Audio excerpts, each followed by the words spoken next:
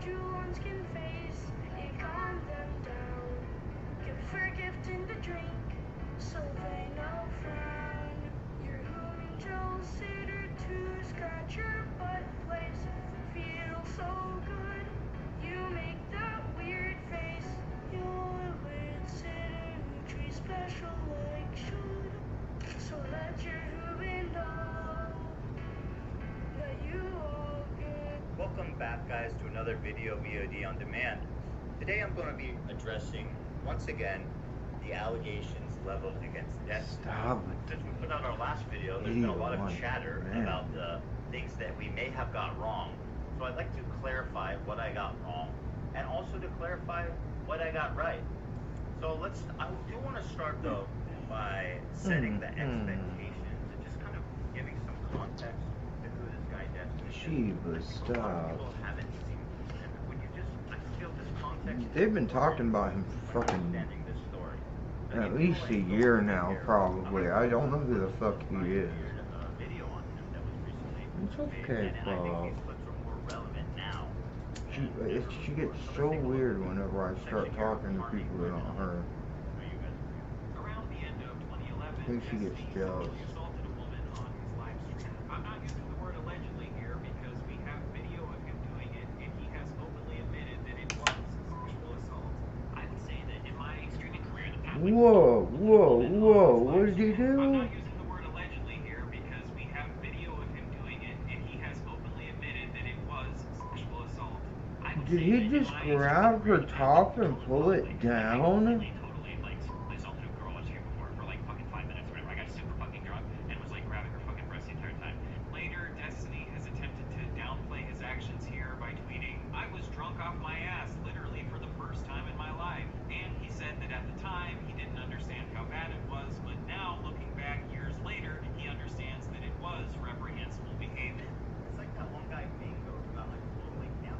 Dude, you can't use. I was a junkie for years, dude. I'm in recovery now, whatever, blah, blah, blah.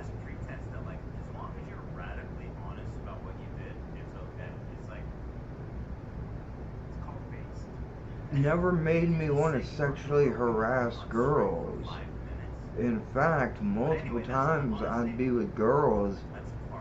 Specifically, I remember one time that me and the girl were ready to get down, and like I really liked this girl. She was really gorgeous. We were really into it. It was about to go down, and she was like super high and then like passed out, and I just immediately stopped touching her, and I was like, hey, you good? You waking up? She's like, yeah, I'm good. I'm good. Like, just barely talking, dude.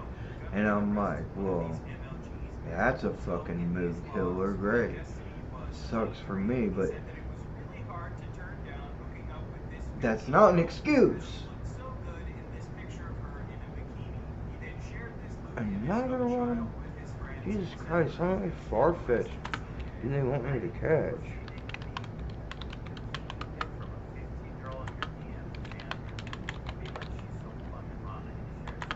Ew. A 15-year-old?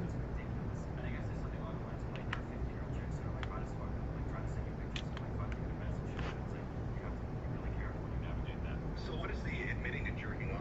Like a girl in your DMs, a fan of yours, and being like, she's so fucking hot, I need to share this with the boys.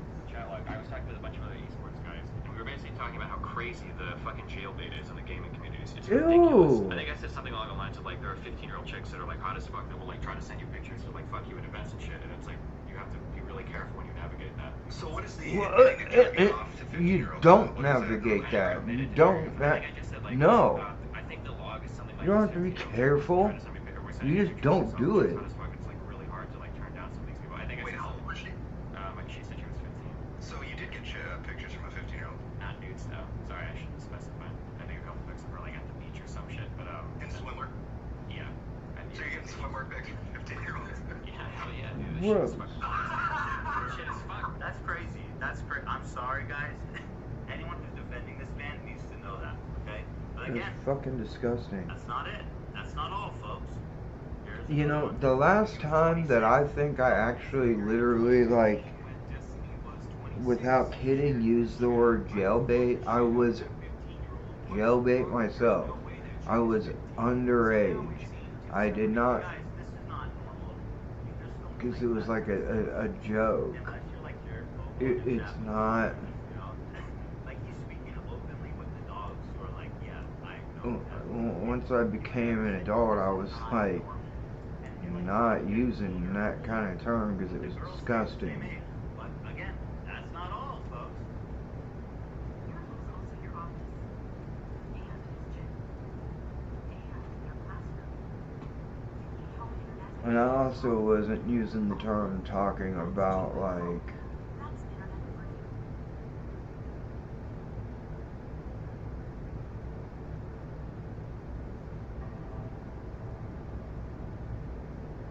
like being with jailbait because I was underage. I couldn't be, but like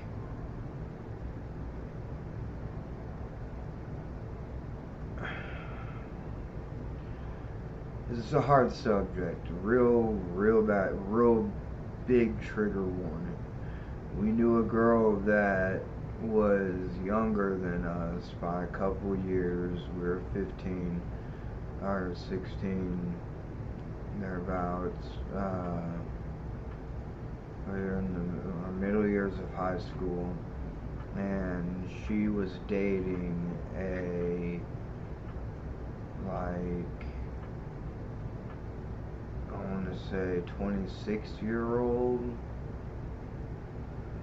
because I think I remember him being double her age, maybe more. There are some 15, 16-year-old chicks that like look pretty fucking hot. Like I can't help that. Like some people picture her fucking older. Destiny defended another streamer who got exposed for having sex with a 14-year-old by saying, even if he did bang a 14-year-old, no, that's not what profile means. Go look it up. Seriously, if you don't understand the difference between being attracted to Okay, dude. We're not getting into the semantics of pedophilia versus like whatever the other words are for under 12 and before puberty. But like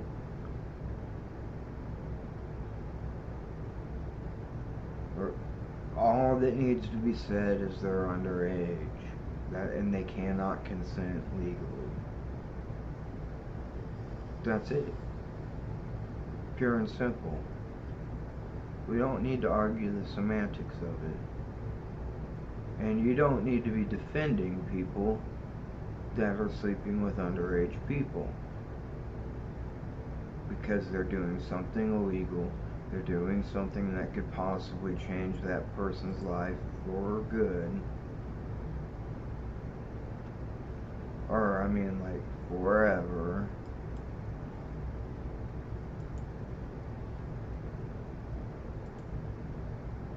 And it's fucked up.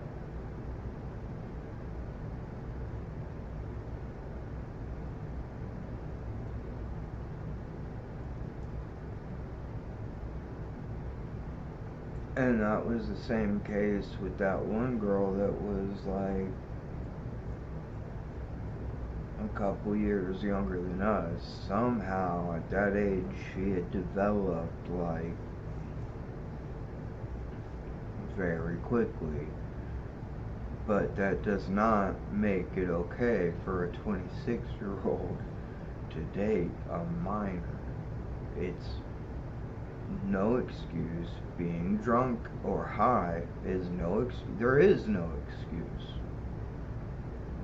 There's no excuse if you didn't get their ID. You didn't know because I didn't know because they didn't give me their ID. They just said it. Nah, bro, when you talk to a kid, you can tell they're a kid. There's just no excuse. It's fucking disgusting. Wood chipper fuel. That's all I'm gonna say, dude. happens to be young and being attracted to someone because they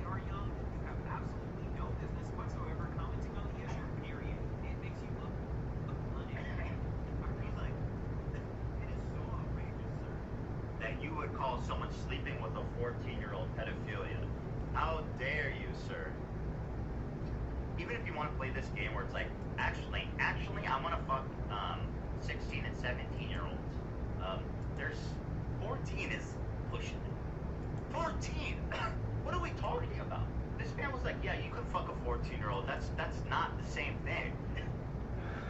Guys, are we all hearing the same thing? Yeah. It's 14. This dude has made it like a personal crusade to normalize fucking children. Like, how many times are you gonna go on the record protecting it? Dude, my face is so fucked up. 15 is cool. That died. 14 is not. If I'm talking weird, if I'm talking slow, I'm not fucked up. I got diagnosed with Bell's palsy yesterday. That's why. Half of my face doesn't work right now.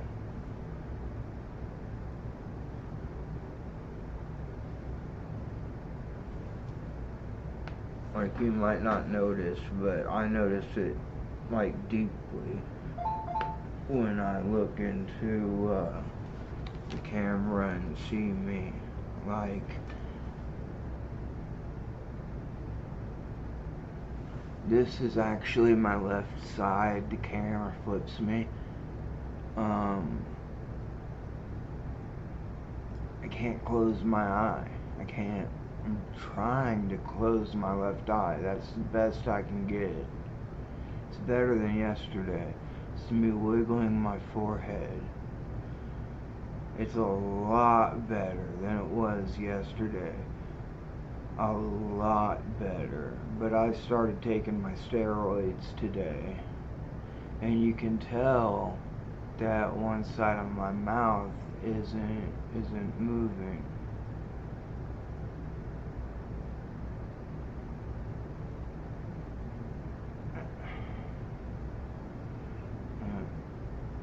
And weirdly,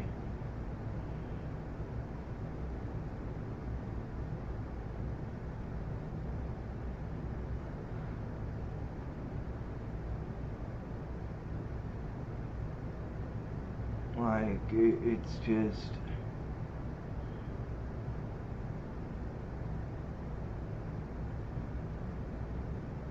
I can close it if I close my right eye, but if I only open my right eye, my left eye opens first. Like, once I try to start opening my right eye, my left eye just opens up. And that's why this is like drooping down when I talk. It looks weird on camera, but it also looks weird in person. And it's prednisone. It's not like anabolic steroids. It's just prednisone because it's inflammation of the 7th cranial nerve. So steroids are to bring the inflammation down. Pedophilia, guys, is 13 pedophilia? Is 12? Where does it stop? I'd like to know his opinion on that. You know, a lot of kids start hitting puberty at 12. Some girls start hitting puberty earlier than that. Is 10? Some girls hit puberty by 10. Is that not pedophilia? Stephen Bennell II, by the way, the second.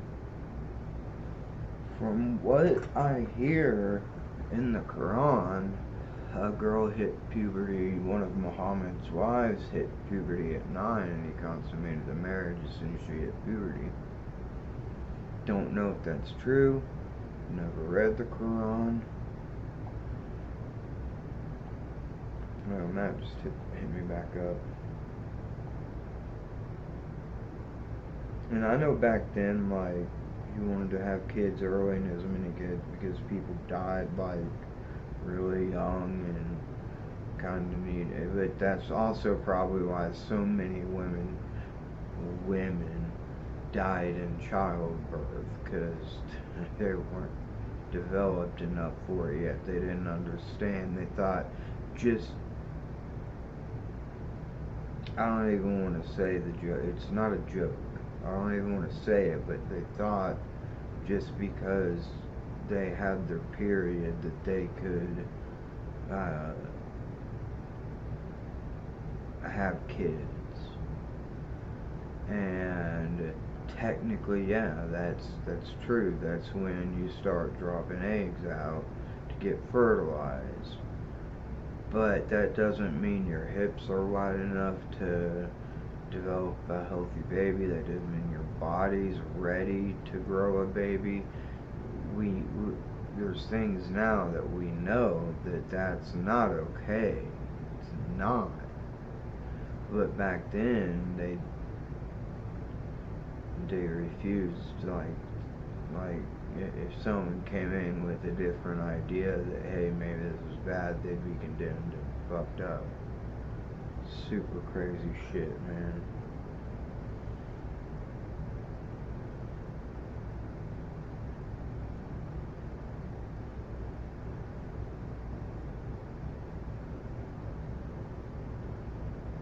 I don't even want to watch the rest of that on stream, dude. I want to watch this off stream because it's just too much, dude.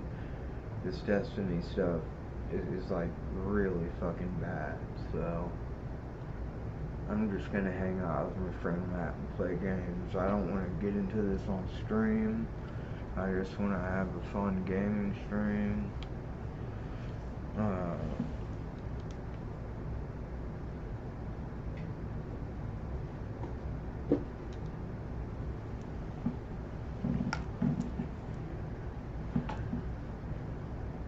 Maybe later on, after Matt goes to bed, like we can all watch it.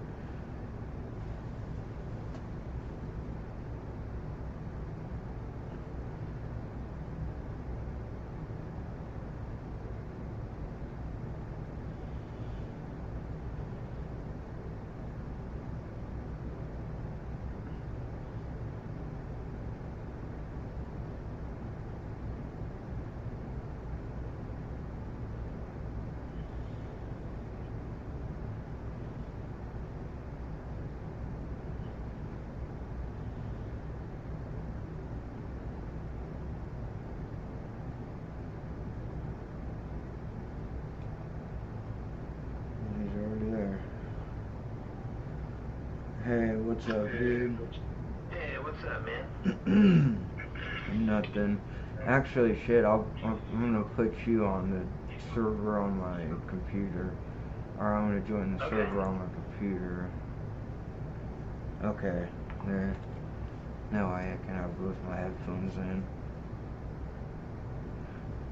I was watching one of the H3 videos that dropped because now they're doing videos as well as the podcast.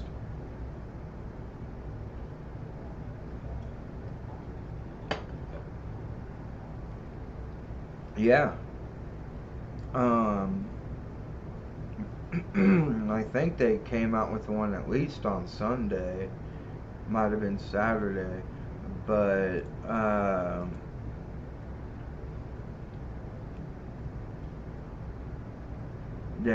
they're doing them what I think seems like every day.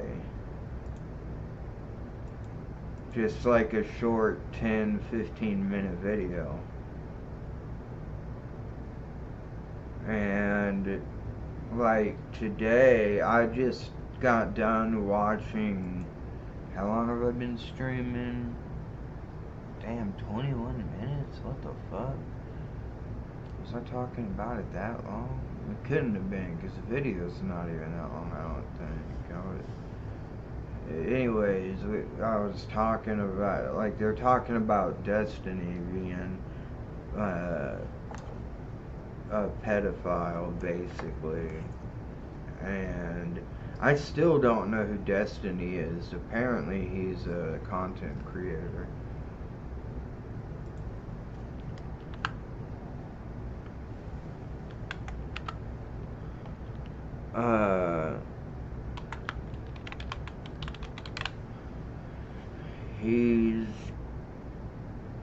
got some disgusting views. He's on videos sexually assaulting a minor. Apparently, it looked like it was blurred very heavily, but it looked like he grabbed. She was wearing like a strapless top or something, or maybe he pulled the straps down. It looked like he grabbed her top and pulled it down so that she was flashing everybody on screen. Probably, hopefully, wearing a bra.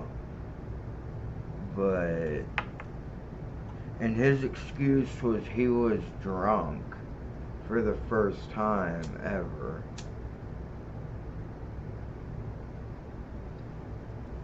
Yeah, exactly, dude. That's what I said. I was like, I was a junkie for years. I never did that. I never sexually assaulted anyone. I never slept with a minor. Like, exactly, dude. Like, there's tons of alcoholics and addicts that don't assault young, like, I want to say young women, like a young man. Like, when I was a teenager getting into high school, my dad was proud of me. He's like, you're becoming a young man, blah blah blah. But at that point, you're still a child. You're not a young woman. You're a girl. You're a child. You're not a young man. You're still a boy. You're still a child. And he's like doubling down on it, saying, actually, being attracted to a 14 or a 15-year-old isn't pedophilia. If you don't know the difference, you shouldn't be talking about the subject. Like, because there's different definitions for people attracted to different age groups. Like, if you're attracted to girls that are younger than the age limit, or if you're attracted to prepubescent girls specifically, or like there's different, or if you're attracted to even younger than that, there's like different levels of it and different names for it. But what's up with the semantics? Why is he so obsessed with the semantics? Does he think he is a better person because they had him on video admitting that some of these 14, 15-year-old girls are sexy. They develop early, you know? It's not my fault that they develop early. It's like, bitch, dude, that's like, everything is your responsibility. And I hear so many times, like on Chris Hansen or whatever, like, well, they said they were 18. I didn't ask for an ID. I didn't know. Dude, when you talk to a child, you know they're a child. They don't talk like an adult. They don't talk like you do. They talk like the rest of the people that are like them in their generation. And it was like really fucked up. I don't know if you remember this girl, but I'm not even gonna bring her up again. I already said it. Because it's live, I don't want to like keep rehashing it. I don't want people to like start looking through shit. Nobody's watching anyways, but I'm not like even comfortable talking about it live. I just knew a guy that was like dating a girl half his age when we were like in, actually, you know what? At that point, we weren't even in high school. We were in middle school. you and me, we might have been in high school, but she was in middle school. But she lived on our bus route. So that's how I knew her.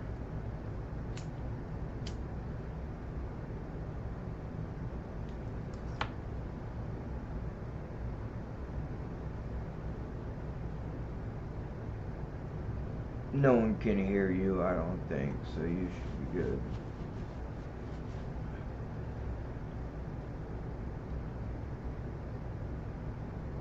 Yeah. Oh, yeah.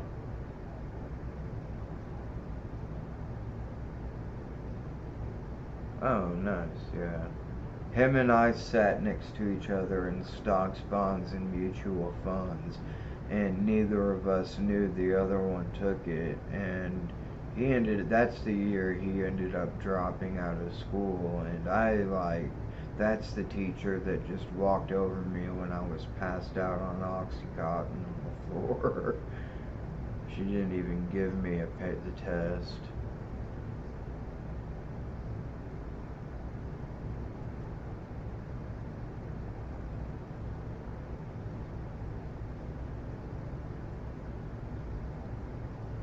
Ew, dude, yeah.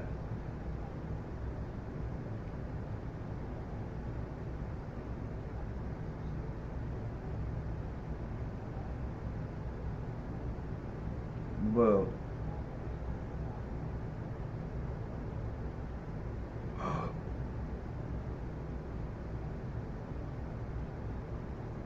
oh, whoa. No. Oh, dude. Good.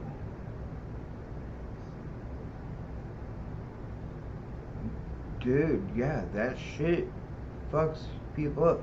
That's the same age. That's the girl that I'm talking about is the same age. Except her boyfriend was older. He was 26, because I remember he was double her age.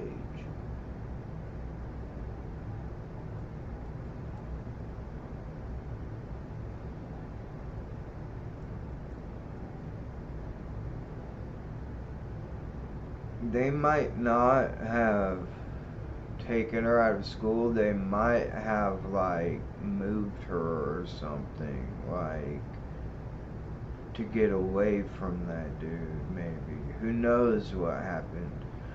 Because it's not like she's doing anything wrong, necessarily.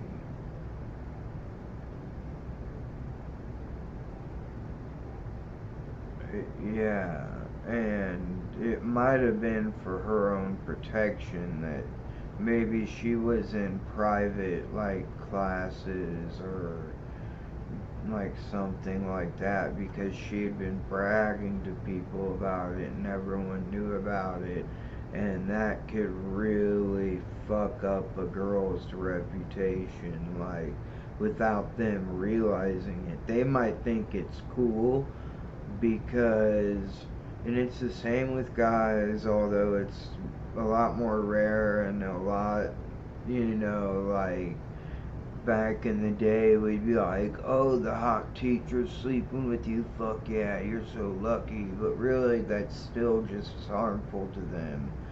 Because the thing is, you think they're older and they're interested in you, which makes you think you're more mature than the people around you, and like, you're cooler than them.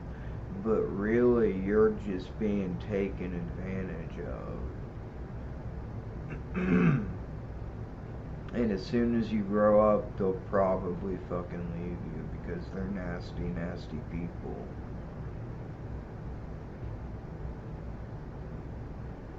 But, yeah, dude, I can't, I don't know, they took her out of school or the classes. That's crazy. That has to be wise, because she was telling everyone.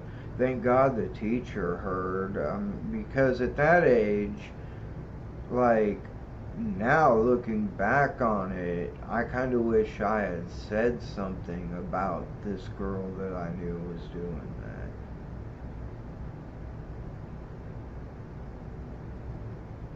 Because she would talk about like the different things I don't even want to get into that, man, but like, I wish I would have said something, but I didn't know, like, I didn't understand it myself, because I was still that young, you know? And there were older women that I thought were attractive that I would have wanted to be with, but I also, like, because, like, my first crush was, like, I remember my first celebrity crush was Winona Ryder, I think is her name. The one who played the girl in Beetlejuice, who played Lydia. I was like totally in love with her, dude, when I was a kid. Beetlejuice came out.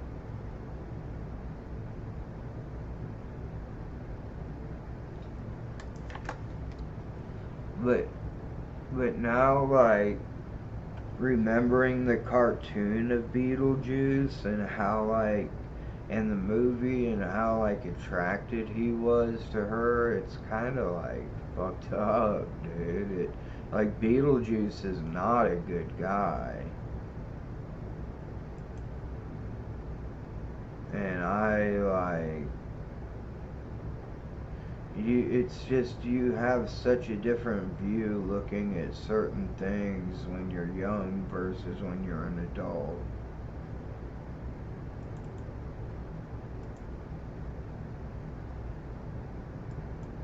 But yeah, dude, I hope that girl turned out okay. I know that the girl I'm talking about, I think she did end up breaking up with him when she got older. It might have been him breaking up with her because she got older. I don't know, man. But I think they did finally end up breaking up, and she got with someone closer to her own age, and she got like pregnant pretty young. I remember. But I just like, I can't believe he tried to use the excuse. Destiny literally said it was the first time I had ever been drunk off my ass like that, and I didn't know any better. It's like, no, dude. Yeah, you did. You knew better. You just didn't care. That's exactly the situation. Why isn't my switch turned on?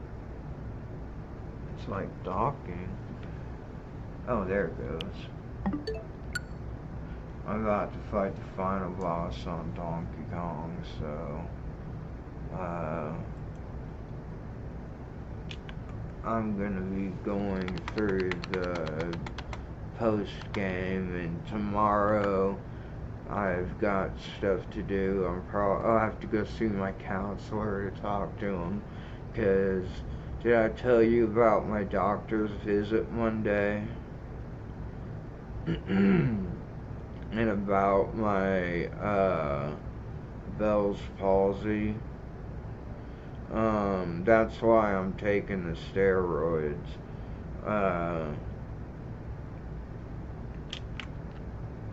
And to help lower the inflammation. Because that's what it is. It's an inflammation of the 7th cranial nerve, because it goes through at one point it goes through a really small hole. So if it gets inflamed, it gets tightened when it goes through that hole in your bone in your skull, and it can cause a loss of certain facial control. And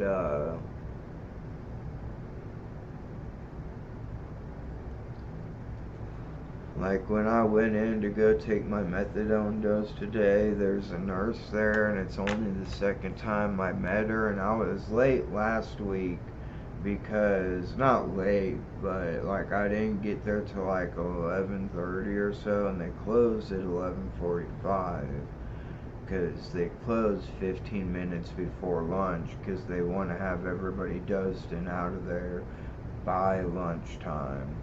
So they technically close before lunch. And I got there at 11:15, 11:30, and because I didn't have my alarm set for group. And I thought Mark, my counselor, was going to be gone for 2 weeks, so I didn't go today. And he said nobody showed up at group today.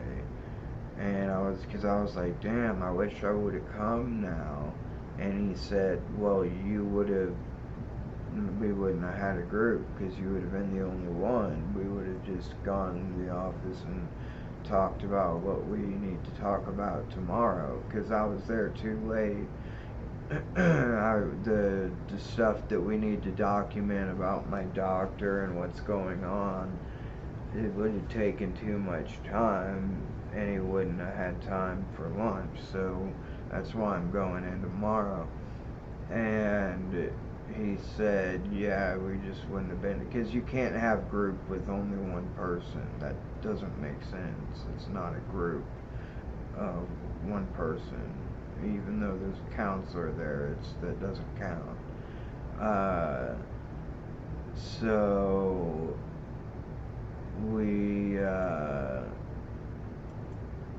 So I think, and he says no. I said 1 week, but since nobody showed up to group today, I think he did say 2 weeks, maybe by accident.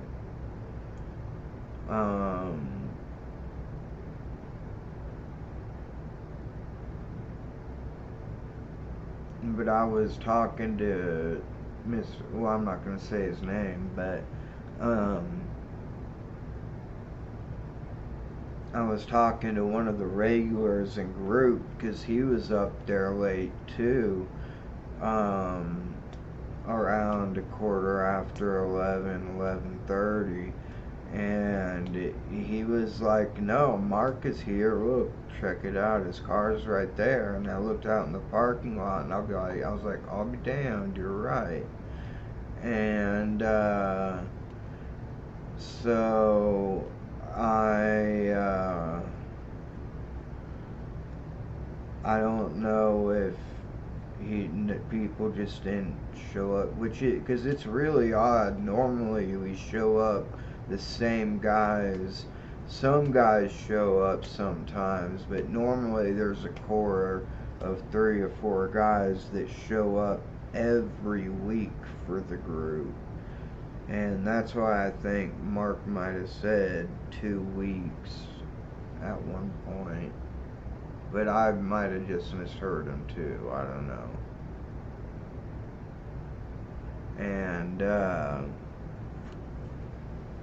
but I gotta go up there tomorrow, talk to him. Said that my primary care physician is gonna write my physical meds so that the doctor at the clinic won't get in trouble for doing it. And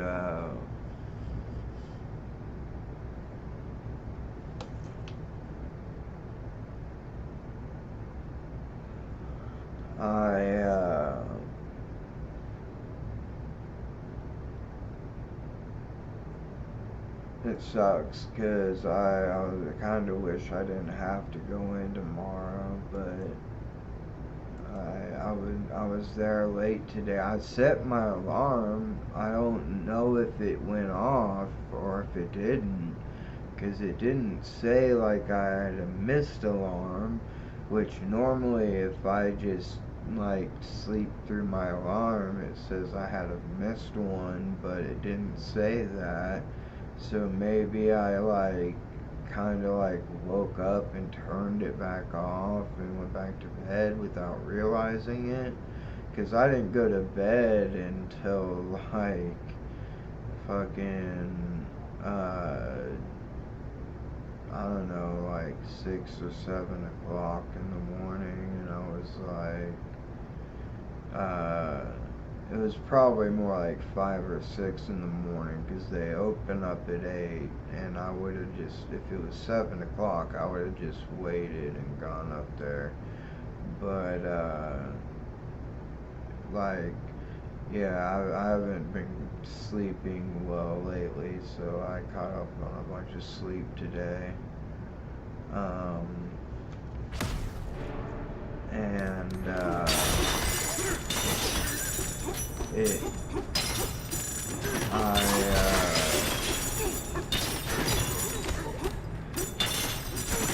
talked to Mark a little bit. He was worried about it, but he was glad that I got a doctor, and I got a brain scan scheduled for Friday, so I'm gonna have to talk to him about that. I'm gonna have to bring him the prescription for my medications, because when you get on any new medications, you have to bring them the prescriptions. Either the bottles in, or I just bring the stickers in that come with it, because you know when you get a prescription they give you the papers about it and the extra stickers that are the same stickers that they put on the bottle, and I just take those in and they document it, because they do drug tests and they have to know if you failed. Like one time I failed for my antipsychotics, and they're like, why do you have Seroquel in your system? And I'm like, what do you mean? The doctor prescribed it to me. And I'm like, why would I take Seroquel recreationally? That doesn't make sense. And they're like, well, addicts do a lot of stuff that don't make sense. And I'm like, yeah, but the doctor here at this building, she prescribed it to me. Like, how is that? Because they marked it down as a failure in my UA. And I'm like, how do you not know that the doctor is prescribing it? And Mark was like, well, it's not because we didn't know that. It's because you did not bring in the paperwork. And like, it's not their policy. It's a federal or a state policy. So I had to start bringing it, even though the doctor there prescribed all my medications, I had to start bringing in the little stickers so they could put it in the system. And dude, my fat ass has gotta go on a diet, dude. I normally get like 6 tacos when we go to this taco place, like, cause like once a month I'll eat fast food, maybe twice a month, and I just get, cause they're small tacos, they're not like Taco Bell sized tacos. They're small tacos, but they're way better, dude. They're like tortilla shells, they're like soft tacos, or made like soft tacos, and then they deep fry them, and they're like really fucking awesome. But they're small, so normally I'll get like 6, but today I was like, no, I'm just getting 3. Cause dude, when I went to the doctor, I weighed 238 pounds. No, it's close to it though.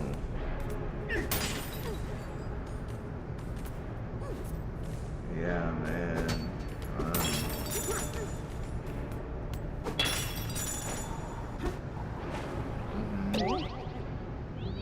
That was close. Yeah, damn.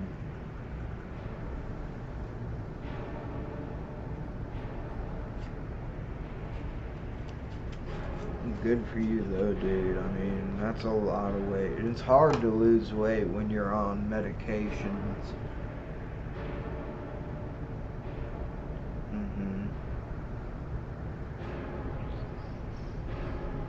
Yeah, now that I got my heart problems under control,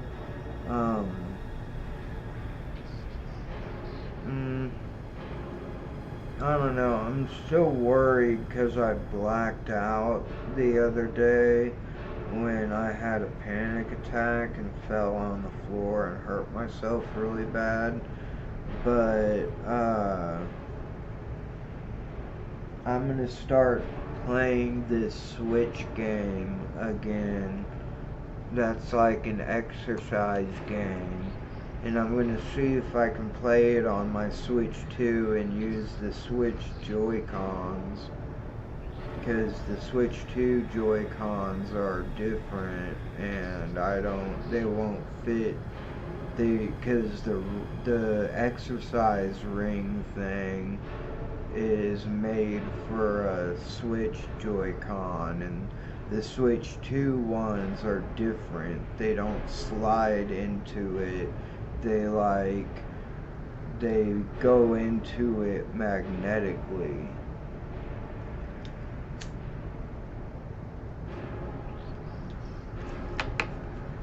So I'm gonna see how that works, or if I need to set up my Switch again.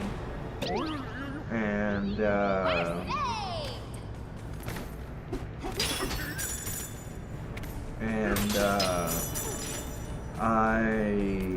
because like I'm pretty sedentary, dude. Like I don't move at all, like much.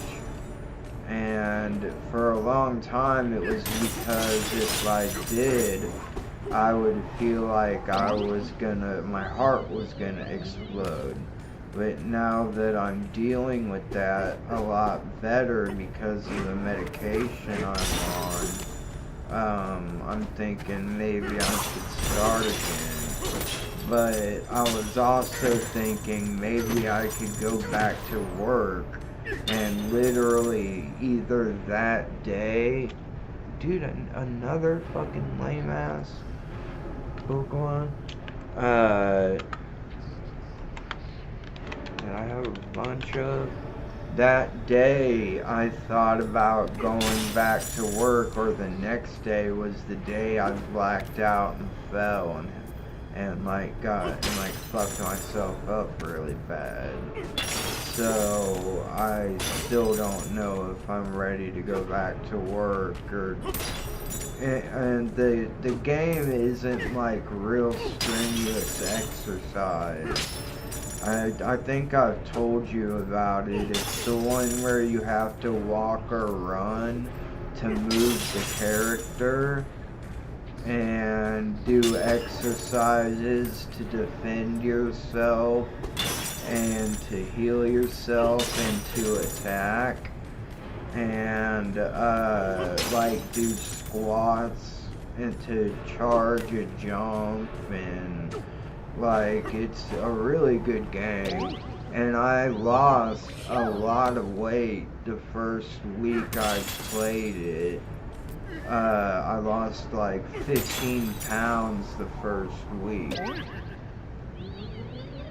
which shows how much just 20 to 30 minutes of exercise a day can really, really improve your health. And it wasn't strenuous exercise. It was all just body weight exercises.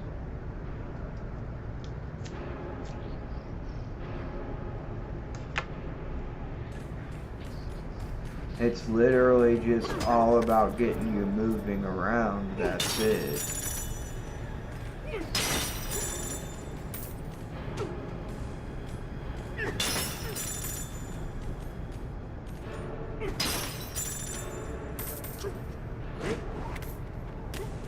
Yeah. Yeah. And I got a dog, and I need to start walking her, cause just cause it's good for her.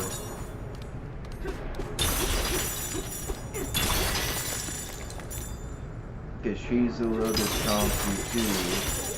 She's kind of a chubby pup, so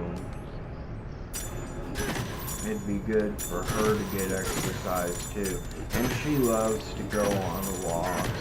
So I feel bad not walking her, but like physically I was not able to do it. I just couldn't. My heart like couldn't handle even walking a mile. It would hurt.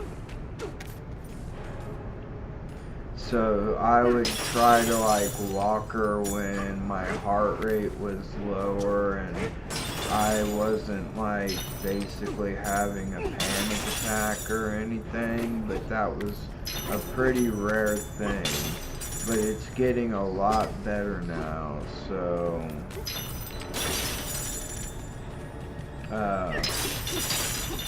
I'm gonna try to incorporate that, and just doing that should also be good for me too.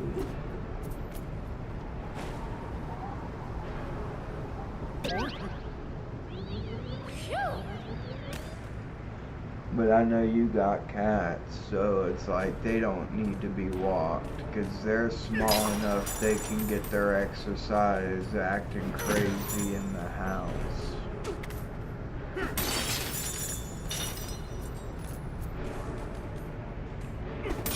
Yeah.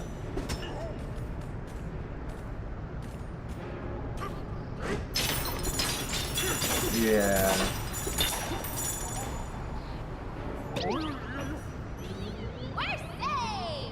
I know my friend's cat really loves, or my cousin's cat really loves like laser pointers.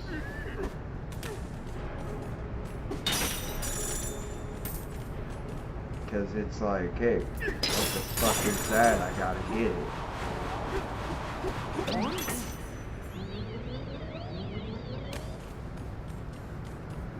And his cat, Pouncer, he's an orange and white cat, but he's mostly orange.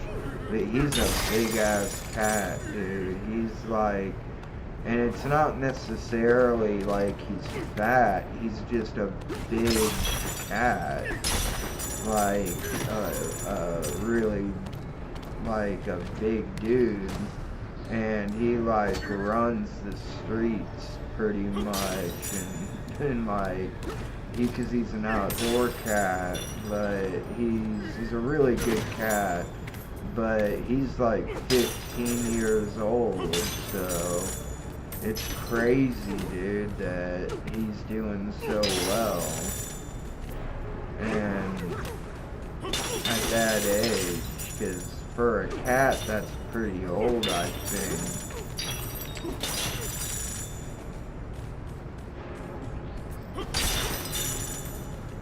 Yeah.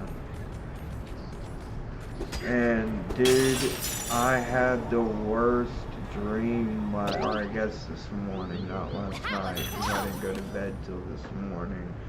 For some reason, it was like we were in like a mafia type scene, and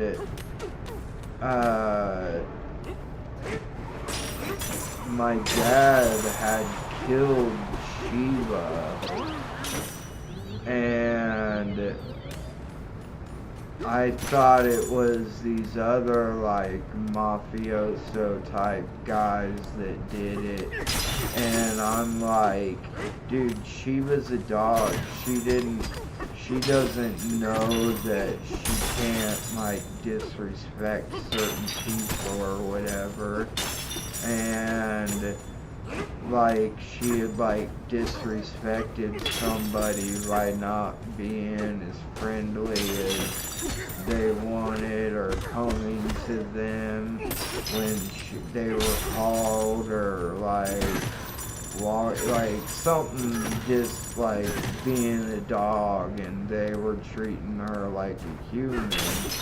And I found out they killed her, and immediately I went and grabbed the shotgun, and my dad's like, what the fuck are you doing? And I'm like, dude, these people killed Sheila, and I'm gonna go take care of them.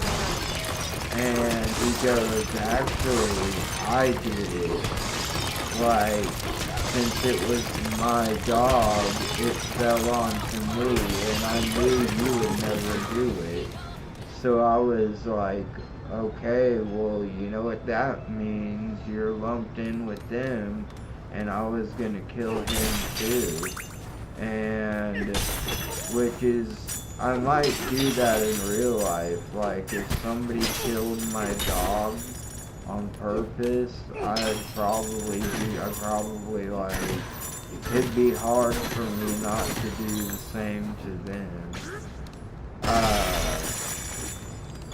Because, like, I don't have kids, I'm an only child. Sheila is my only real company. And she's literally like my baby, yeah. And she's my fur baby, and I love her so much. She's so spoiled. And she gets the best of everything, even though she might not realize it, but she really does. Like, we feed her. My vet said, I wish everybody would feed their dogs like you do, because most people just feed their dogs kibble, and like, that's fine, but that'd be like us living on like bread and water basically, and like nutrient enriched, like bread, vitamins, and water. So we give her, in the morning she does get canned wet food, with rice and veggies, and we give her green beans and carrots for her veggies. But in the evening, she gets chicken or hamburger or turkey burger, like ground hamburger or ground turkey. And that's what she gets for dinner. And then, like, and I told my vet that, and she's like, dude, yeah, you feed your dog better than over 90% of my clients. Because I was asking her, is it really good to give her that? Because I was always told it was bad to give dogs people food, but when she got sick, you told me to give her that kind of diet for a little while, and she really liked it, so I wanted to keep giving it to her. And she's like, no, I just want her to have that diet so she could get like all the nutrients she needs to get healthy again. And she's like, I just didn't say to keep her on that diet because I know it's incredibly expensive. It's like feeding another person. But she said, that's great. You can keep that diet up as long as you want. And that's honestly a better diet than over 90% of my clients give their pets.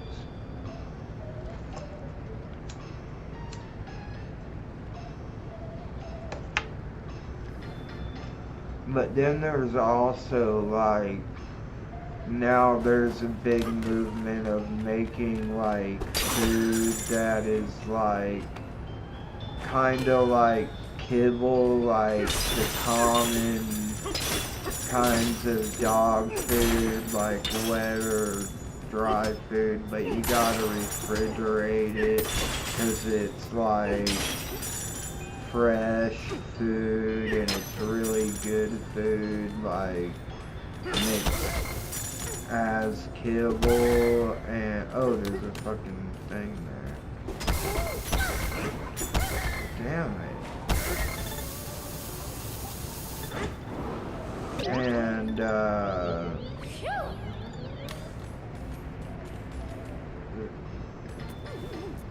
like I think Sundays for dogs is one, and they have cat food too, I'm sure, because that's the one they advertise on H3. And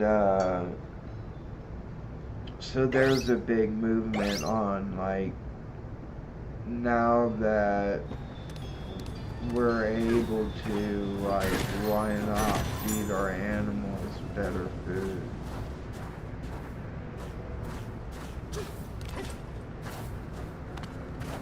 And it doesn't have to be like boiled chicken or ground hamburger or turkey like I feed my dog. Like Sundays for dogs is like, they say it's human grade food. I don't know what that means necessarily, but that's what they say about it. So there's like a big movement lately to feed your animals better, even though it's fine feeding them regular food. Most people still do that, like kibble or just wet dog food from a can. It's pretty normal, but you know, there was a time when when my heart was always going crazy, I wouldn't eat for days at a time. So it wasn't like Shiva was actually eating more food and better food than I was.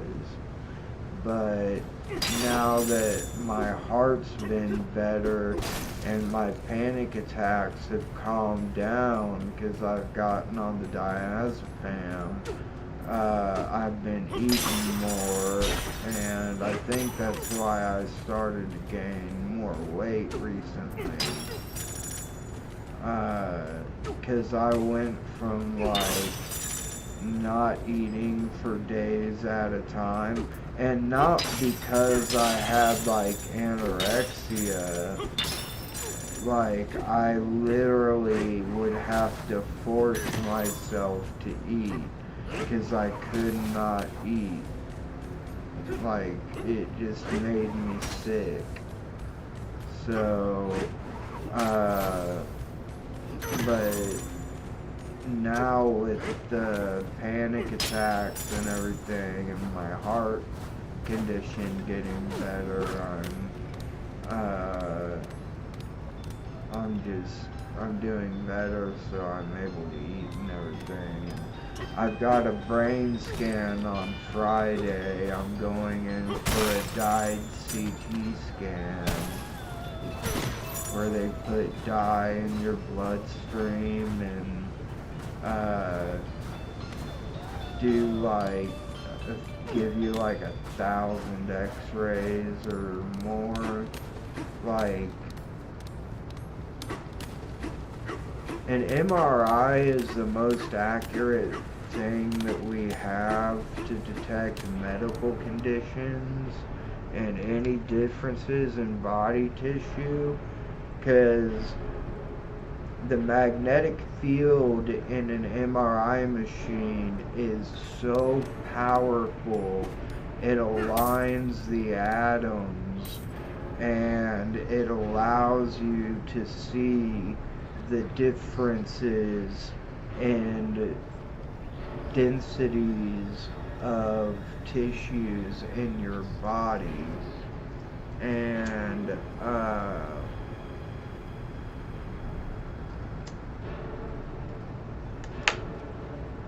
it can create a 3D model of your body, and they can look at any slice they want, and they can find crazy things that, you know, would be impossible to find without other methods.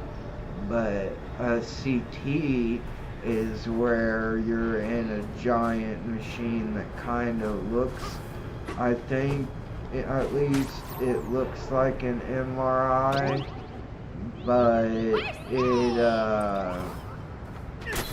it spins, it's an X-ray, and it spins around you incredibly fast.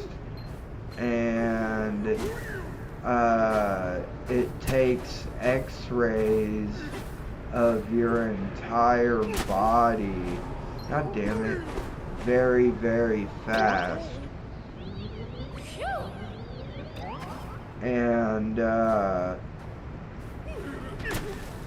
so, and I'm guessing, I don't know for sure, but I'm guessing it's like in the thousands of x-rays.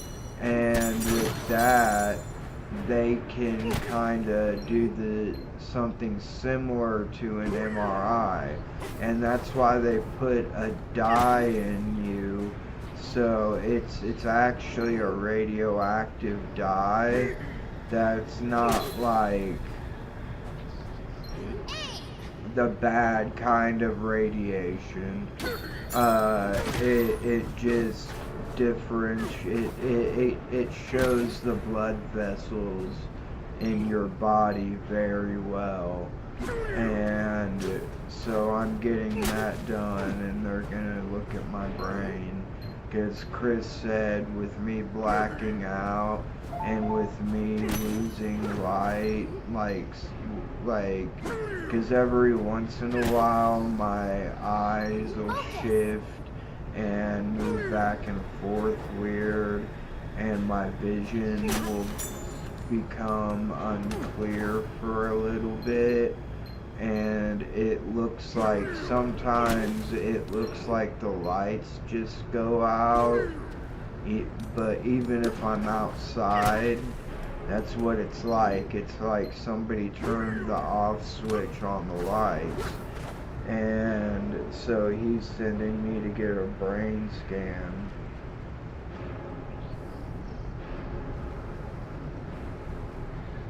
Yeah, dude,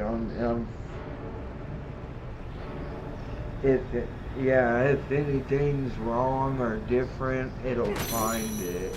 And thank God, dude. I've been wanting one for a long time now because I've been really worried about some of the things going on with my brain, and this'll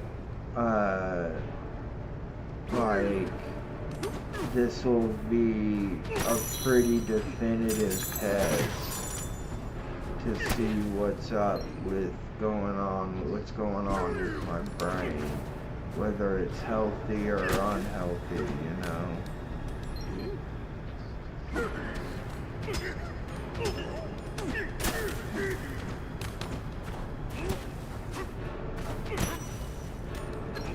Steady. So I'm pretty happy about my doctor taking all this seriously, and he asked me, he's like, "You still not doing drugs? You still clean?" And I'm like, "Yeah." And he's like, "Not smoking weed and not drinking?" And I'm like, "Well, I might like have a drink a couple times a year. I'm not a big drinker." And honestly, it's like that with weed. I might smoke. I'm not smoking weed, but it's not because I'm against it. It's not because I'm quitting or don't want to smoke, or not that I don't want to smoke it, but it's just that I just don't want to smoke it. But I don't have a problem with it. I smoked some the other day for the first time in a long while because of how bad the pain was after I fell.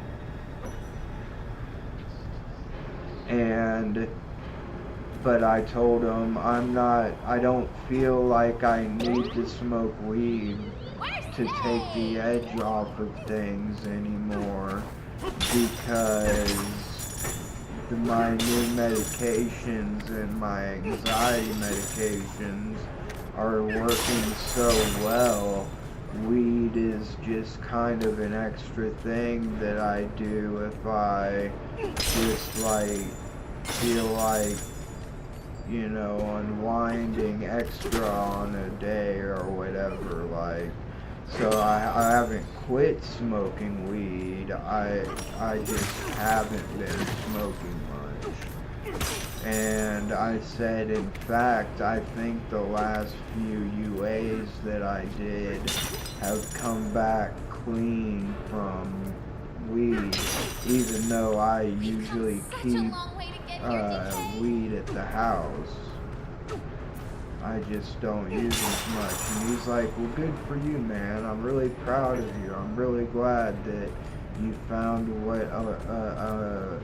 a system that works for you." Because he's known me since, you know, I think I told you the other day about how he's treated me since I've had a doctor instead of a pediatrician. So he knows that I used to be like an all-day, everyday weed smoker and was like a heavy drug user, and he knows everything about it.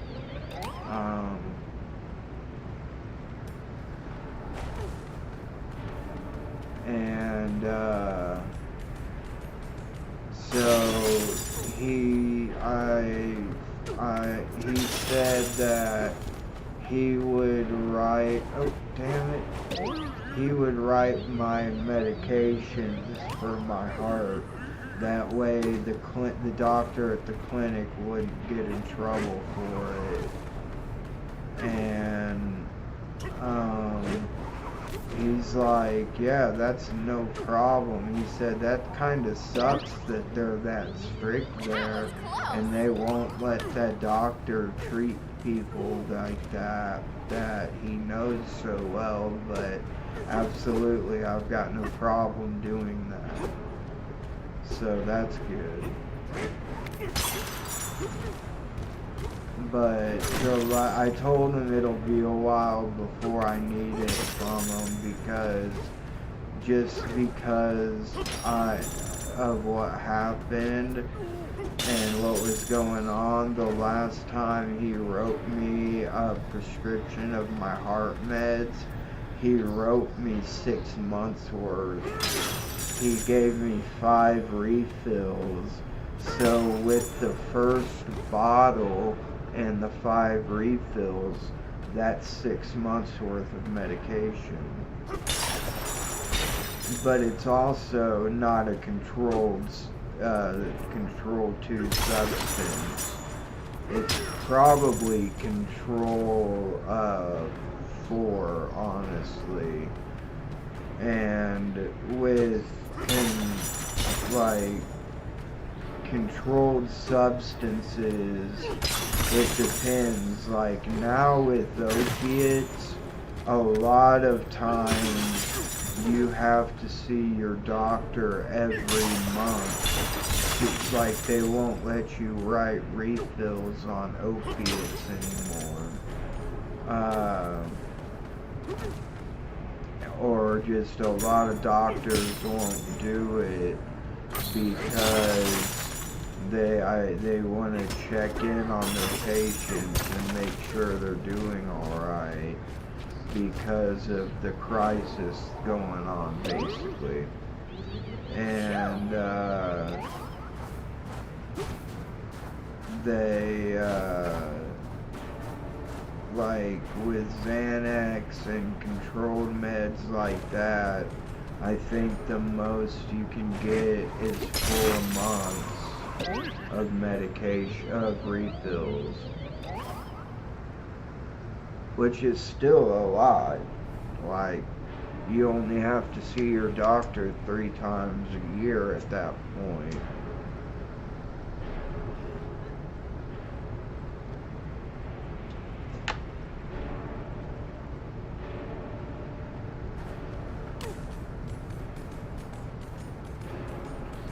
Well, that's because it's a new one. But yours isn't controlled, right? What do you give you? Oh, that's right. Yeah, you might have to see him every couple of months, like every 3 or 4 months. Yeah. Because if they can write for 4 months refills for Klonopin and Valium, then I don't see any reason why they couldn't do that with Vyvanse or Adderall.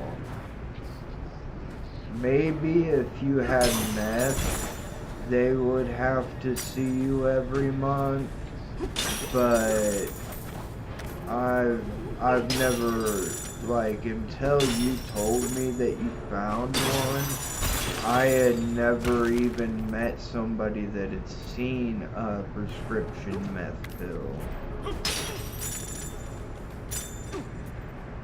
When you looked it up and you're like, this is meth? What the fuck?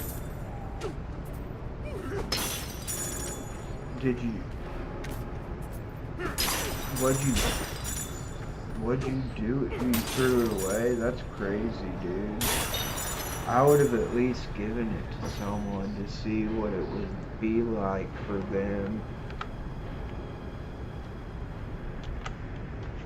getting pure medical methamphetamine. See if it, although most of the people that I wouldn't know anyone to give it to now, so, but I'd probably still save it just because it's a rarity to me, and I hate meth, so it's not like I would ever take it, but, like, because I hate the way it makes me feel, but,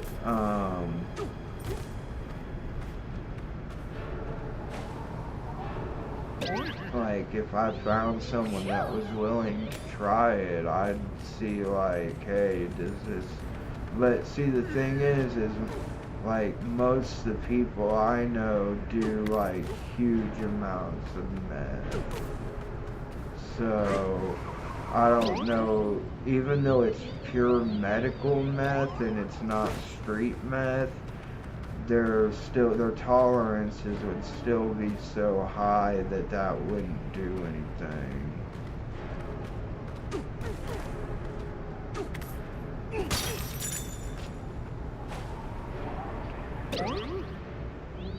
We're saved! Oh yeah.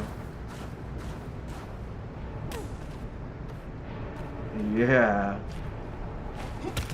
Yeah, I can see that. God damn it.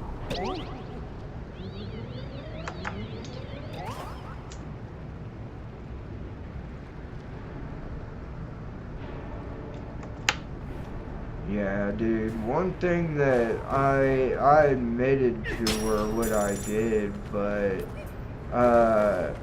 my friend that I was sober with, and we were kind of seeing each other, kind of not, like, she had a boyfriend, but she didn't tell me for like 4 months, 3 or 4 months, and I should have walked away, but at that time I had already put so much time and effort to our relationship.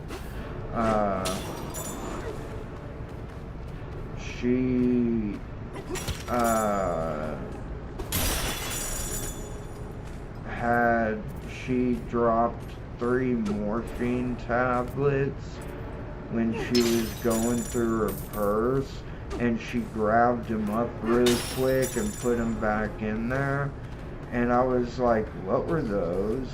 And she was like, Advil or something like that for cramps, and I was like, no, those were 60 milligram morphine tablets.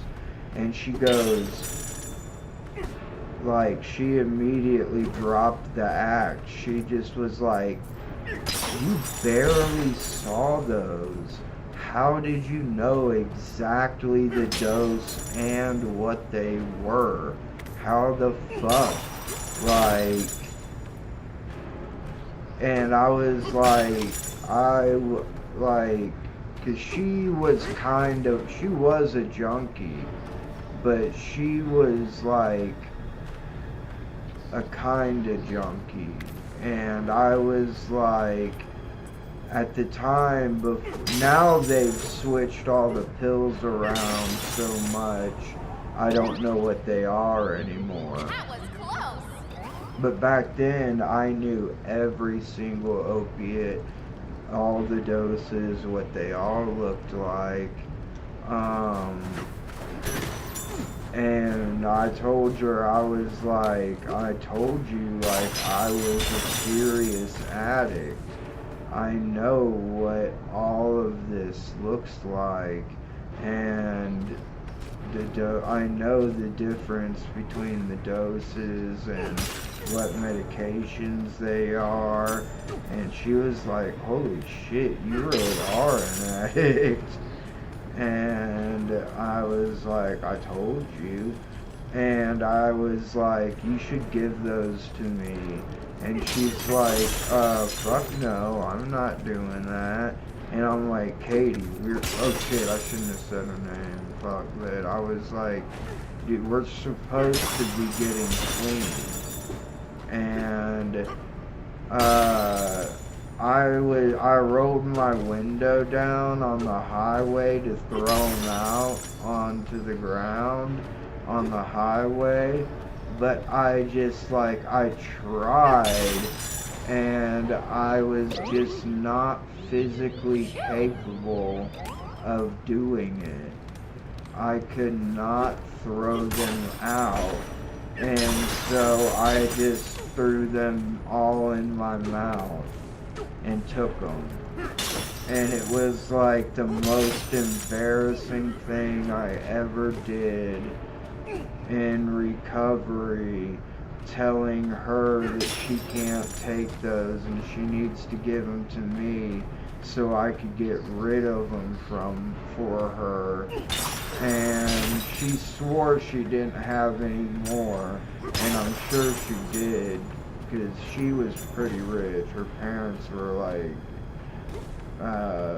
had like over $1 million in their bank accounts, but so she was pretty well off. But even if that was all she had, she was just gonna go get more. And I was stupid enough to believe that she wouldn't do that. But I was so embarrassed when I told her what I did, because I had to tell her, like, man, I could not resist the temptation once those pills were in my hand.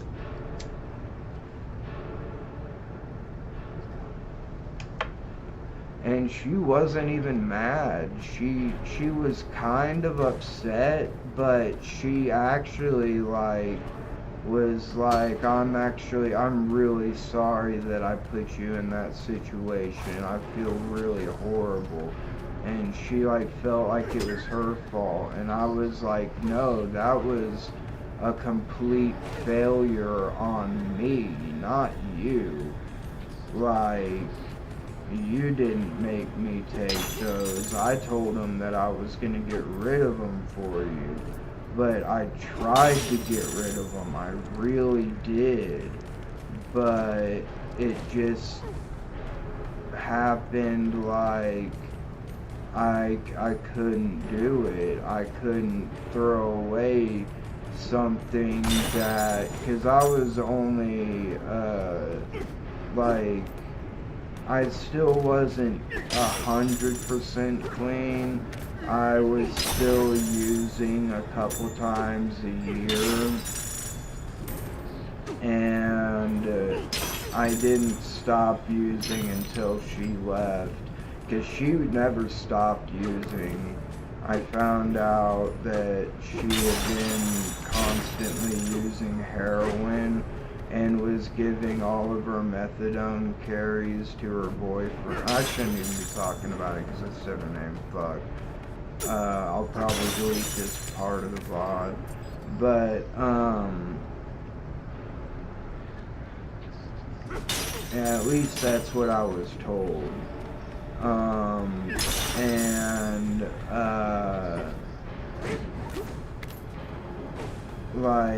After she left, her boyfriend wanted to try to hook up with me and be friends and stuff, and I'm like, no. And I didn't like him.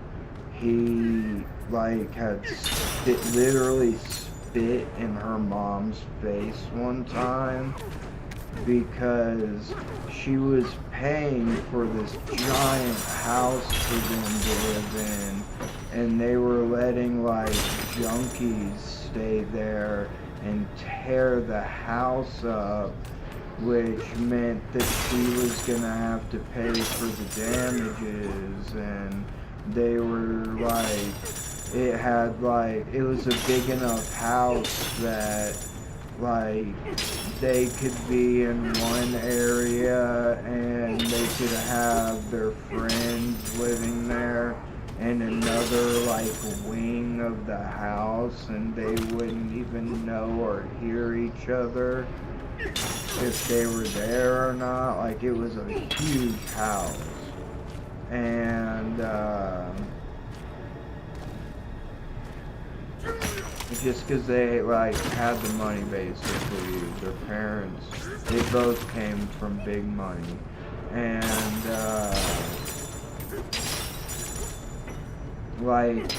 I was in love with this girl, maybe more than any other girl I had ever been with. And not maybe, I was in love with her more than any other girl I had ever been with. And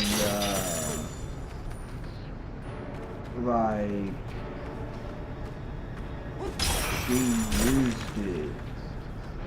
She completely used me. But she always made the first move. She was always the one to kiss me first. she was always the one to start touching me first. So, like, I kind of felt like, you know, like, I'm not the one that's doing anything bad here. But I knew she had a boyfriend after 4 months, so I should have, like, been, it's either him or me.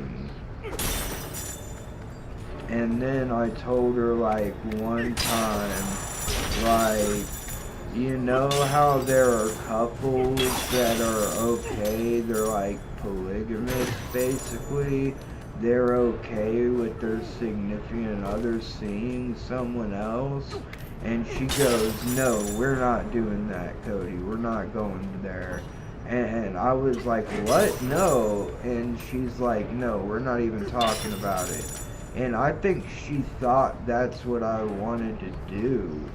But I was going to say, like,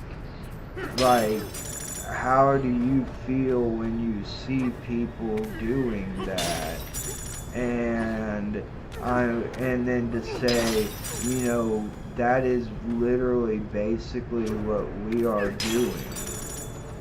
So, like, I was gonna kind of try to get her to choose, like, hey, if you want to be with me, I'll do whatever it takes. I'll get us a house. I'll get us, you know, I'll take care of you. I'll do whatever I need to do. But, like, if you're going to commit to me, like, let's do it. Or let's just not do it. But I wasn't strong enough to, like, say that.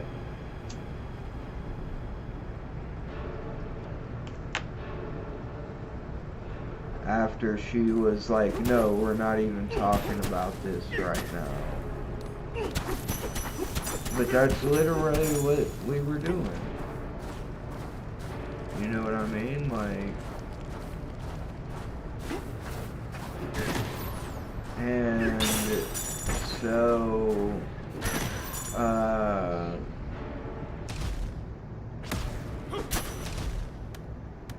her mom came and asked me, like, because she found a lot of, like, a giant jug of pee under the sink in there when she was cleaning their house, because she was pissed that their house was so unclean. And she asked me, like, why would she have that? And I said, well, you know what?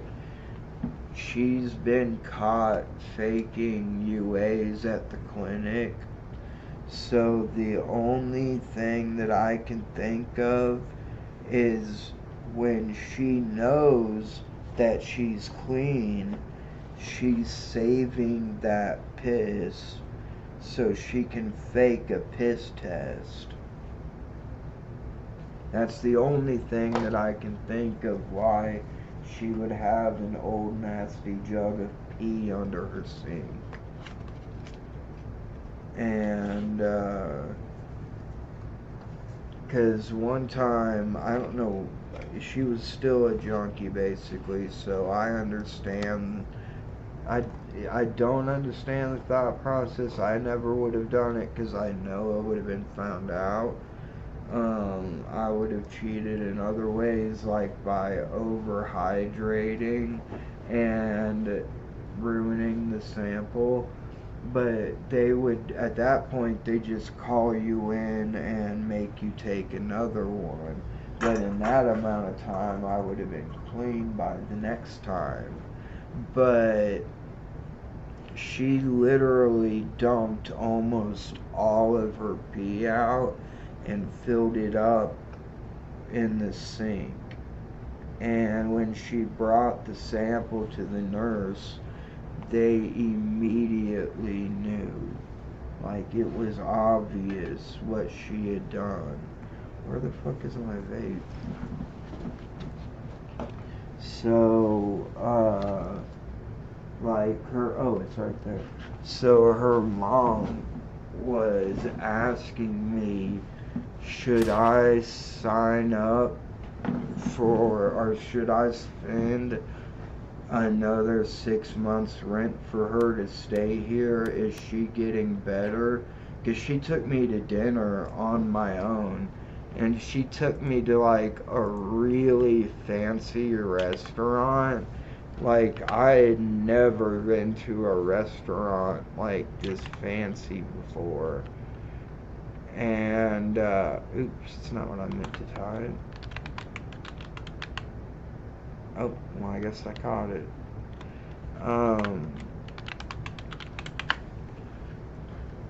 And I didn't even know, honestly, how to order off the menu, so, or what anything on the menu was.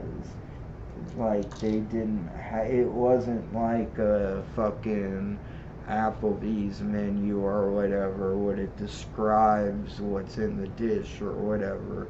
It kind of just had like these fancy words and said this is like fish cooked this way or that way, and I'm like, I don't even know what the fuck that means, what the fuck that fish or what the fuck that food is.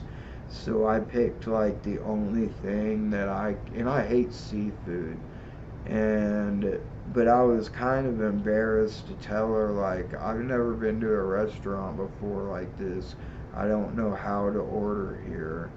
So I kind of probably looked like a child ordering off that menu.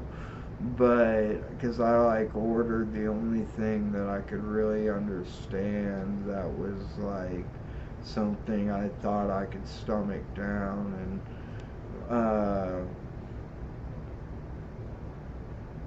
And I was like, I'll pay for me, and she's like, no, trust me, I've got it. You do not need to spend any money at all. I invited you to here. And she goes, I know what you and Katie have been doing. I know what's going on between you two. And I know I can't ask Parker this because, and that's like when I found out a lot of really, he like treated her really bad, which is fucked up, dude. I hated my ex's mom, you know, the girl I dated when I was living with Matt. I fucking hated her, dude. She was a trashy bitch, dude, but I still treated her with respect and everything and dignity, and like, she was the best person on earth. I helped her out with anything she needed because she was my girlfriend's mom. I figured one day she'd be my mother-in-law. But I was asked by her mom, she goes, I can't ask her boyfriend because I'll never trust him. I'll never be able to trust him. I actually can't stand him. He's a horrible person. He's not just an addict he's like actually a bad person. But I know I can trust you. Should I pay for another 6 months of rent? And I was like, they said they were paying. Katie told me, God, I said her name again, god damn it. She told me she was paying the rent. And her mom goes, no, I've paid rent and everything and allowance and everything since she started working, or since she started going to the clinic until she finally got a job. And they worked at Papa John's. Is that? Because they could walk there. Because neither of them had a car. And I don't, and Katie, god damn it, she didn't have a license.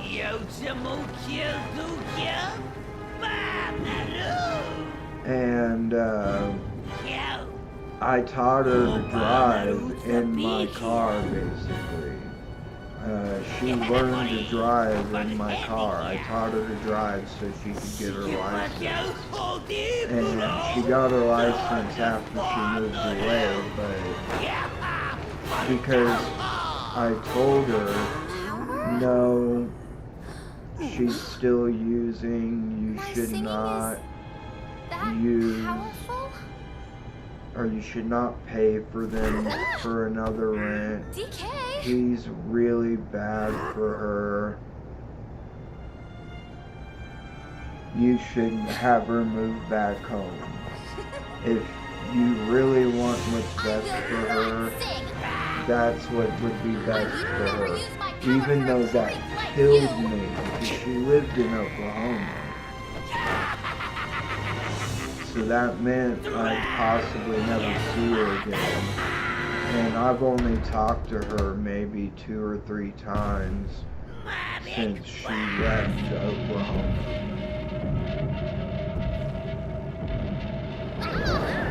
She basically ghosted me. I don't know if it was because she's mad that she found out I was the one that did that, but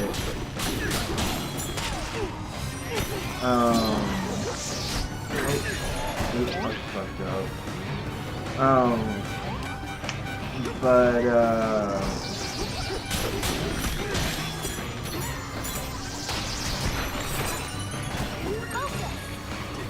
I told her, like, actually, definitely no, you should have her move back home. That's what would be best for her. She needs to get away from the people she's here with. And,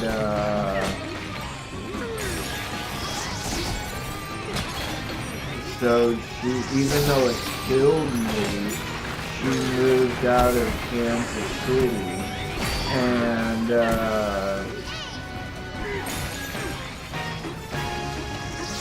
it seriously killed me, dude. Because she moved away and she never talked to me again basically.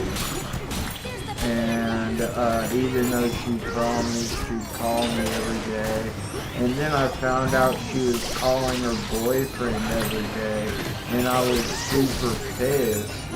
And she's like, "You've got no right to be pissed at me calling my boyfriend and not you." And I said, "What are you talking about? I was basically as much of a boyfriend as he was."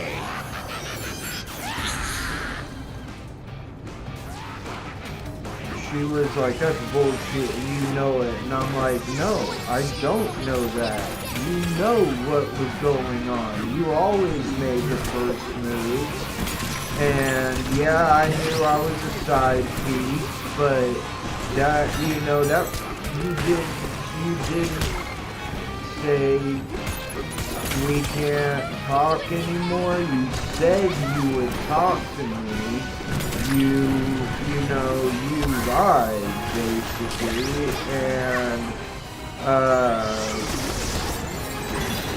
I was, like, really upset about it. God damn it.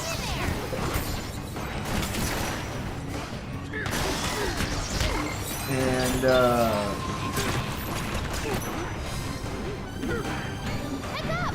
where's the last one at? Shit! I'm getting fucked up. There it is. And,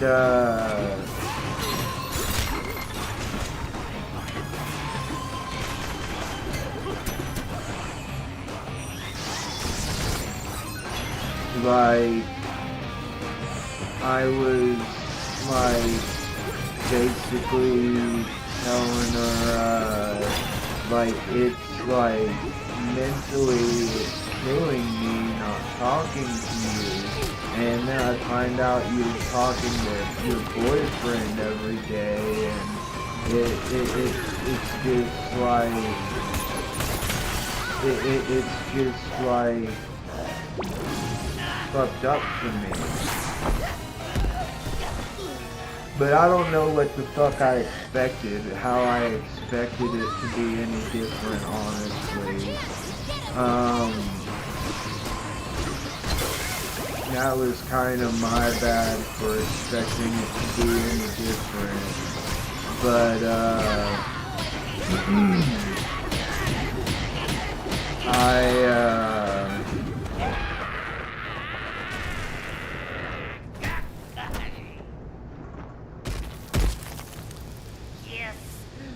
she messaged me like a year or so ago and told me that I was the best person, that I treated her better than anybody else has ever treated her. She should have been with me, but it just never worked out. That her boyfriend was a piece of shit, basically, and, you know, like, I don't know where it came from, but she did message me back, and then I tried to message her back, but she never messaged me back, so,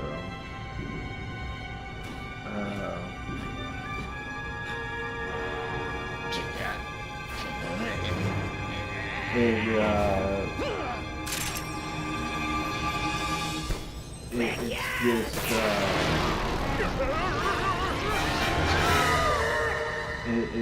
but I did what was right. Like, I knew if she stayed in Kansas City, she'd never get any better. Alright, and then her mom really pressured her to get off of methadone. And as soon as she got off methadone, she like got on benzos and Adderall, and she immediately started using again because she could use once she wasn't taking methadone every day.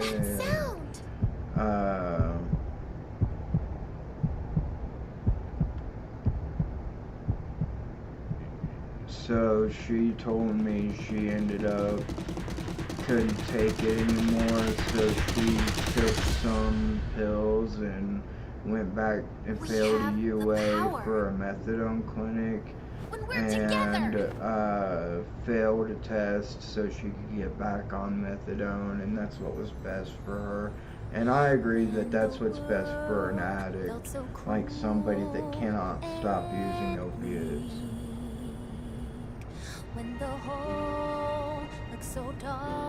And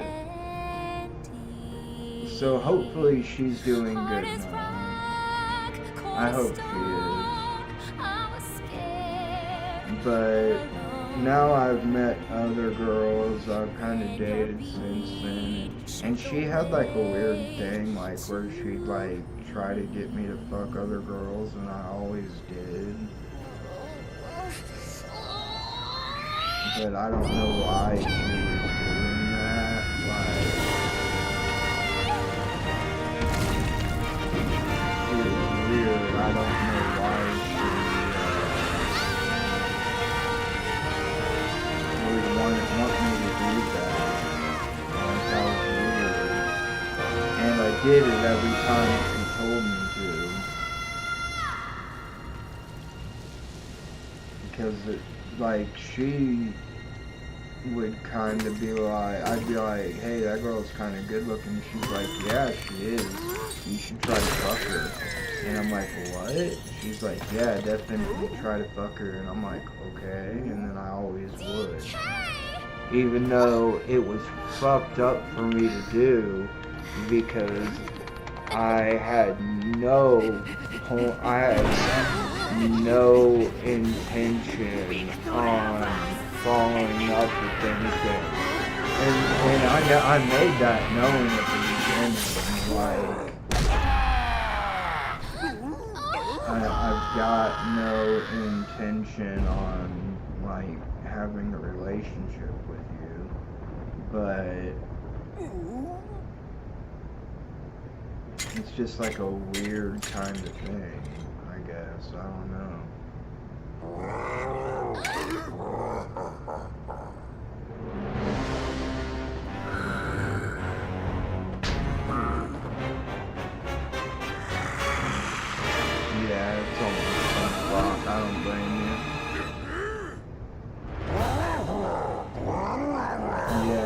want to, dude. Maybe we'll be able to hang out earlier tomorrow or something. I said maybe we'll be able to hang out tomorrow or something earlier. Alright, dude. Peace out, dude.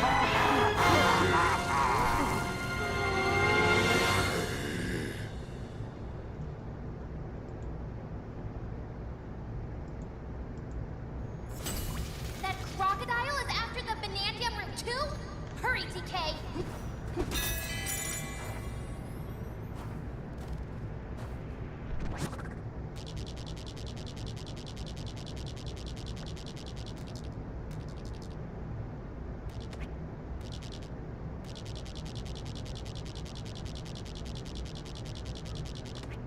Should we teleport? So that's the big twist ending. The core of the earth, we defeated that guy, and the core of the earth is where King K. Rool was. That's why all these guys were trying to get people to stay away from here, because they didn't want King K. Rool resurrected. Because he was close to getting to the Banandium.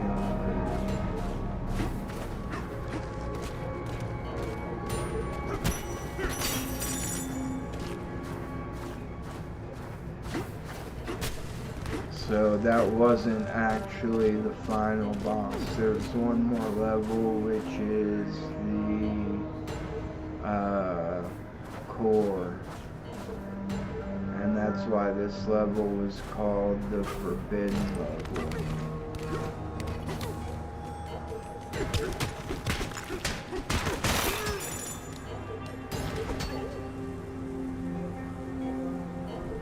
And why they needed money for me to give me the ability to get out there, because they figured if I had the money to get the Banandium route, that I had the money to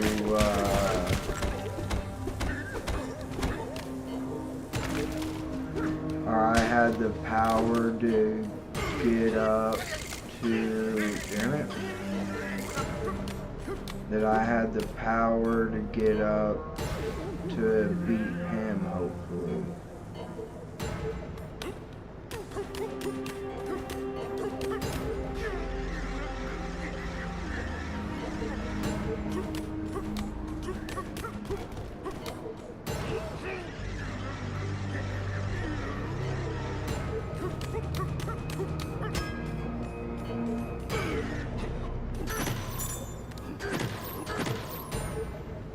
And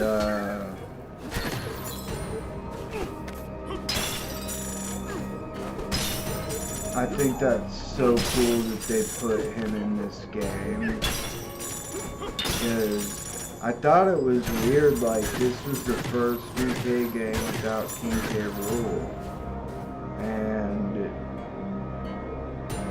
I wonder if I'm gonna see his army down at the bottom level. Because I'll tell you the truth, I kind of snuck a little bit extra play last night, and then I saved over it from an earlier file so I could replay this and show it on stream.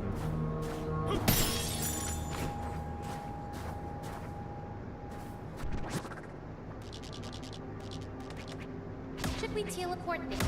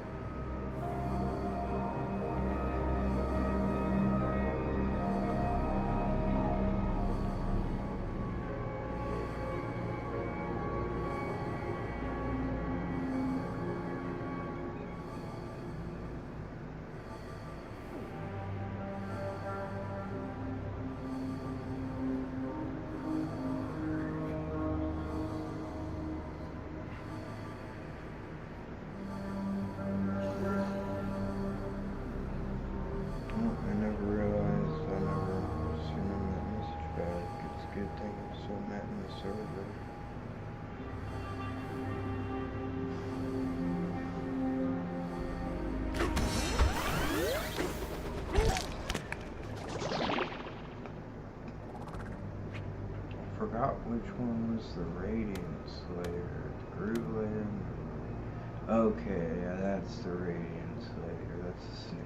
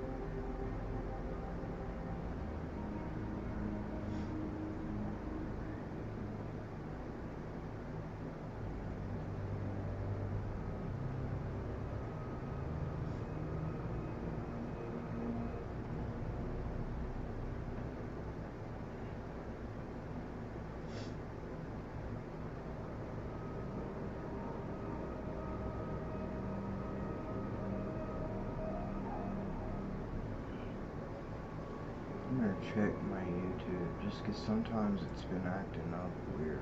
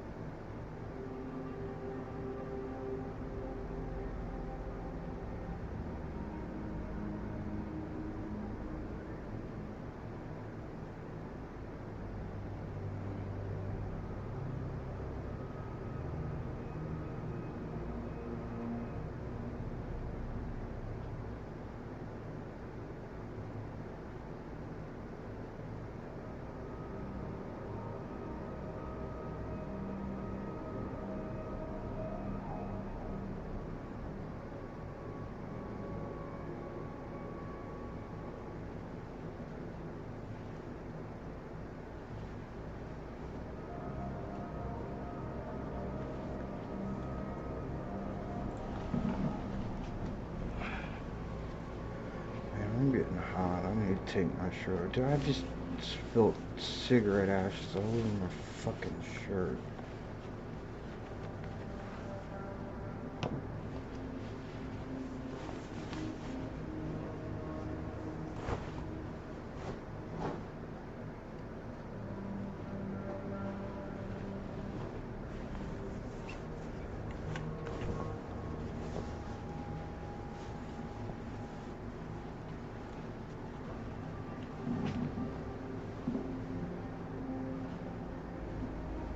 Dude, these stress balls, I mean, they're relatively expensive, but they're not really expensive. They're only about $20.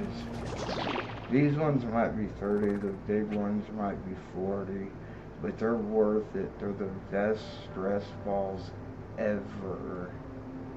The little ring ones they have now are kind of weird. They look like sex toys, I'll be honest. But I don't know why you'd want a little donut one instead of a sphere. Anyways, but It's also from the same company. Those are called Gumps. Gumps, like Forrest Gump. But the other ones that are my favorite toys from them are the magnet. Oh, they're right here. What else do they make? Fuck, I can't remember. There's other. Oh, they make, where'd it go? These.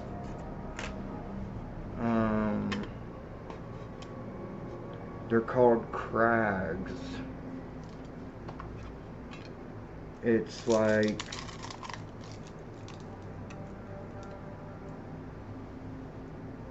these are all like magnets, but they're not super strong magnets. So you can just like play with them and make little designs with them and pile them up and like lay them out on your desk and make designs with them, or just hold them and let them fall like giant grains of sand. And they make them in all colors, and I should have got a bigger set. This is their medium set, and I should have got the larger set, but I didn't know if I'd like them or not. And to be honest, I like these better.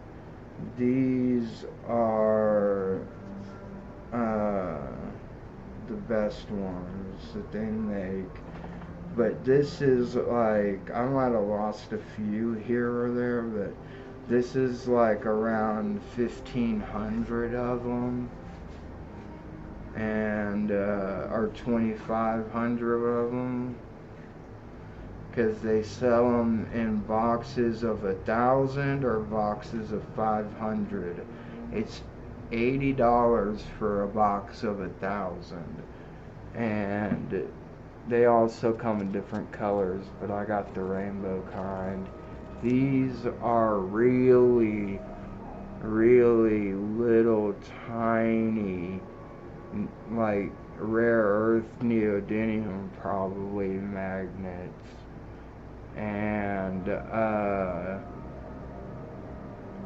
you can make little designs with them. You can pull them apart in strings, make geometric shapes and balls, but really it's just so comforting to just be able to move them like it's putty that will never fall apart. And I fucking love them. Oh, Paris, come on, dude.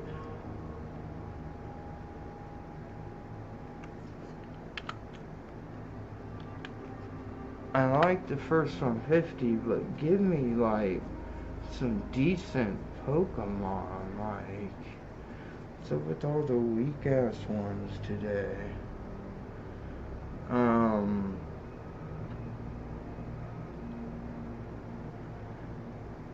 So if you get a box of 1,000, like the biggest one, I think it's 1,500. It might be 500 and 250.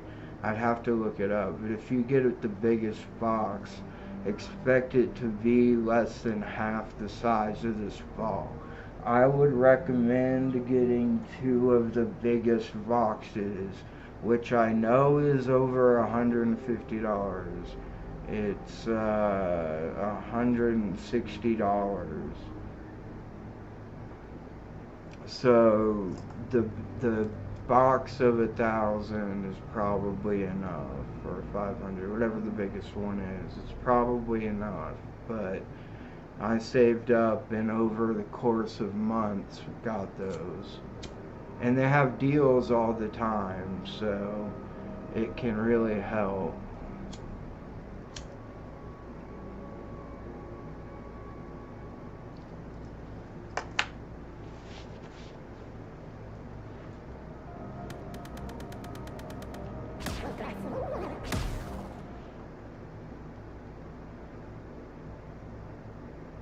And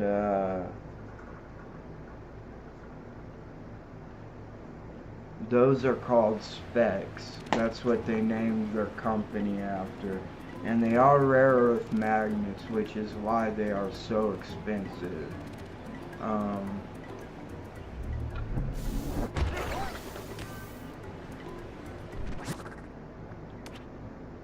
Because they're itty bitty tiny rare earth magnets. Should we teleport? And I'm fairly certain it's neodymium, which is making those with the color coding and everything that doesn't rub off. It's gotta be like a pretty big undertaking. And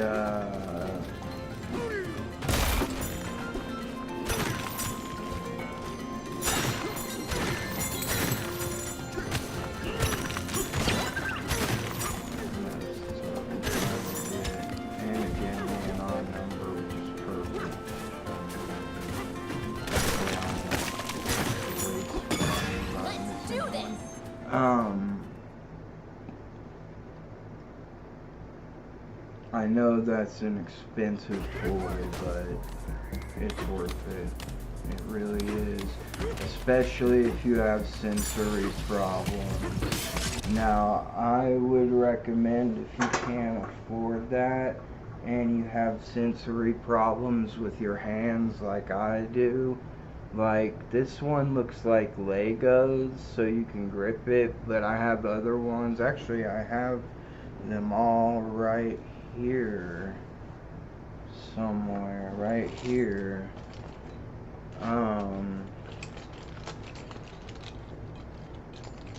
I've got like this one, which is a cube, and it's heavy, so be careful if you buy it and spin it.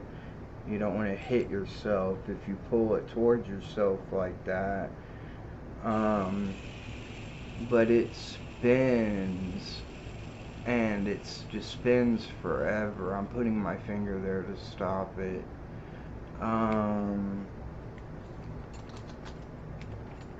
I got my rock that's like really special. It's one that I'll never give away. I got some nice rare kind of rings in here. This is a silent one.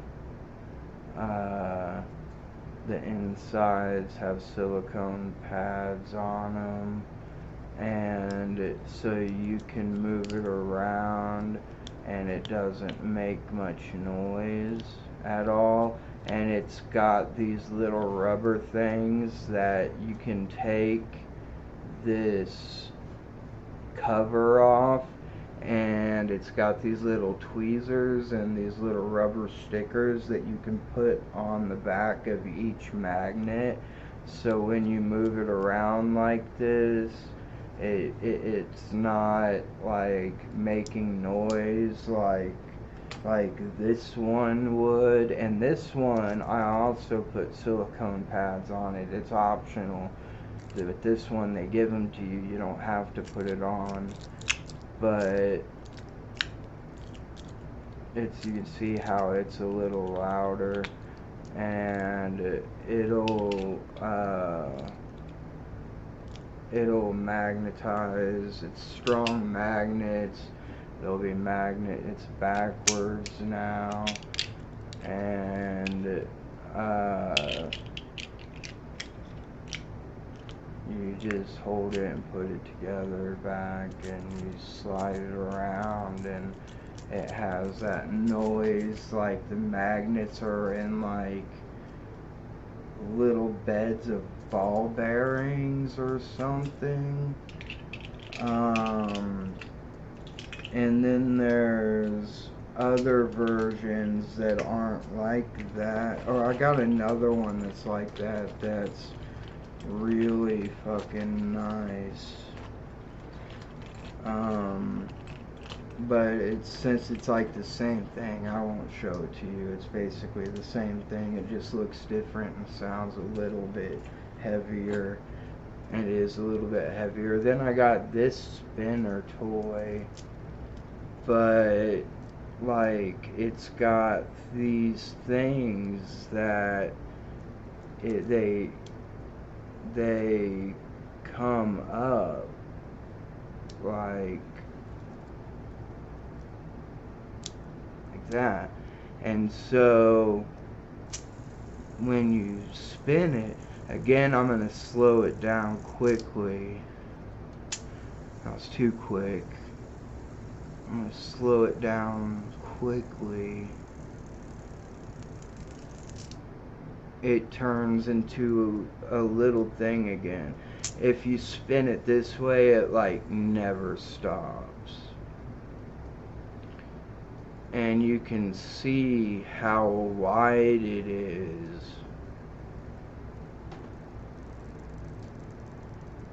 I'll slow it down. And then when it slows down, all these pieces that fly out, they close back down together. And it doesn't matter which way you spin it, the centrifugal force pulls them apart. And then it closes like that. It's neat.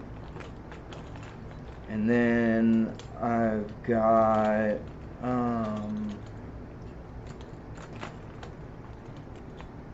want to find this. Okay, cool. Is this the dragon one or the owl one? This is the owl one. I've got one of these that's like a dragon, but this one's an owl, and it's got a little owl thing on the back, and that thing on the back, you can spin it. It's got the tiniest little ball bearing I've ever seen, so be very careful if you get one and drop it, because this ball bearing can easily fall out, and that's the ball bearing. That's how small it is. And you'll lose it, and it'll be incredibly hard to find. And it's got a little peg in the middle, and for some reason this one's missing a magnet. I don't know how the magnet came out, but they sent me a free one. They actually sent me 2 free ones, so I'm cool with it. It's got magnets on it to hold it into the little spot in there, and you spin it, and then you lift it up, and you can see the magnets there, and there's magnets underneath this part, so you can hear it, and it also moves like that. It actually goes in a full circle, because if you take it off, there's those 3 magnets, and if you take that off, there's a whole bunch of magnets underneath it, and this thing is covered in magnets, so it doesn't matter which way you put it on. It goes up, and you move it around and twist it, and it's great. But my favorite one of those is this one. It's got that. You can do that thing with it.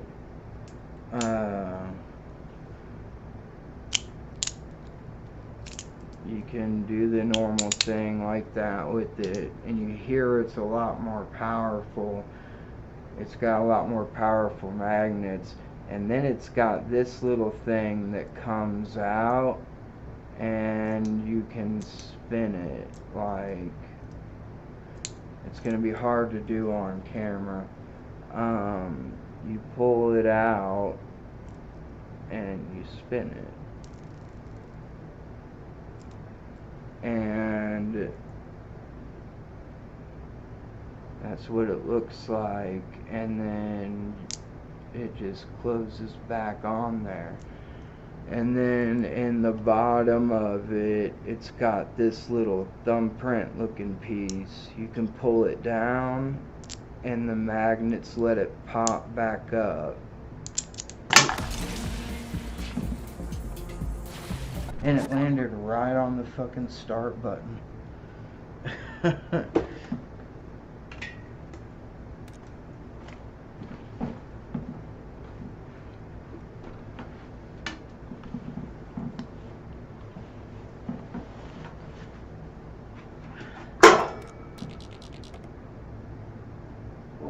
it. Oh, fuck my knee. That's so bad, dude. Holy shit. Ouch.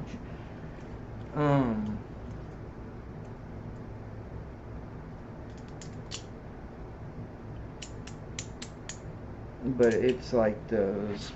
Ow. Oh, shit. Hold on. I gotta get the magnet part. Oh.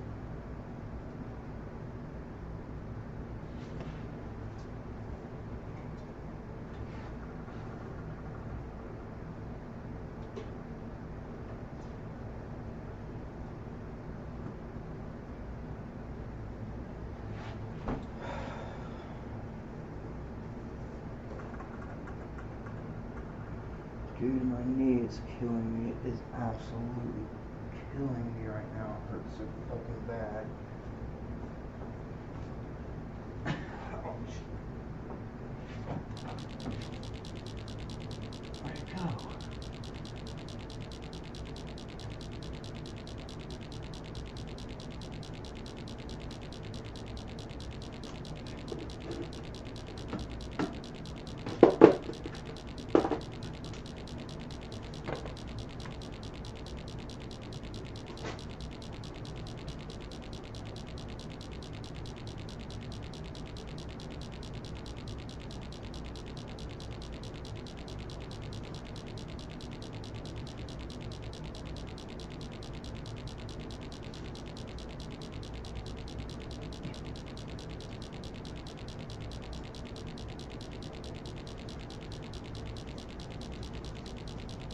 Fuck. Ouch. How far could it have gone? Oh, it's right there. It's stuck to my table. That's the bad part about the magnetic stuff, is it's like it sticks to your table. But now that I'm up, I'll show it closer. Like, it's just like a little fingerprint looking thing. And you can pull it down and just down and up with your thumb. Kind of like this part that comes down, and you can spin it.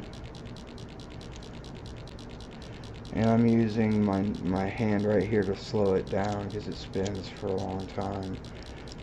But I don't want to just like sit here and spin it forever. But hi Scramney.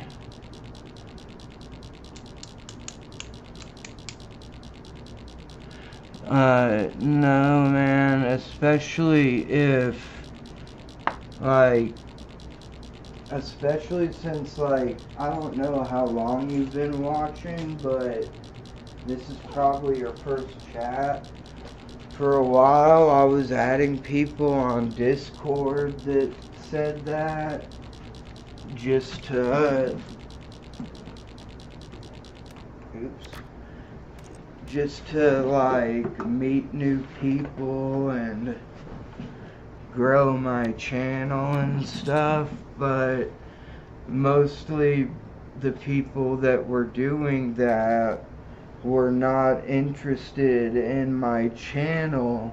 They just wanted to sell me a course or send me to someone to sell me a course like an MLM or a multi-level marketing scheme. I'm not interested. If my channel grows organically, I would be happy. And I'll be happy to friend you on Discord, but only if you're willing to sit and chill and watch my stream.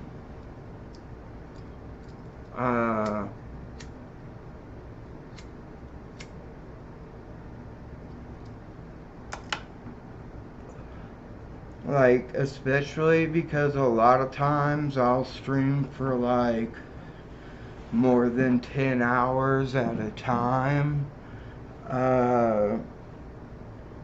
I'll get many offers just like that, and sometimes it's even hard to tell between who's bot and who's not, because it's like this same exact copy and paste promotions, and I'm just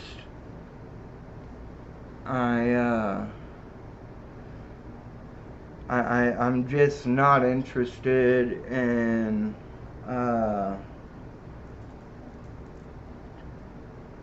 I'm not interested in, like, I can learn whatever I want about YouTube and Twitch algorithms on Google.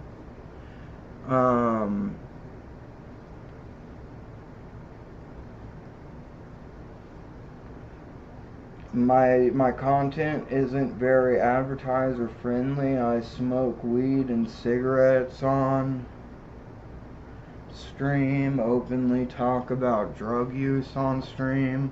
Not me using drugs, but me how I used to use drugs, because I'm in recovery now. But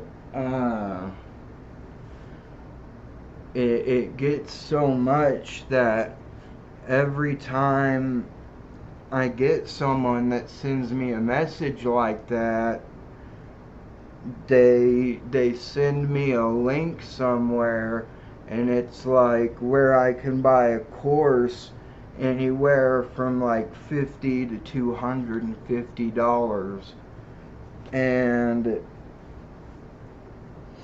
one dude, like, I don't know if he thought it would, like, the money's not a problem. I've got the money to do that. The problem is I don't want to do it.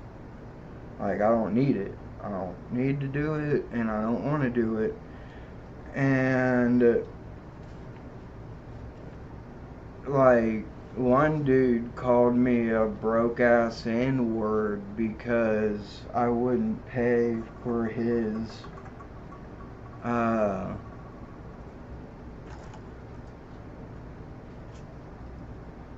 subscription service. $250 a month to push my shit? Like, nah, fuck that. And I get people, it's real easy to tell when it's bots trying to sell you channel views, but I get people that aren't, like, how do I know that the views I'm getting are gonna actually interact with my channel and give me any boost to my algorithm. Because it doesn't matter how you can have 1 million followers, but if your engagement is like 1%, and that'd be like 1,000 people engaging with your channel out of 1 million, you know, it's obvious that most of your subscribers are not real, or they're not. And you know what? Let me see your channel.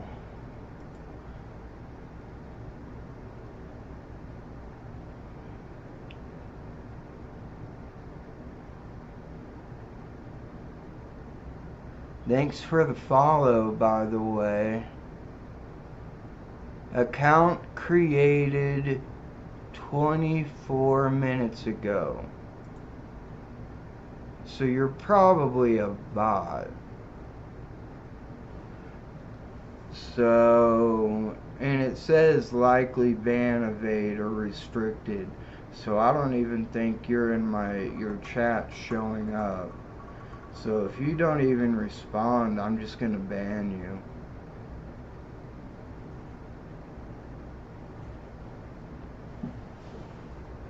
Like, I'm not stupid. I modded for a big channel at one point, and we could see people that had just made accounts to come in and troll us.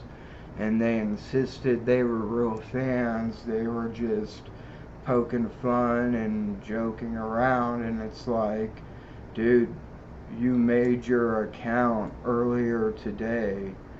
Like, no, you're fucking full of shit. We know, we're not stupid.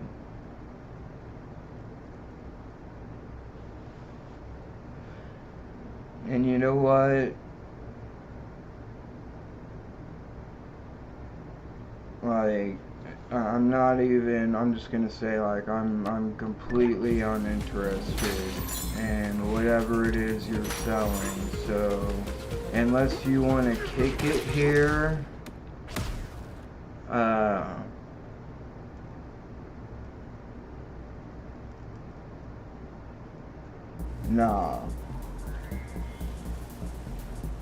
Let's see what my cousin said. I think he said he was playing with his friends on the new Battlefield.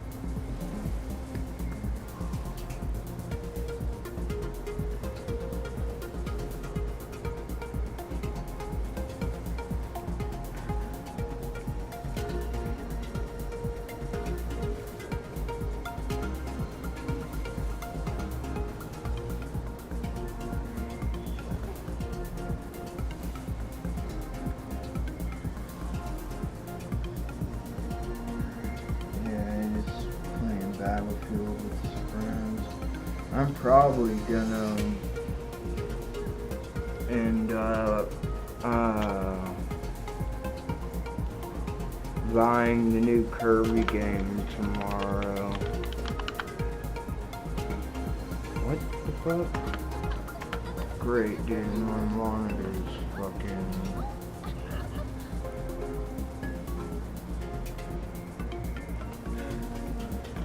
Oh, my keyboard's fucking dead.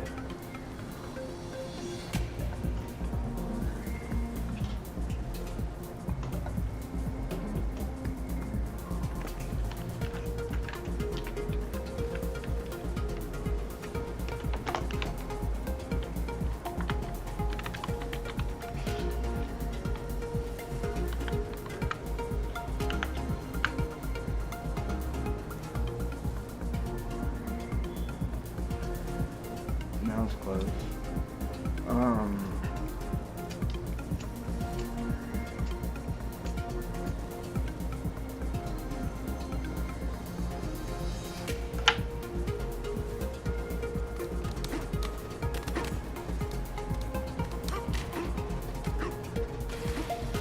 Since I'm at the last, damn it. Since I'm at the last one, hey!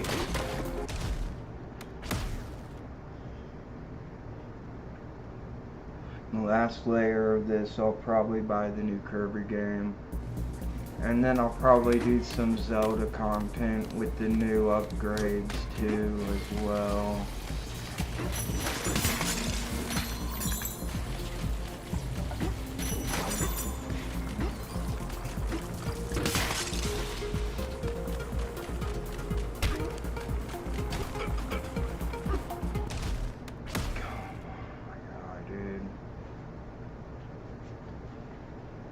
Yeah, I guess this guy's getting banned.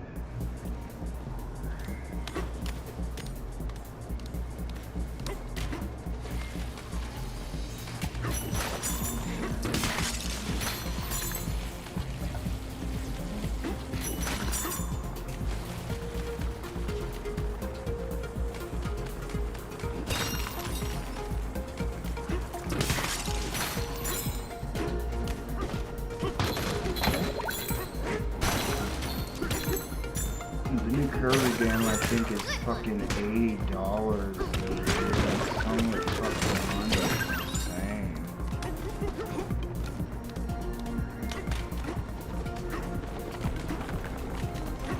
Wait, what am I doing?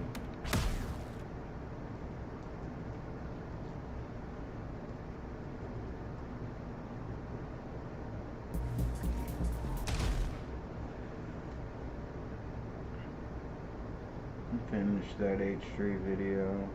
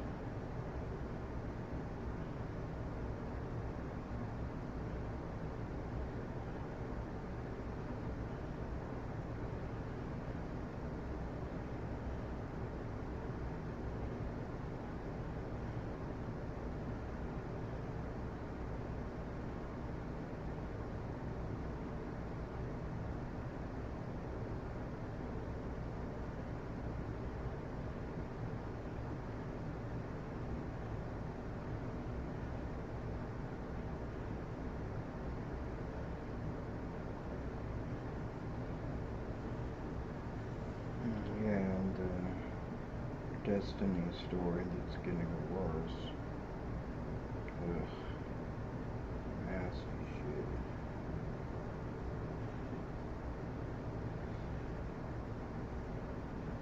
This little thing helped me more than my last therapy session. It's called the Pan, a lifelike plush toy design. Wait, the second is just... That reminds me, those AI ads of the fake pet things, like that panda, and those fake dogs. Charlie actually, Critical, or Penguin Zero, he actually ordered them. They sent 2, and they were like almost 2 completely different products, not just 2 colors, like almost 2 completely different toys. They did not look like the AI ads. They did not look real. They did not act real. They actually, I don't even think they could get them to stand up on their own. And they're supposed to be able to stand up, follow you, walk around. You know, we had toys like that in the 90s, and they're sending this trash.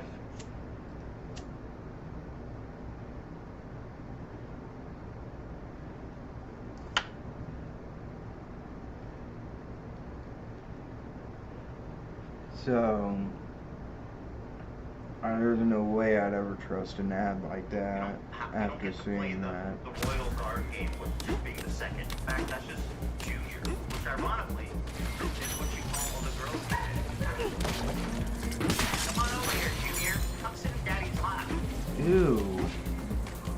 But yeah, but guess what, guys? It's true, that's what's so fucked up. His friends, Rose Squad, watched an 8-year-old boy shake his penis to them on a live stream. Yeah, I shouldn't tell this because I'm gonna get fucking arrested for child protective services. By the way, how many times has he said this? Did you hear that? Once is enough. Has he said this like 3 times? He's like, I shouldn't tell you guys this because I'm gonna get arrested for child porn. 3 out of 10 didn't know that joke. I used to be part of this horrible thing called Rose Squad. Fucking me, if you remember that fucking chick bitch, and fucking a couple other people that never know what's going on. Part of the Rose Squad. What we do is we go around just in the experience, trolling the shit out of these people. And we went around and fucking Yeah, so funny, sexually abusing. like it was horrible shit. We went to this channel with this fucking kid was like 8 years old, and he was fucking throwing out everybody in this chat.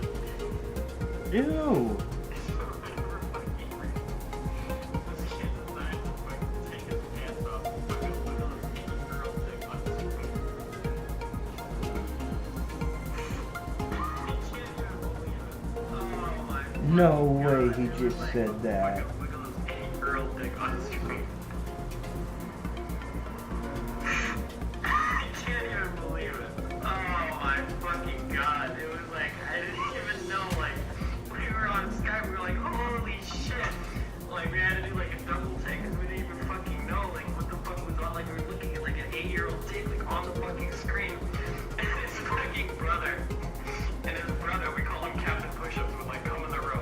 And this guy was like fucking 14 years old. He had a shirt off. He was like this, like watching the stream the entire time and shit. Oh my god. What's interesting is he makes it seem like this kid just happened to take his dick out, but they clearly spent a lot of time there because they like had a nickname for the brother who was there watching the whole time. Like this was an intimate setting in which there was a lot of time spent. Here's another one, guys, in case you haven't seen enough. This one comes to you courtesy of the Pope, Nicholas Diorio, or whatever it is they do. God bless. Nicholas bless. Years old, that's an adult. That's an adult dog. No. You, okay? I'm 29. A 19-year-old might as well be a 15-year-old to me. It's okay. That's the worst. That's the worst. Yeah, that's the worst clip. That's the worst clip. Okay, I'm 29. A 19-year-old might as well be a 15-year-old to me. It's all the fucking same, dude. Don't give me this fucking. Just That's such an interesting film. exactly what we're saying. Because it's all the same, bro. He's using 15, that as an 13, excuse so 14, he 15. It's all can the same, bro. I'm 29. a kid.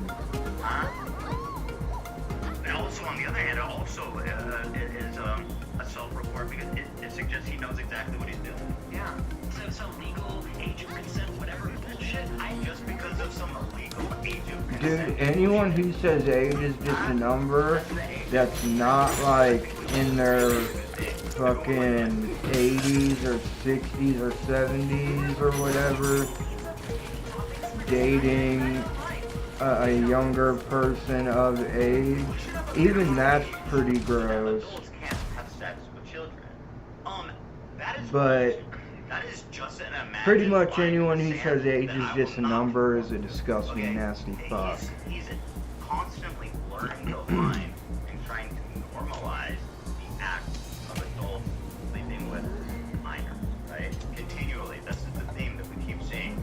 It's like, this is okay. This isn't that bad. This 15-year-old's hot. I want to fuck this 15-year-old, but I won't. Etc., etc. This is a pattern.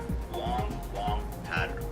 I have about as much in common with like an 18-year-old, 19-year-old fucking freshman in school as I would a fucking sophomore in high school. Any type of inclination Ew! towards Then don't fuck them! Ew! It's all good, baby. Send me those bikini pics in the DMs. those people. Another Fritzy, dude. I got like 3 of those yesterday. It might bother you to hear that, like, no. I don't even do post check because I know I had one. What the fuck giving me the same one? Is the game fucked up? Talking about Bosch and the law. I got the worst. He actually. I got the worst thing I got. A reward I ever got today. It was $1 and 1 Pokeball. It was obviously a common reward. It was the worst one I've ever gotten. But I've had a string of really good ones lately. So Open a folder and he has all the N-Force porn on the computer, and everybody was clowning on him, except one person. There was one person that came to his defense. Who was it? Yes. Why? Well, this chick was so bizarre. I remember at the time being absolutely struck by it, and I pulled this straight from my memory because it was just so shocking. Like here's his take on a lolicon, which is the pornographic. Ew, that's allowed to happen? Involving children. You see a lolly discussion on Reddit? You know, if I was Oh, a better it's person just and I was a piece online. of shit, It's not a. I'd be in the trenches. in a Because you know what? Who the fuck cares about lolly? Who cares about drawing? Imagine your life is so boring that you don't fuck about animated cartoon girls. Imagine your life so boring that you care about sexualizing children. Imagine being so bored in your life that you actually care if grown-ups want to fuck minors. That's fucking gross. Bro, what? I don't know. I don't know if it's that minor of a detail. Like, how old is the girl? I don't know. How old is the fucking drawing? It's a goddamn picture. Who the fuck cares? Grow the fuck up, okay? People on either side are like calling the FBI on fucking Vouch. He's looking at cartoons that I don't like. I think that, yeah, like, bro. That's not the criticism. It's not that they don't like it. It might have a fine plot, and the plot might be a banger. I don't know. The problem, of course, is that it's depicting children being fucked by adults. That's, that's a detail that's important to emphasize. Look here, keep calling me when this guy's fucks this way, this fucking preschool guy. Until then, get out of here.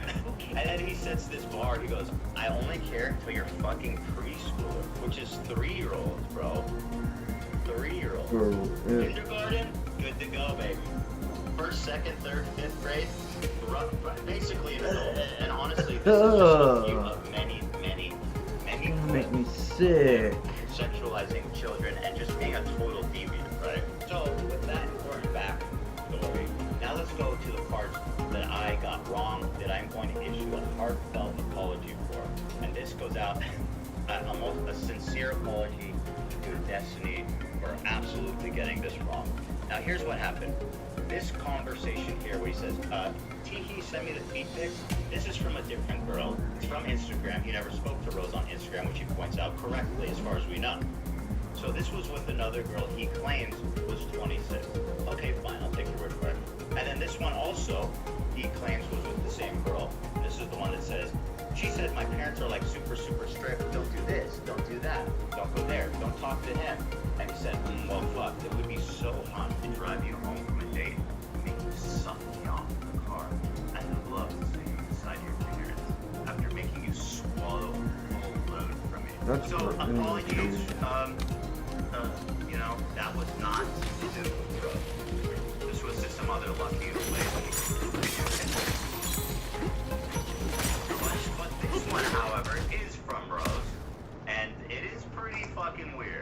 Sister 22, she says, I'm probably getting my braces off in a couple weeks. What image does that conjure in your mind? Right?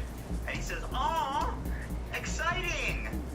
Are you looking forward to it? He's talking Well, dogs to her have braces, like he's a but child. But that's, okay, there's yeah. nothing sexually explicit here, right? So, fair enough. So I'm making a sincere apology for getting this wrong. Now, It's actually a lot more common for adults to get braces now, but he's obviously doing it because it's like childlike or gross. Defending him are avoiding this fact that he told Willie Mack 3 times.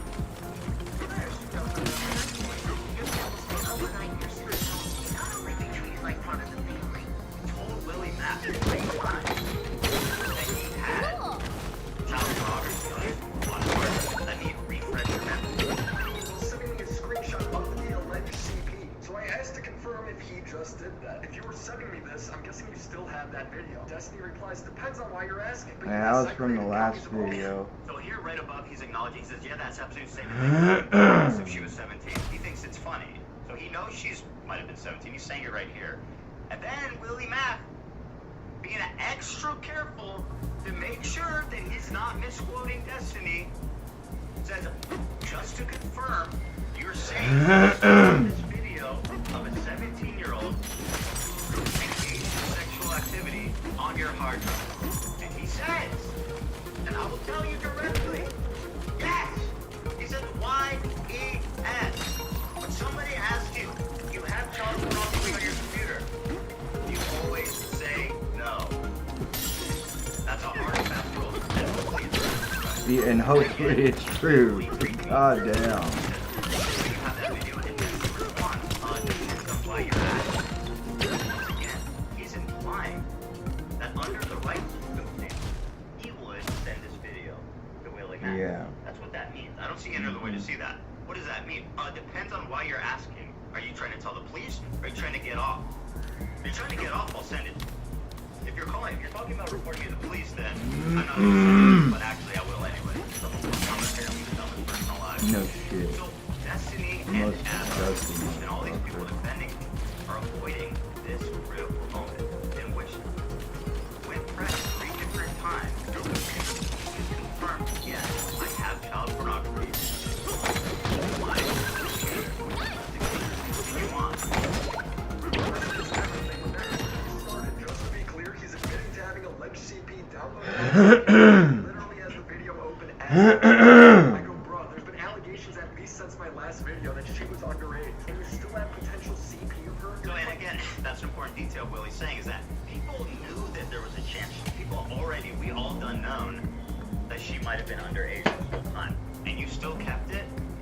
I have an obligation to pursue relevant evidence, etc. So I created backups of all the important/relevant conversations. He continues So this is another one of his big defense points that I want people to pay attention to. He's saying, my lawyer told me to keep this potential child... No lawyer would say that. The only reason a lawyer would ever say that, to keep CP on your computer, is to say, okay, immediately, right now, shut down your computer, take it to the police. Don't keep it for later use in case you need it. That's... No. That's not how that would work.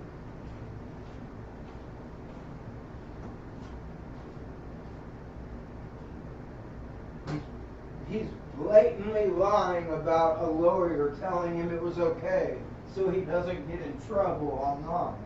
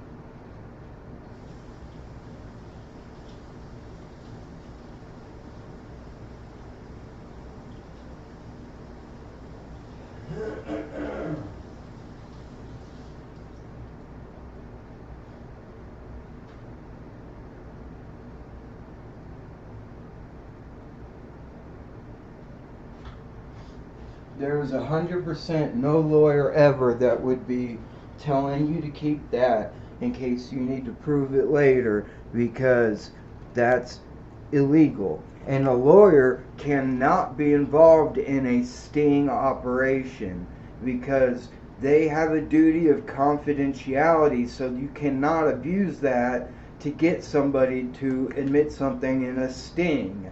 If it's like a Chris Hansen type sting or a type thing, a To Catch a Predator type thing, no lawyer can be involved in that. In fact, a lawyer has a duty to break confidentiality if they know their client is about to cross the lines into criminal conduct or has already done it. If you go to your lawyer and said, I murdered this person, or I have CP, I need to get off of this, they would have to say, I cannot get you off of this. You have to take a plea deal. You have to admit that you have it. I can't pretend like I didn't just hear you say that you did something illegal. Like, that's not, if you tell a lawyer you're going to go kill somebody, they have a duty to break confidentiality and go tell the cops, my client just said they're going to go kill someone. Same thing with CP. That's why lawyers cannot be involved in the sting, and why a lawyer would never say that. He's saying that so he won't get in trouble with viewers on the internet, but he's so fucking stupid that's not going to work. What a sick fuck.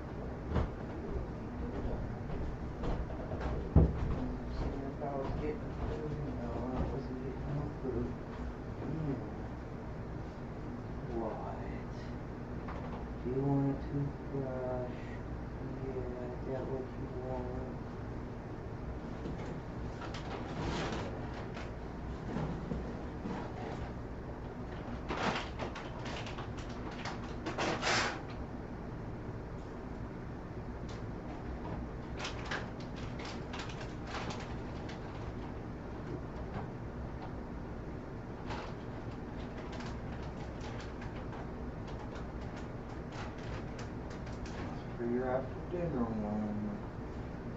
Or your other after dinner one, since I didn't give you an after lunch one today. No more. That's the last one. Love you, baby girl. I love you, puppy. You're my sweet pup. I love you.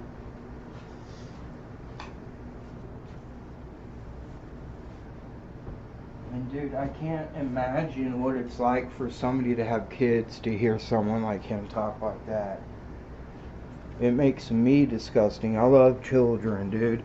My friends all started having kids, and I was like a junkie, and I wasn't keeping decent relationships with decent people, so I never, excuse me, I never, another Magnum, that's the second or third one this stream. They've been giving me like those all fucking week. What the hell? So I never had kids, but I can't imagine what it would be like to have kids and hear this kind of content. I'd be terrified for them to go on the internet. It was bad when I was on. I knew girls that were, you know, young, underage, and were sending illicit pictures to older men, and these older men were sending them like sex toys and fucked up shit in the mail, and gifts and stuff, and they thought it was funny because they thought they were playing those guys. They're like, yeah, that guy's so fucking stupid. He's giving me money. He thinks I actually care about him.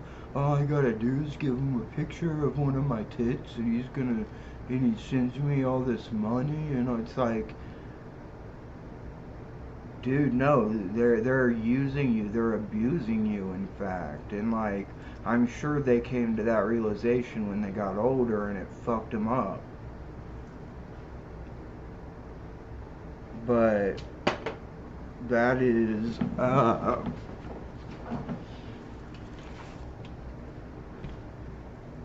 that was 20 years ago.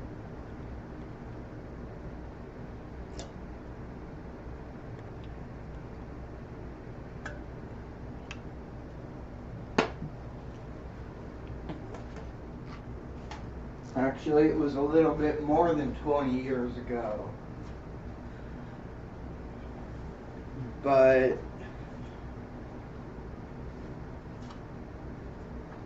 dude,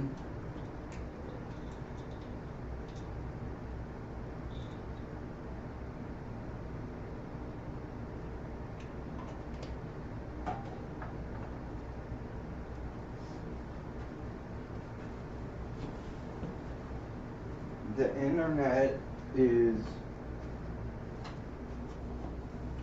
so advanced now, and adults don't, like, people my age, no, usually they understand it, but if they were poor growing up, they didn't have the internet, like even dial-up, so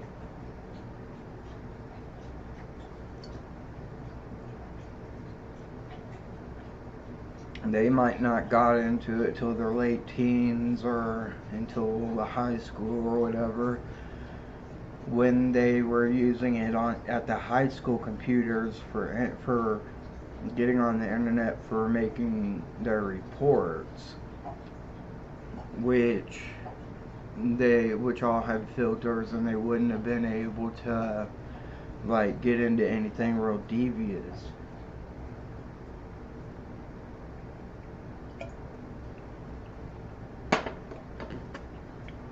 But now kids can figure out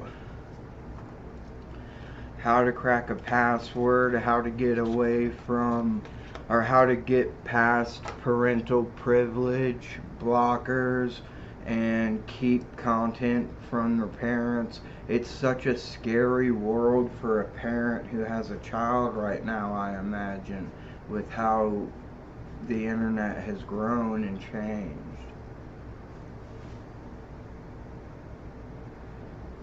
And basically the government's full of such old fucking fucks that they don't do anything about it. They don't make any laws about it.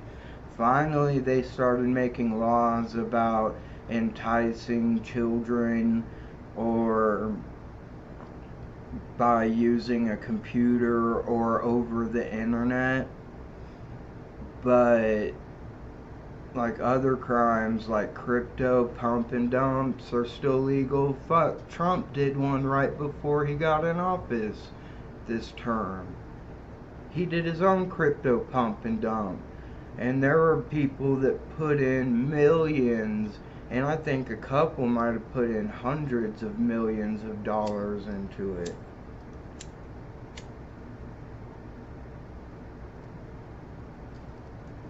And we know the wallet numbers that put them in there, but we don't know who owns those wallet numbers. Could be his best friend, could be a company, could be a random guy. Could be somebody that really believed the cryptocurrency was gonna go off and he was gonna make millions. Doesn't matter. The FCC is all talking about investigating people, and then Trump did that crime, and although like they were gonna investigate, Logan Paul was under investigation, and then Trump did that pump and dump, and all those investigations just all of a sudden went away.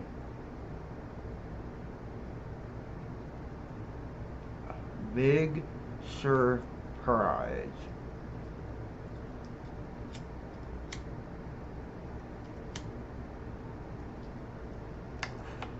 That's why we need younger people in office, because they understand the internet, they understand what it is, they understand the dangers of it, they understand the good things about it. They understand how it needs to be controlled. Which is completely not true.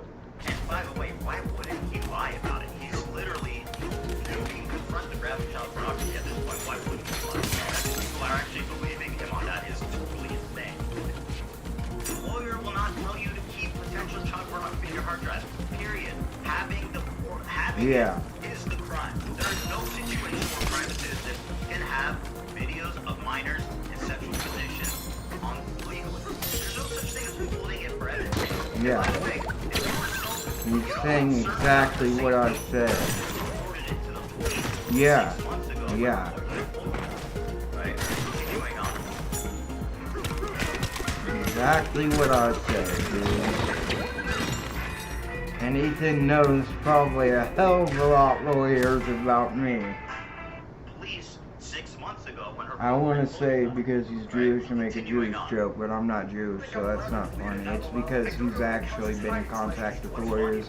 He's set precedent for, why don't you ask your lawyer who he's apparently talked to? So he says, I've talked to my lawyer, they told me to keep potential what reaction actually is on the internet, what reaction channel actually can constitute. Because if you did, that would be the start of the conversation you had. It sounds to me that you didn't talk to your lawyer, which is obvious to anyone with a brain. Yeah. Because the lawyer would have said, we need to send this to the judge, we need to send this to the police, we need to get this off your hard drive, we need to notify everybody because you are doing a crime right now, sir. And by the way, I'm sure your lawyer really appreciates you saying that they told you exactly what I said. I think that that's awesome, and they're going to totally be implicated in this crime. Well, and by the way, of all the... my assumption is he didn't even actually talk to a lawyer. So it's all fake. Tiny, minute things that you can break client confidentiality with as an attorney, child pornography, having it, is one of them. I told you. Destiny says his lawyer told him to keep all the evidence related. There are things where a lawyer is duty bound to break their client confidentiality. That's one of But them. what I doubt, I would put money on that he never told his lawyer that in that body of evidence was potentially a child having sex or doing sexual acts, because apparently her having sex with men. But child pornography, right? Potentially. There's no lawyer in the fucking country. Not even Better Call Saul. That would risk their freedom, their reputation, their license by not fucking handling that correctly. I'm allowed to delete it, LOL. I don't know if it counts as hiding/destroying evidence. And I replied, talk to a lawyer. That seems crazy to me. Who keeps this sort of stuff on their computer without 100% knowing if they're supposed to or not? Isn't that something you want to confirm? I continued, you just let me know you have CP videos saved to your computer. You knew it was alleged that she was underage. You still have them. Do you still... Now, Willie, being extraordinarily fair, once again clarifies for the third time. And he says it explicitly, just to confirm. You told me you have child pornography, CP, saved on your computer. You knew it was alleged she was underage, and you still have them. Don't you see how this is fucked up? You cannot be more clear in the accusation. Now, if you didn't do any of this, what would your response be to this? It's like, bro, what the fuck? I don't have child porn. What are you talking about?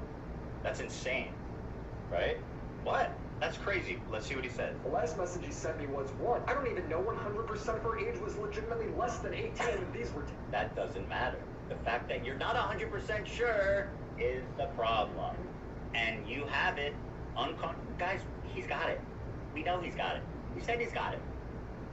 So basically, he's not 100% sure if he has child porn on his computer. He's just 99% sure. Got it. Two, I'm pretty sure I have an obligation to preserve stuff related to my court case. I've talked about it with... That part's true, generally speaking. ...with my lawyer already, specifically with regards to the road stuff. That's a lie, in my humble, godlike opinion. No, it has to be. Or sue me. God, sue me for defamation. He's lying. He never fucking told his attorney he might have child porn on his hard drive. That never happened. And if I'm wrong, God, strike me down with lightning bolts and make Destiny sue me and take me for all I'm worth. This man never told his attorney that.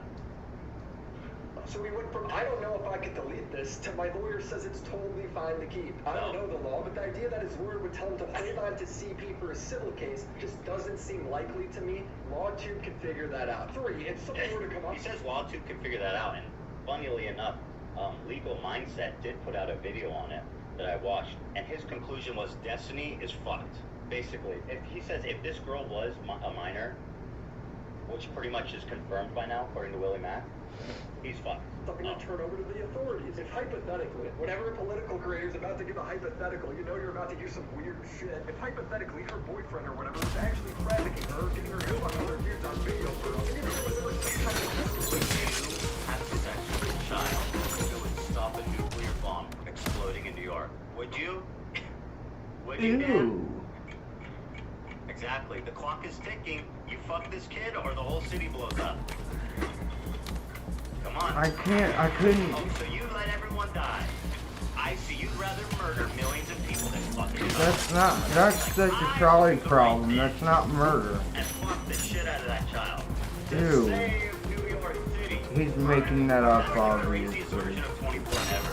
I just want to clarify that we're catching a lot of shit for apparently brainwashing me, manipulating me to talk about this. And I just want to clarify is my passion.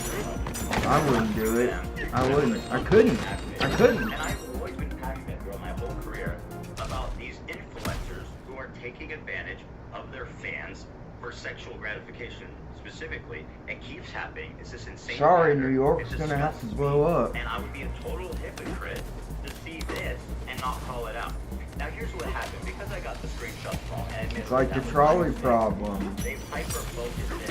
I mean, like, dude, those screenshots weren't even with Bro. If my grandma was on a train track, even though she's old, and there were 3 teenagers about to be hit, and I had to switch the train so it would hit my grandma instead of those 3 teenagers, I didn't put any of them there. I'm not killing my grandma. Those teenagers are dead.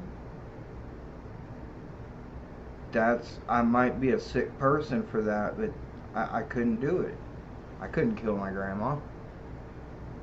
Anyone in my family, even if it was one random person and 3 random people, I'm not making that decision. I'm not.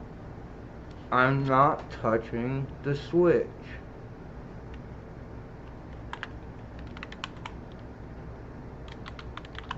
I used to think differently that, yes, obviously I would sacrifice 1 people to save 3 people.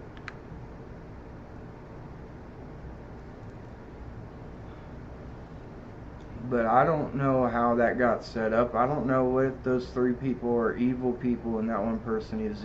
If I knew that 1 person was an evil person, like doing terrible things to people, I probably would pull the switch, which would make me a murderer, literally. If you pull the switch in the trolley problem to save 3 people, you kill 1 person to save 3, you are a murderer. Doesn't matter if you did it to save 3 people, you killed someone, that's murder.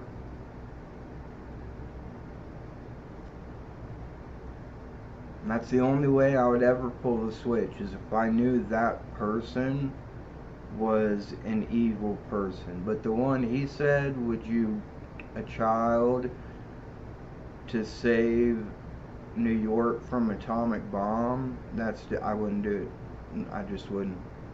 Sorry, New York. I'm sorry. But I wouldn't. I can't do that. I couldn't do that.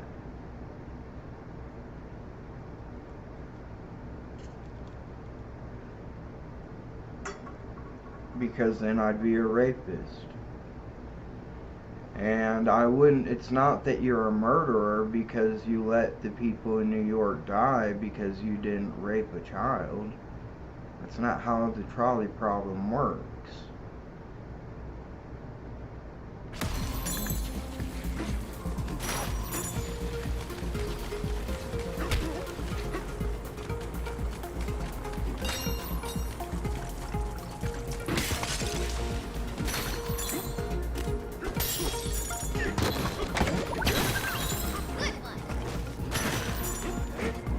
And like,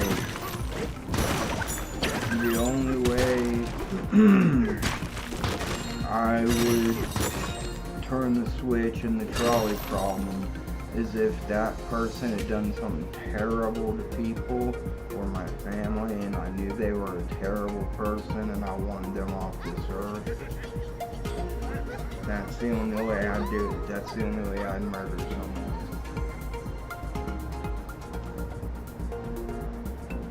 But for all I know, the other 3 people could be just as bad. But in that situation, I wouldn't know anything about those 3 people either.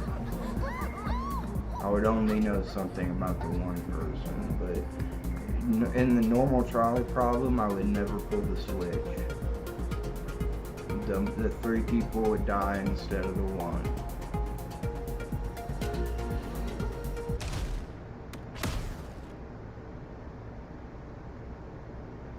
And that might make me a fucked up person, but that's the way it is. I will tell you. The way I am, that's what I believe.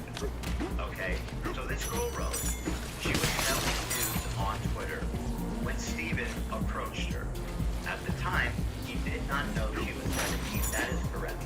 He thought she told him that she was 19 at the time, and that's what he thought. Has anyone asked Destiny why Rose was selling news on Twitter? Right? I've never even heard of that.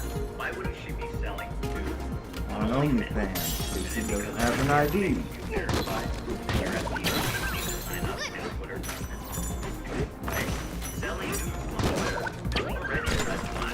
Yeah.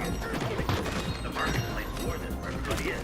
Influencers are chatting up their young fans. There's it's almost a certainty that people are going to lie to you about grade. And like, if you actually want to engage with them in this extremely risky, borderline activity, you need to make goddamn sure they're up. And honestly, over the internet, I don't even know if that's possible, which is why you just shouldn't do it. Right? Like, you can look at someone and be like, that person's very young, like maybe 22 at oldest, and you say, you know what? I'm not going to fucking engage with this because I'm 33 years old, and I don't want to receive news from my parents. But anyway, so far, not muddy the waters, he hasn't done anything wrong, right? Okay. Then, this is when the mistakes began. In November of 2024, her boyfriend reaches out, Steven, and we have the DM because her boyfriend posted it. This is the car I drove for 8 years. But as long as there are residents in my car, I'll say that this car is new. Because I have been using this car for 8 months. The car dashboard, the car interior, dirty, I'll use it today, and then license car will No way! What the fuck? Texts are very good. What a bitch! Inside the car, road air, money are saved. Save time and effort. Car Wait, interior did I for a get long it? time without maintenance will keep you white and faded. It's a perfect solution to these problems. How would I get an even Directly number? on What the the car fuck? interior. There will be no damage. Very good. Take it, Bandit. Is out to Steven, and we have the DM because her boyfriend posted it. So here's her boyfriend sending him a message that says, anyway, she was underage while sending you the vast majority of that stuff, and from what I've heard from her, you were pretty negligent about confirming her age, even asking for ID at one point on Twitter, and then saying it was okay, just a joke. And he responded by saying, that's pretty weird, considering that she told me she was of age and was selling not safe for work material, but okay. So what we have here is a confirmation from Steven in November of last year that there was at least a possibility that this girl was a minor, that he had images of her. What happened around this time was that, including her messages with Destiny, now people theorized at the time that she might be a minor, but they didn't know for sure, which is why these, psychos online hyper-focused in on this, because they're like, I think these are a minor, and I want to try to prove it so we can nail Destiny. So it wasn't even like the boyfriend told him. There was already this idea that she might have been a minor, which was the whole reason for this level. So he knew she was, or maybe a minor, and he kept it. So from this moment, at the end of last year, he's potentially mishandling child pornography. He at no point turned it into the police, right? He kept it in his spank bank, right? And by the way, Said his lawyer one of said it his was constant okay. defenses is, you guys are using this revenge porn of me, and that's so disgusting, and how dare you? You know what's funny about that?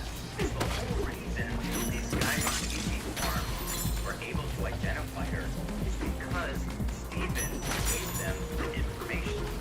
He's the one that caused this whole thing. That He said she Destiny's went to name? blank Steven? college. Okay? And then they show the picture. If they want more to go on, it's funny because they think I'm hiding stuff about Rose. She's underage. He already says that these cutie farm guys suspect she's underage. So this is already something people are thinking about.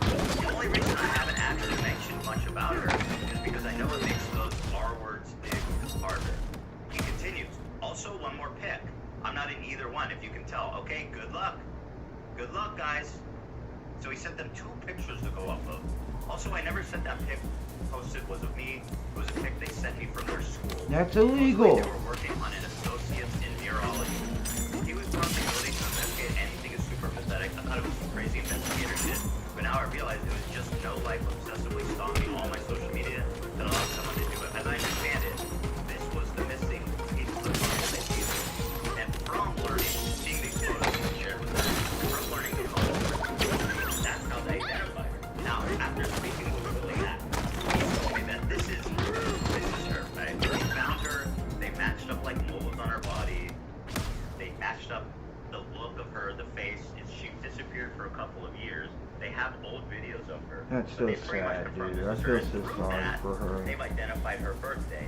And if this is her, which is like 99% it is, then she was 17 at the time. No question, right? So this whole idea of is she the minor has pretty much already been put to rest, according to Willie Mack. So while it's true that when he received these news, he thought she was 19, but it's not true. It doesn't matter. Is that he didn't know the whole time. The onus of proof is always on the adult, because minors cannot He knew there was consent. potentially a chance that he had child pornography. Disgusting. He never reported it to any responsible adult. On learning that even if there's a possibility that you have child porn, he would send that to the police, right? To hold and frankly to cover your own ass legally. You don't want to be stuck find out, you send that shit to the authorities, because guess what? You're committing a crime. But that all becomes moot anyway, because they've allegedly found out that Rose was a minor at the time, and he did hold child pornography for 6 months, allegedly. And that's why you should have turned it in to the authorities then. So if you want to defend that, do that. But know that this guy knew there was a chance that he had child pornography on his hard drive for all this time. He kept it, knowing that, and did nothing with it. Now, if you think that's good, and in the context of everything else, of continually sexualizing and trying to normalize sexual activity with minors, he's been doing this over the span of his entire career. If you think that is fine, and holding on to potential child pornography is fine, then go ahead and defend this. But just know, that is what you're defending. Those are the facts, Jack. Now, a lot of people, I say, are really critical of Willie Mack reporting this to the police and immediately make a video. But I have to say, this guy did the absolute right thing. Somebody tells you they got child porn on their computer. This is what Destiny should have done 6 months ago. I think the reason is he was fucked from the beginning. You know, I think investigators look into this and get to the end, the history of all this stuff. You will find out there's a reason he didn't go directly to the police. What a great guy. Destiny is a great guy. That's crazy. Yeah, at least he's not trying to get him laid, because this guy does. That would be insane. This guy. Here comes the next soundbite. And this guy should just abstain from sex for the rest of his life. If Destiny was my roommate, I'd get him laid all the time. I told you. Here comes the next soundbite. You know how delicious Jeremiah is. You know how hard it would be to find a good one in the U.S. Good Hill Farm is the most delicious, juiciest Jeremiah you've ever seen. Here's what makes it so good. Grocery store Jeremiah are grown overseas, shipped for weeks, and chemically ripened. Get him laid all the time. Come on, bro. What? You said that? That was you? Holy shit, that's stunning. But anyway, that's my take on it. So just to do a recap. Yes, 2 of the screenshots I shared were not with Rose. 2 of the 3. However, don't let people gas or distract you into thinking that doesn't matter. What matters is Destiny's confession on record with Willie Mack. Asked 3 times, very clearly, if he potentially had child porn on his computer, and he answered in the affirmative every time. He said, Y-E-S, yes. He knew that it might be child porn as early as November of last year. In that 6 months leading up to now, he never reported it to the authorities. He never made any effort to handle it responsibly. Those are the relevant facts. Just boom, boom. You know? So, listen, the guy's a creep. Fucking degenerate. There's no other way to cut it. If you like Destiny, if you think he's smart, watch him, but no. That you are supporting someone who is attracted, 15-year-olds, who shared compromising bikini pics of 15-year-olds sent to him with his boys. He has held on, knowing there's a chance of child pornography for 6 months and never reported it to the authorities. That he sexually assaulted a woman on camera. You want to come at me and say, oh, you got all this thing wrong. You're gaslighting, you're lying, all these things. Bro, uncontroversial facts. You are fucked up to defend this guy. And like, I guess, I don't know if you're being misled or misled, but like, watching the video that Abba made, all this context out here, we have not done research.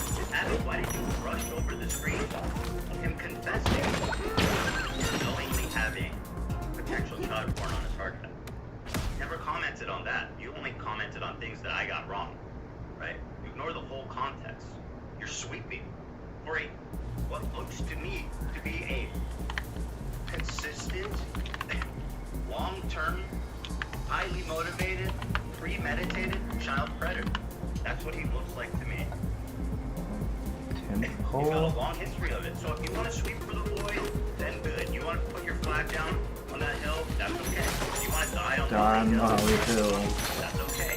But just know where you are resting your flag. And with that, I say to all the naysayers and all the haters out there who said that I need to apologize and for getting things wrong. Well, I did apologize for getting the screenshots wrong, but to you guys, I say, fuck you, suck my dick, unsubscribe, and go support this fucking weirdo creator, potential pedophile. And Destiny, you're this big fan that's willing to be transparent about everything.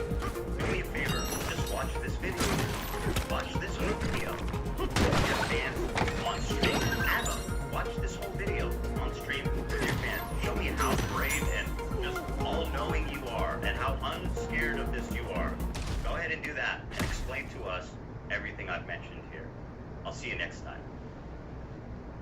This gum can actually get inside your teeth and remineralize the enamel on your cavities. It contains. If it doesn't contain at least 10%, that's not how it works. You fucked up.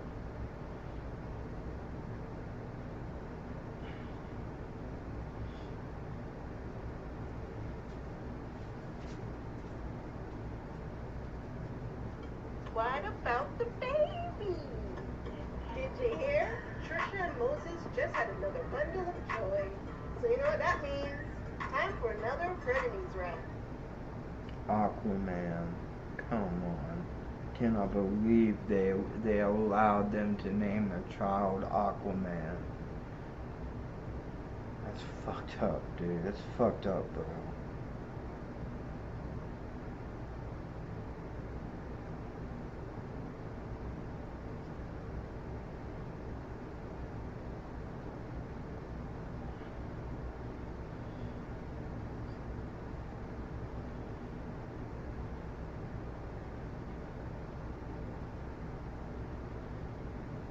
Who the hell was that? Is that Morgan?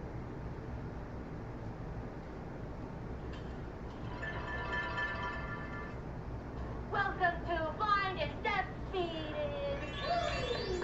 I'm your host for this evening. Over here we got Team Ethan Klein. Ethan Klein, everybody. Woo! And over here we got Team Nate. Team Nathaniel. It's the birthday boy. It's the game where they're doing basic activities. Except what's the twist? They either can't see or they can't hear. You're gonna ice the cake with vanilla frosting, then you're gonna cover the cake with sprinkles, then you're gonna use the piping bag to write Happy Birthday Nate. Happy Nate, got it. You're gonna put candles on the cake. I'm gonna set the timer. I have. We have earbuds in. Blasting System of a Down. I Yeah. wanted to make sure that you can't hear. I can't fucking hear anything. Love system, dude. Okay, Ethan, I need to frost the That, cake. yeah, I'm gonna frost it. Yes, yes, yes, frost. Okay. Fine. Yeah, there's stuff here. Yes. This is cherries. No. This is frosting. This is frosting, yes. This is Okay. yeah, that's frosting. I need a spoon. You need a spatula? Yes. You can't touch it. You can't Your touch it. spatula? I tried the viral $50 Cardis watch to see if the rumors were true. Not gonna lie, I was skeptical as hell. I kept seeing all these TikToks of dudes claiming it. Can't Your touch it. spatula? Okay. Alright, you have a scoop of white frosting. There's the cake. Yeah, just slather that on. Yeah. That looks pretty good. Keep it going. I have faith in Lena. Yeah, you're doing a nice even spread. You're almost done. Okay. That's pretty good, honestly. Okay. For being blind. Okay, put your hand down. Left. Not that. The one right above it. That's sprinkles. Is it? See, is it open? Just find the. Oh, what is You're it? good. He's so ready to go. Yes. Find the cake. Find the cake. There it is. Good? Spread up. Yeah, you're doing good. More on top and to the left. Oh, there. On the top. Spread it out at the top. Go up. Oh, it's the I top? just want to make sure I just want to cover our base. Okay, that's good. Good. Okay, now, Nice. we What else do need you to, need? happy birthday squeeze. You need, cake frosting. Yes. All right, put your hands. Move your right hand up. No, not in that direction. Like, so on the table, plain. Say north. Like towards the camera. Oh. Okay. All right, that was good. Keep walking. There's the bag. It's right there. Oh, nice. Yeah? Okay, we Now got hold it. on. Find the cake before you start. Find it at the center of the cave. Ooh. Yeah. Yeah. Okay. I don't know what you need to write, but that's the center. Okay. I'll show you. Let's see. Yeah. Oh, shoot. Oh, You got it. You got it. Yeah? 60 seconds. Happy birthday. Well, go slower. Go slower. It doesn't come out that fast. Okay, you're off the cave. You're off the cave. You lost Okay. the center. Okay, here's the center. And that's funny. That was fun. That's I'll watch that later though. I want to watch some more of these VODs, video on demand as they're calling them.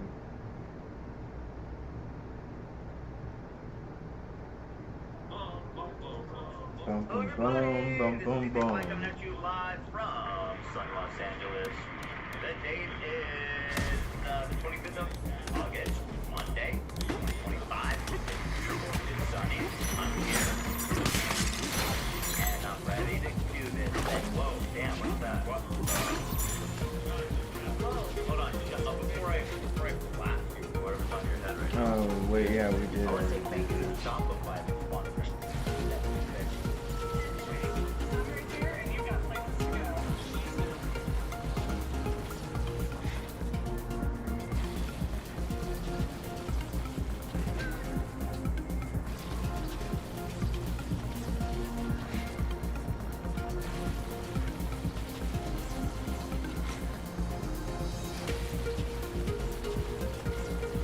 I think this might have been the first VOD. Oh, I want to read this though, dude. And I see this. I missed the beginning of this. I don't think so. Okay, so we're secret, right? I did an Instagram live to negotiate with those Ron and after negotiating his further conversation, this movie is back. Monday episode is back. It's back. People love the Monday episode. Yeah.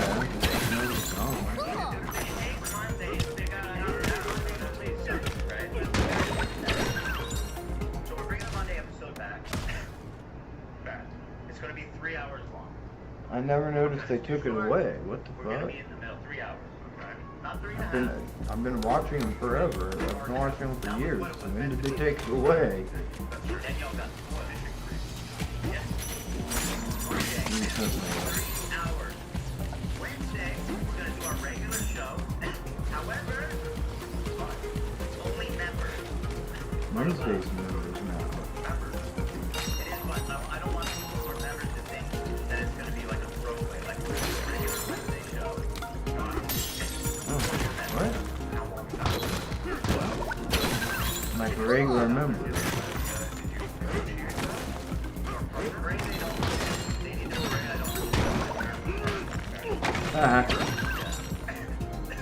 So, I want to make sure that our members feel appreciated.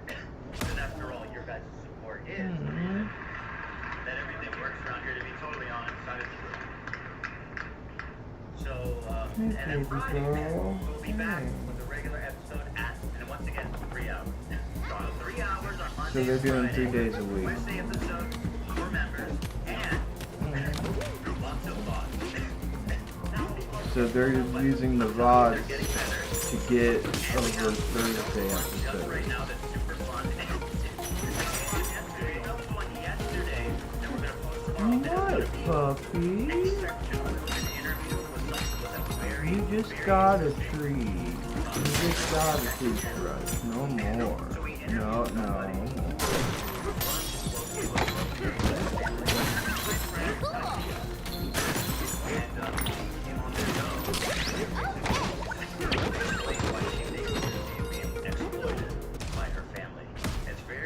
Do you want to go out? And she has, Huh? first-hand No, experience. you don't want It's to an go hour out? long. I love you. Said it, I love my baby girl. we're made of money over here. Yeah. I love you. It's an hour long, and it's an in-depth interview with our friend who worked closely with them, so she speaks with a lot of authority on the topic.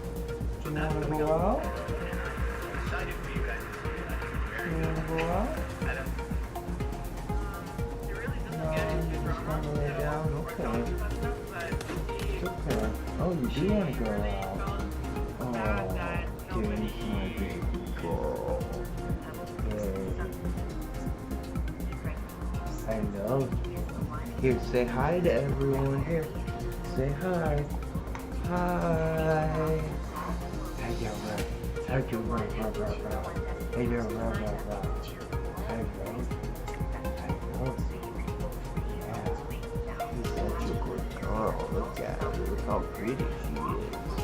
She's the best puppy ever. Aren't you? You're the best puppy ever. Yeah. Oh, thank you for the kisses. Thank you for the kisses. I know. Yeah, I know. You want to clean your ears out? Mm-hmm. You want to clean your ears out? Yeah. Here we go. Here we go.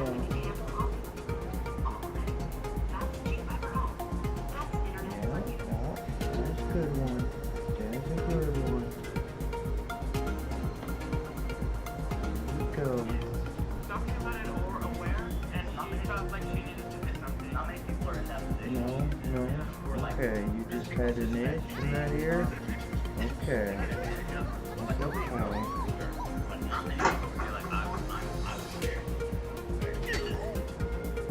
You want to go out? Yeah? Okay. Let's go out.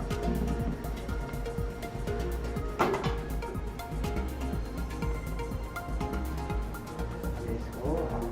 It's a happy girl. Happy girl.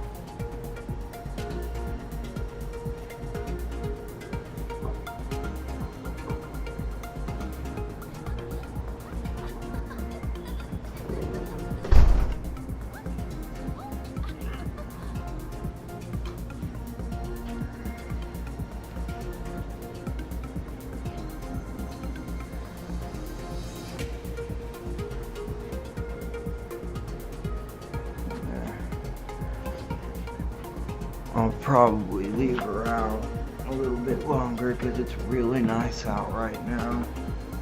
Feels like it's in the 60s, might be in the 70s, but it's probably in the 60s. It's at nighttime, obviously. It's almost midnight here.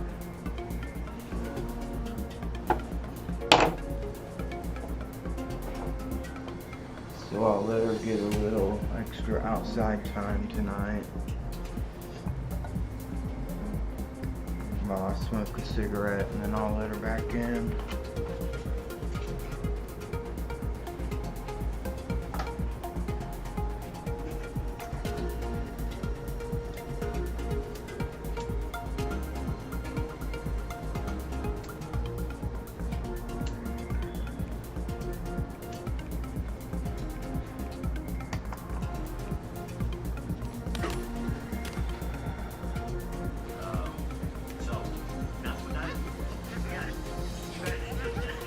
Oh, I was like 3 hours. I thought this was a lot. I forgot it was one of the ones I missed the beginning of.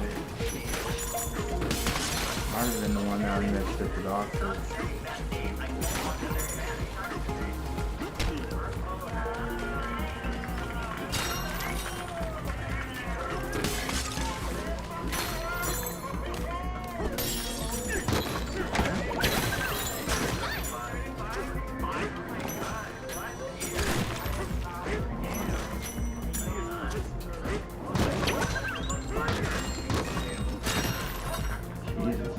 Ethan's just happy it's not him that they're making fun of. Hey, you wanna pick a lunch order or something? Sure, you know what, let's just do Mexican. Or you want to say no, or you can say no. I already made a choice. To screw everybody over, and I'll give you a cash.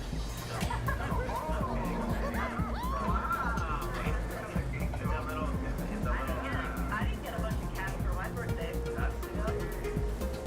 Right. Did we all do something for you?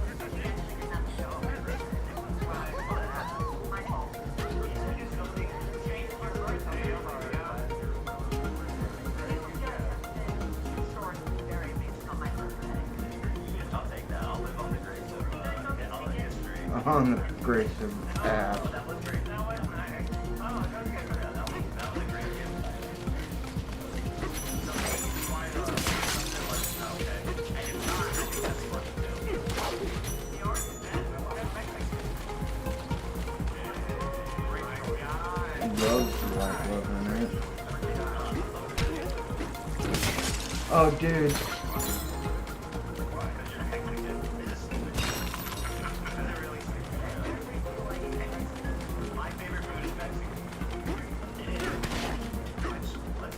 Pretty much everybody's pretty good. Cool. More really kind of one. Sounds like.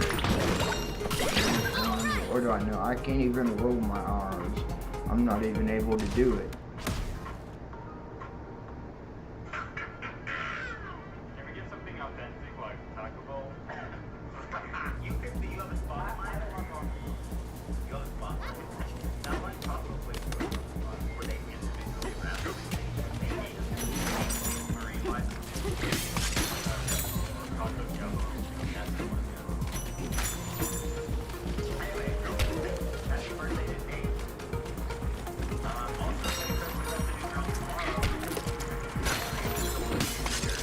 the new drum tomorrow. Not tomorrow. It's tomorrow.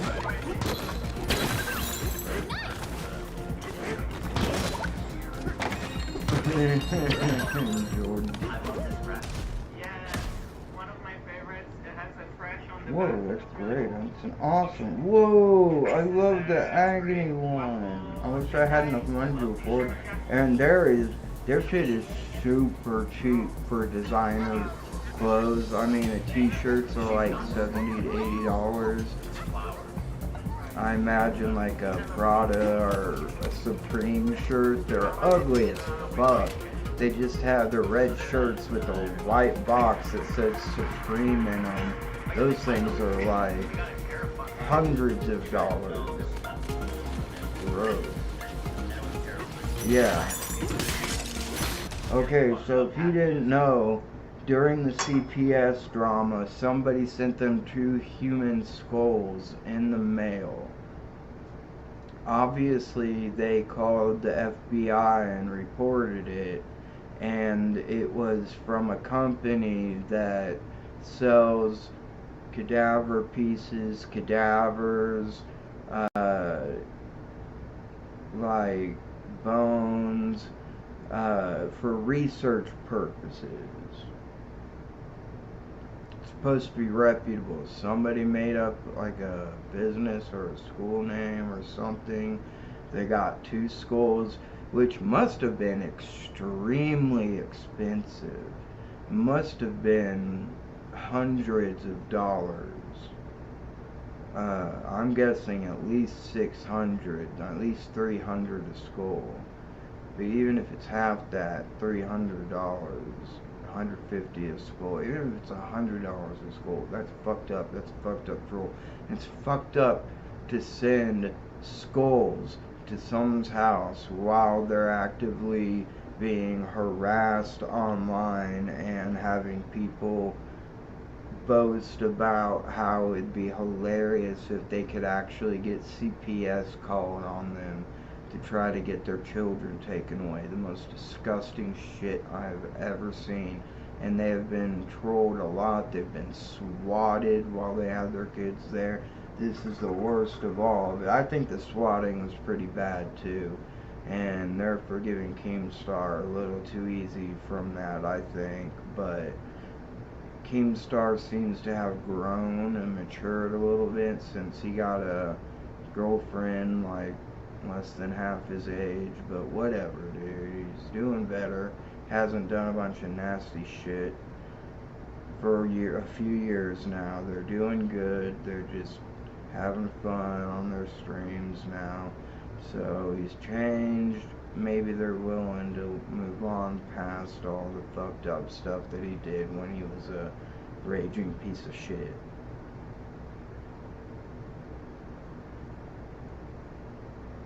So the FBI got it. That's how they found out, because the skulls had the numbers on them from the place, because it's like, you know, it's a very legit thing, and for education purposes, and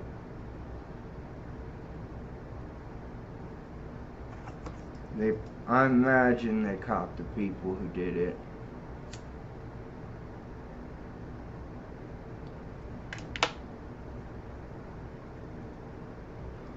Because it was obvious that it was kind of like a death threat type situation. Even if they weren't going to follow up on it, that's still like malicious, and like that's assault, dude. It's not battery, but it's assault. So it could be interpreted as assault. I don't know if they're going to go after it. That might be a hard case for them to win, but it's definitely malicious, aforethought assault. So hopefully when they found out who it was, they got in trouble. So let's see what they got this time. For example, one. Before we even opened anything, the FBI came to our house at 8 a.m. and said, do not open any packages. So, yeah, here.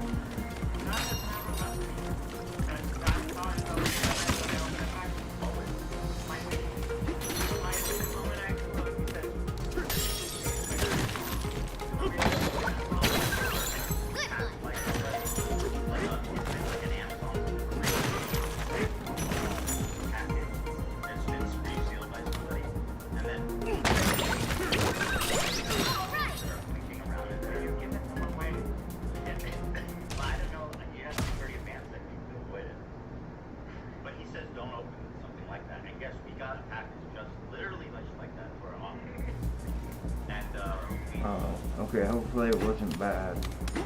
We told Ethan you opened it. Yeah, fuck the father of your children.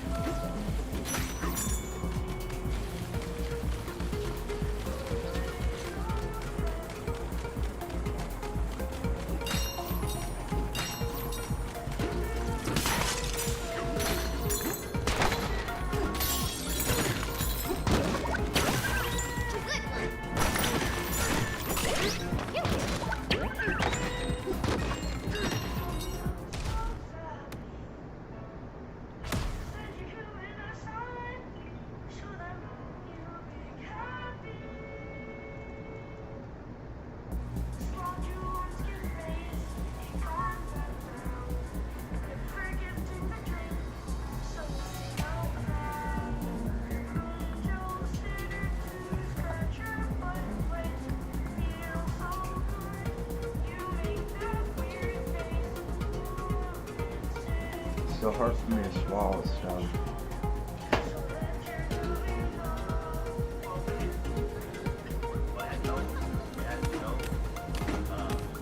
Honestly, I think those Rover ads,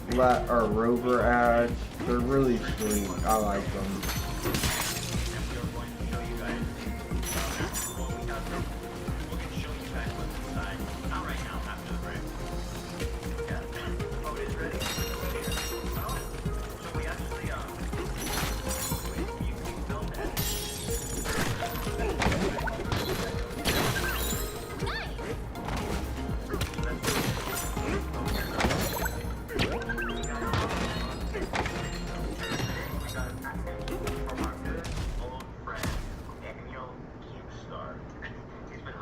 Oh, okay.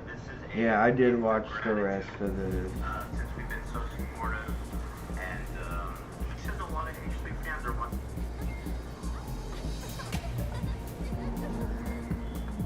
And they sent him a bunch of local hoodies.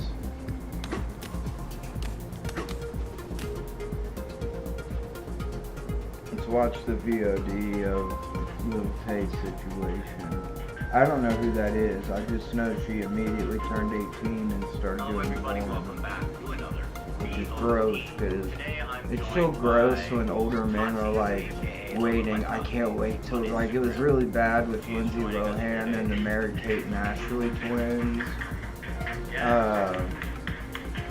Nasty old men were like, I cannot wait for them to turn 18 and get nudes. I cannot fucking wait.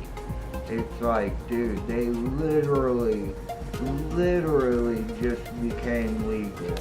You're crossing a really thin border doing that if you're in your 50s and 60s, even in your 30s, or even in your 20s, quite frankly, late 20s. Maybe not early 20s because you're just a few years older than them, but, you know, if you're like a 30-plus-year-old man or an older man, that's even worse. I can't wait for these little girls turn 18 so I can finally get their news. Like, that's so gross, dude. Like, if you would not have a fun time hanging out with them and talking with them and having things in common with them, why do you want to fucking... Come on, man. Be a civilized fucking person. My God. Some insight onto the little pig situation. There's a story that's been quite large around the internet right now. She has launched an OnlyFans the day she turned 18. And she alleges she made $1 million on the first day. And she was saying provocative stuff like, shout out to everyone who's been already subscribed for 5 years or lining up. I don't remember. I don't even know how that's possible. Some weird ghetto baby. But the reason that we have Kathy Nazi on today is because you have actually worked closely with her and her family. Yes, I have. And it was Fuck her family for encouraging that when she was a kid. handled with Lil Tay on the internet, with being very real, with being you know, getting internet clicks and stuff like that. But I think that before I can talk about my communication with her, I need to give some context of like who she is and how we got to this place where there's a girl that's promoting an OnlyFans via Twitter while she's still 17. Yeah, for her 18th birthday, and how that even happened. So let's start, I guess, just by establishing the nature of your relationship. Yeah, of course. So, if you don't know me, That's great for kids that grew up with her and are her age and are like, hey, she's selling nudes, let's check them out. But for old men that are raiding while she's a little girl, that's fucking gross.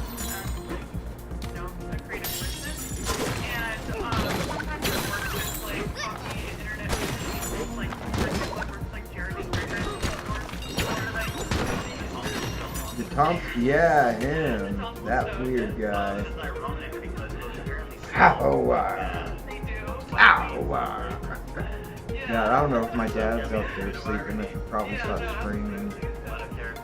Yeah, some of these characters that I've photographed have also been like relatively like cringe and odd. And not to say that he's odd, he was actually quite hilarious. So I first became interested in working with Lil Tay. Oh, how long have I had 99? From the dead. Fuck, how long have I been doing this? Put out a music project, and I saw that there was like, it was like a very well-funded music video that she had put out. It was something that wasn't for me, but it wasn't bad. I was like, there's something happening here that seems like I'm curious to like figure it out, like see if there's a way to work with her. And also, surrounding that first music video that she had dropped, I didn't love the way that she was styled or being portrayed as. Yeah, that was weird. That everybody that was on staff followed her video, and I didn't see people to be able to dig or at least like in like a major role in creating that music video. You reached out to them after you saw that there was something specific. Yeah. You thought she was talented and interesting. Yeah, it's like if there's a 16-year-old girl that can do a 12-hour set day, do a dance number, produce a song, like there's clearly like she's talented.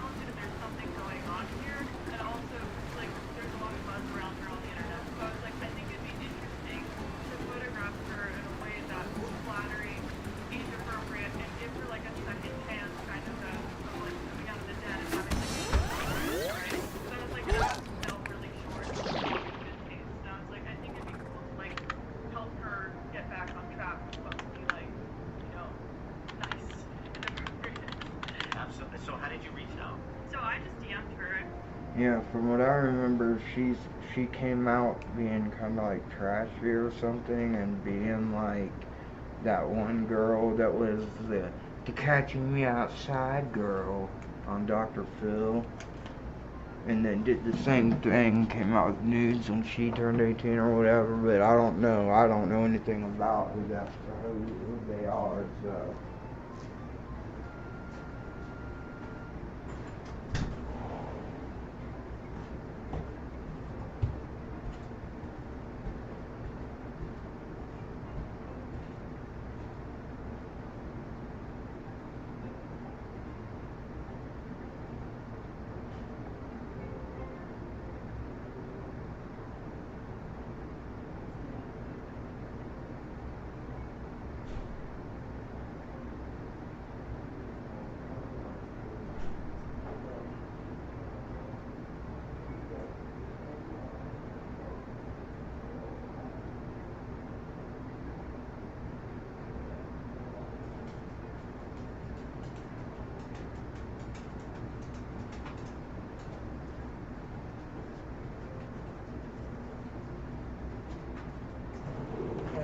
Yeah, that's where I'm going. You can jump up if you want.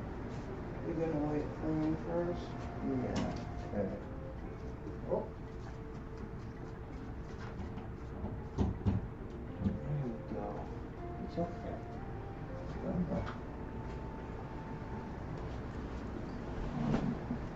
There's my girl. I love you. She's got a little seat right next to mine that she sits in. It's actually a nicer, more comfortable seat.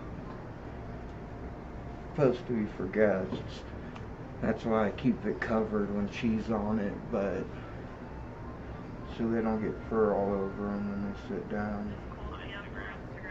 So let me give some background on her. I'm sure a lot of you And I know give about them her. the more comfortable I chair. remember I was doing deep in my But commentary here when she came up. Wasn't she doing beefing with like Leafy is here and all that stuff? Do you remember that? She was beefing? I remember her damn. beefing with like Rice Gum back in the day. It was Rice Gum shit. Yeah. But it was like a massive story. I remember that. That's my biggest inside embarrassment story. I was subscribed to Leafy is Here until he started making fun of little kids, and that was back when the internet was still, I was too old for that shit, but I was a drug addict, junkie, and thought edgy shit was still funny. Hadn't grown out of it yet.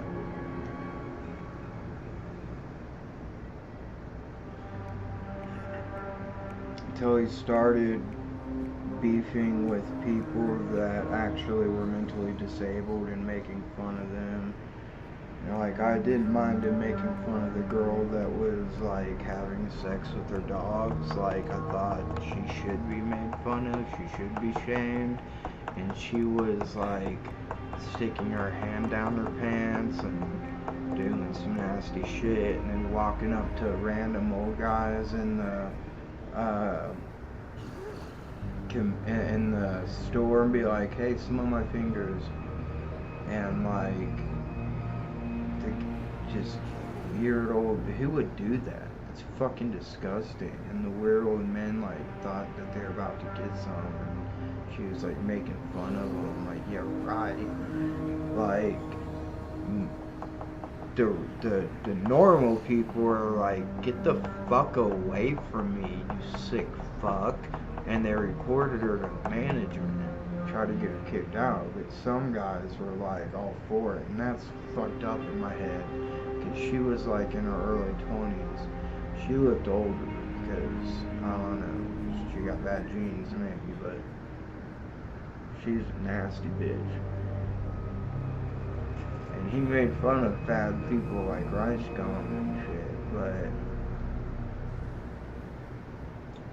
the edgy humor wasn't funny when he was actually making fun of autistic people, people with mental health problems, and like, I couldn't laugh at that kind of stuff.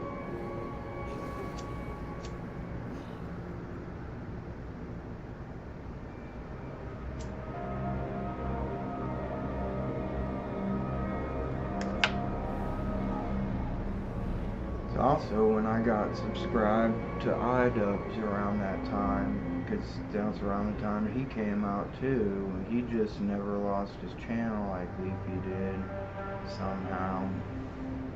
And iDubbbz was the NF word guy, so I don't know how on earth he got away with that.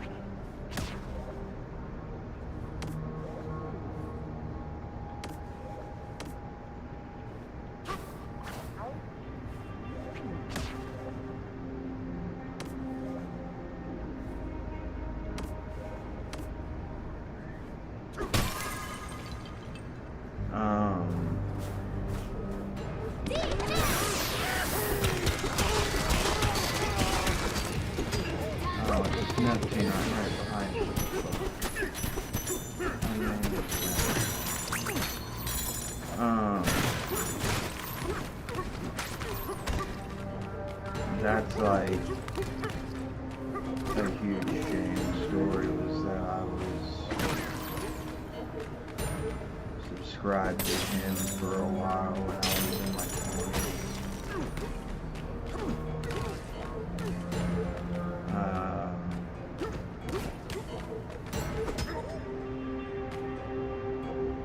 And iDubbbz, I used to laugh at the content cops.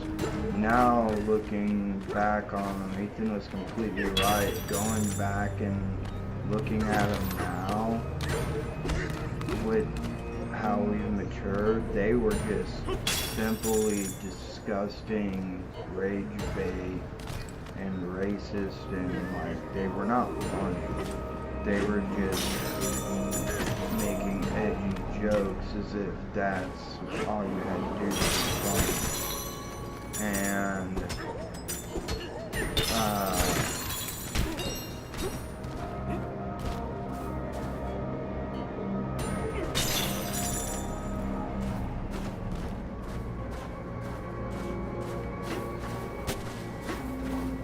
unsubbed from iDubbbz today.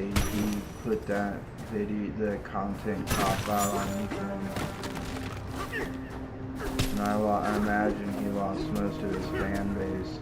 Like Creator Clash 1, I was there. It was all family and chat. Everybody was there to support AB. And iDubbbz. And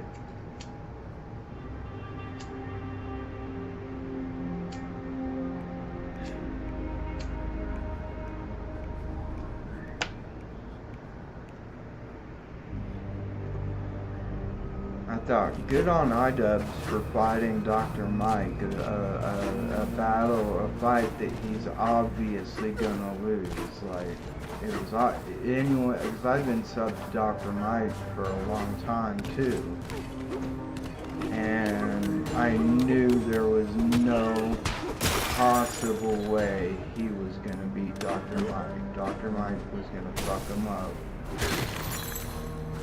And I thought he'd go easy on him, but he didn't. And he was so like scrambled after the first fucking round that he tried to touch gloves with him in the second round, and Dr. Mike just fucking smashed his face, dude. About knocked him out. And I have a theory that like,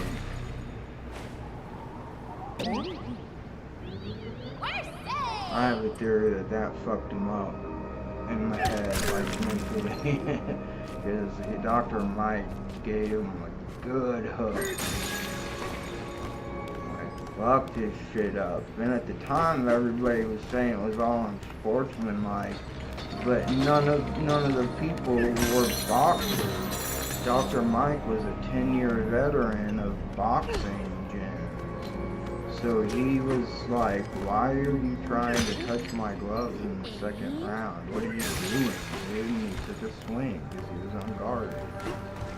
And maybe he should have, shut up, dude. Maybe he should have given him a little bit more grace and not done that, but fuck it. I don't care. I don't think it was dirty. I think I was just an idiot, and didn't know what he was doing, and now it's obvious because his coach was like, he's not listening, he's not coming to practices, he's not giving his all in practices, he's not doing what he should be doing. So that was 100% Idub's fault. If he had been doing what he was supposed to be doing, that would have never happened. He would have never done that.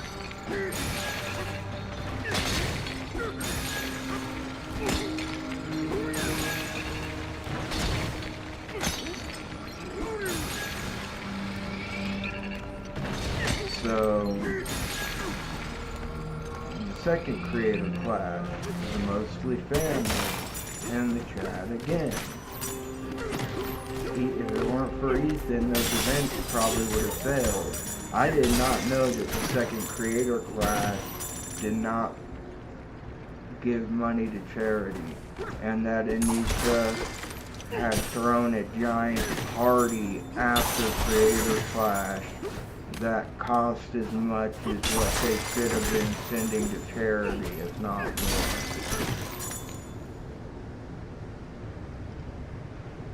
But she was obsessed with the spotlight and acting like it was her event, making it being all about her.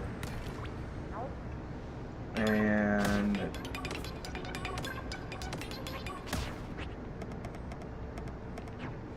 it was just, they're fucked up people, dude, especially Anissa, and he's letting her turn him into a cuck, basically. Not because she did OnlyFans, that's fine, dude, I don't have any problem with that. But it's the way she acts around him. The way, not trying to be sexist, but the way she wears the pants in the relationship. Like, how she makes all the decisions, Idub just sits back and does nothing and lets her handle all the responsibility.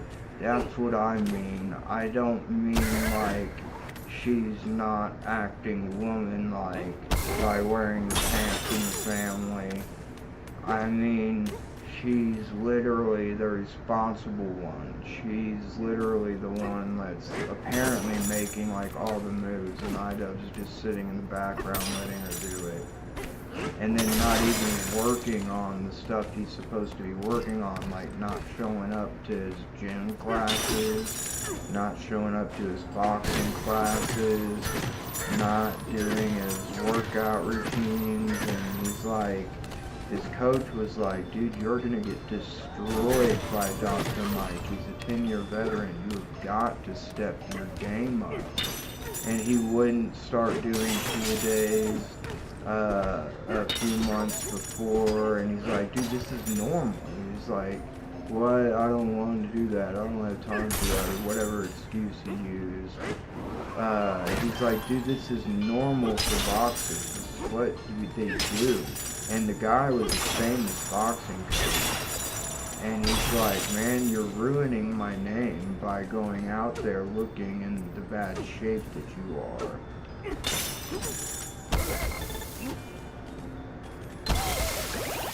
Feel better?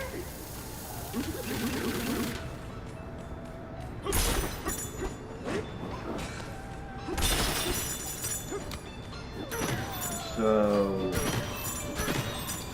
I had no idea the kind of shit was going on. I had no idea they were making fun of Dad like they were. And Dad's an amazing creator, dude. He's funny, he's a great guy, he's a really great person, it seems. And I can't stand the way they treated him.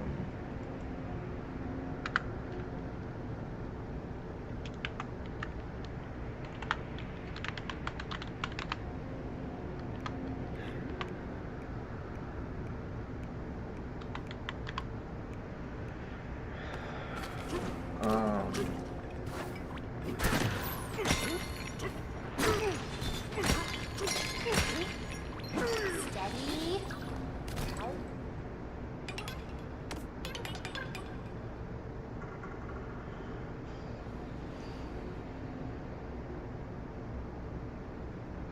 So I reached out after Lena dropped out, So she was like this kid. She's about and 10 years then old, and she is even just LA Beast dropped out, and then everyone was dropping out. But after Lena dropped out, because she basically like wouldn't support Creator Clash because of the content cop that he made on Ethan, which I don't blame her. And they said, hey, you paid all the fighters back, are you gonna pay us back? And he goes, well, I thought Ethan paid you back. I thought that would make it okay. It's like, it's not Ethan's job to pay them back. He felt bad for them. But that's $15,000 or $12,000 that, and they should have given him 15 because that's what was promised, and they only spent 12,000. So they told Ethan, just give us the 12,000 we put into it, and he did. And iDubbbz was like, well, Ethan gave you money, so you should be fine. It's like, no, bro. You owe them money. Ethan did not owe them money. He gave them money because he felt bad for them. And they're his actual friends. iDubbbz was apparently not their actual friends, or else he would have paid them back the money that he owed them. It's not like borrowing $20. It's not like borrowing $100. It's $15,000.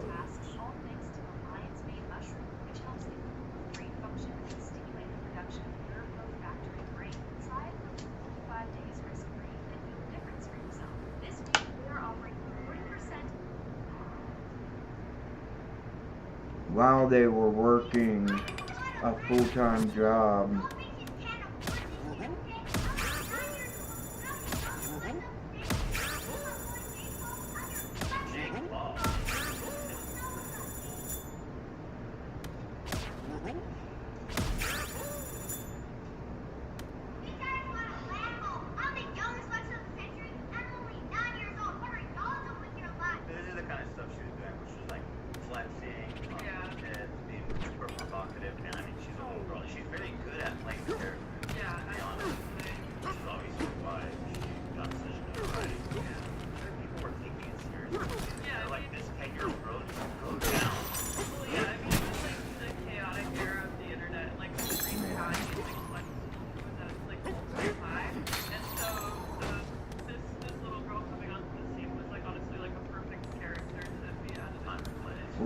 Ultra. For a while and became really quite big. Then suddenly her social media account became inactive, and her father, it turns out, had applied to the Canadian Supreme Court for full custody and control of her career as an influencer. And the full custody I remember that now. Her mother.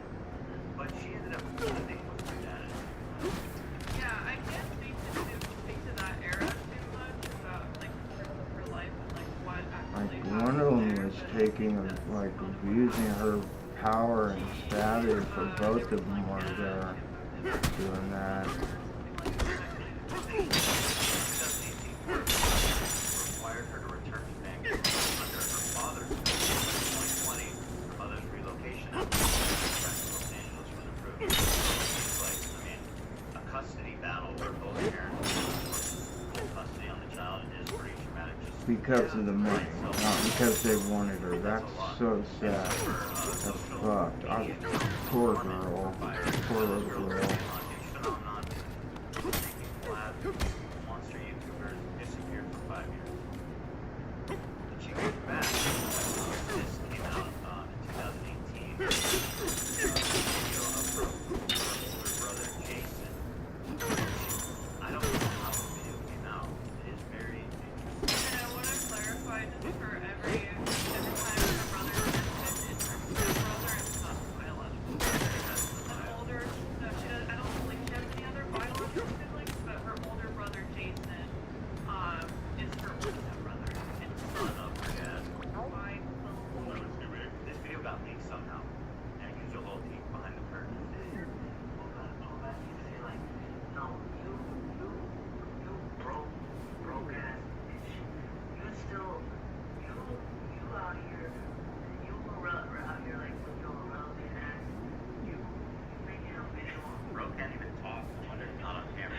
shit. She's a star. This guy's a fuck. I mean, that's why he's talking through her, is because he was trying to break into this YouTube stream scene and like couldn't do it successfully himself. So hence this.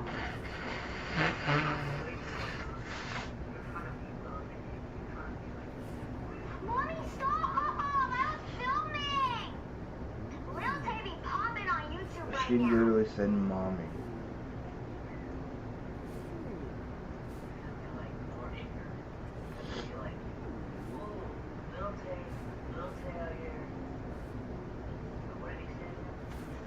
She was still irrelevant, like I said last time. What do I say? Get a script, my god. I'm a trend maker and you a trend follower. You a Lil.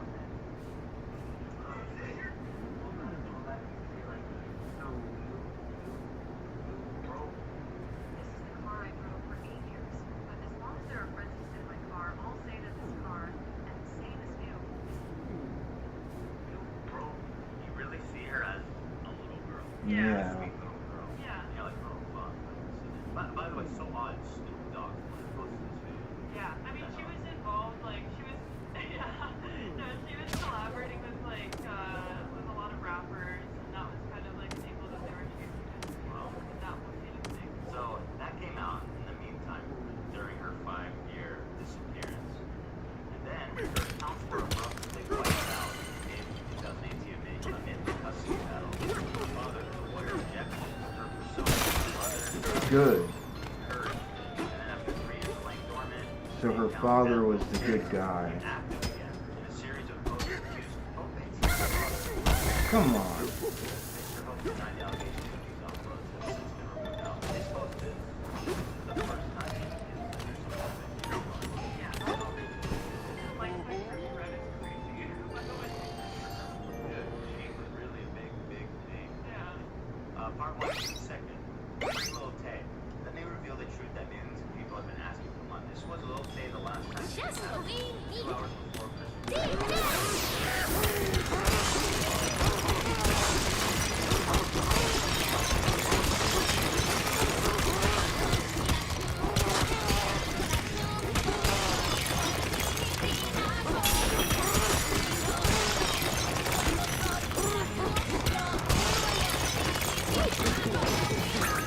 For the past few months,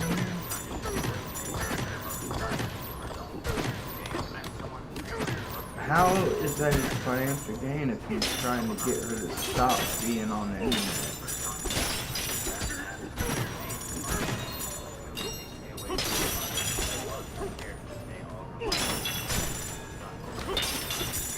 It sounds like bullshit. Women always say that about fathers. Not always, but a lot of times they say that about fathers when it's not true. To make them look like their dad's father's figure for custody. It's still hard for men to get custody in this culture.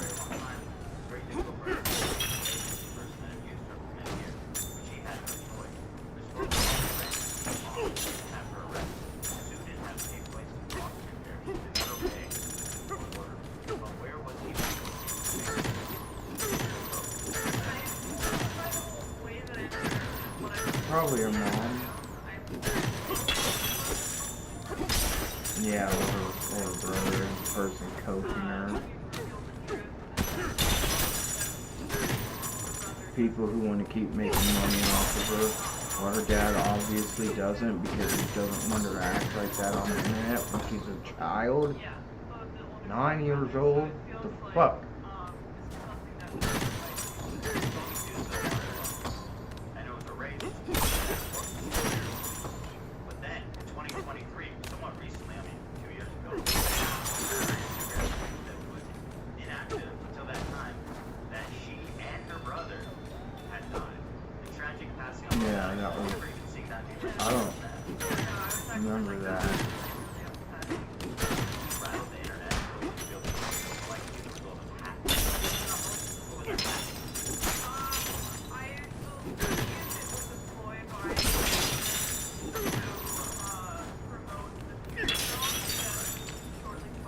Then yeah, it was not a hack.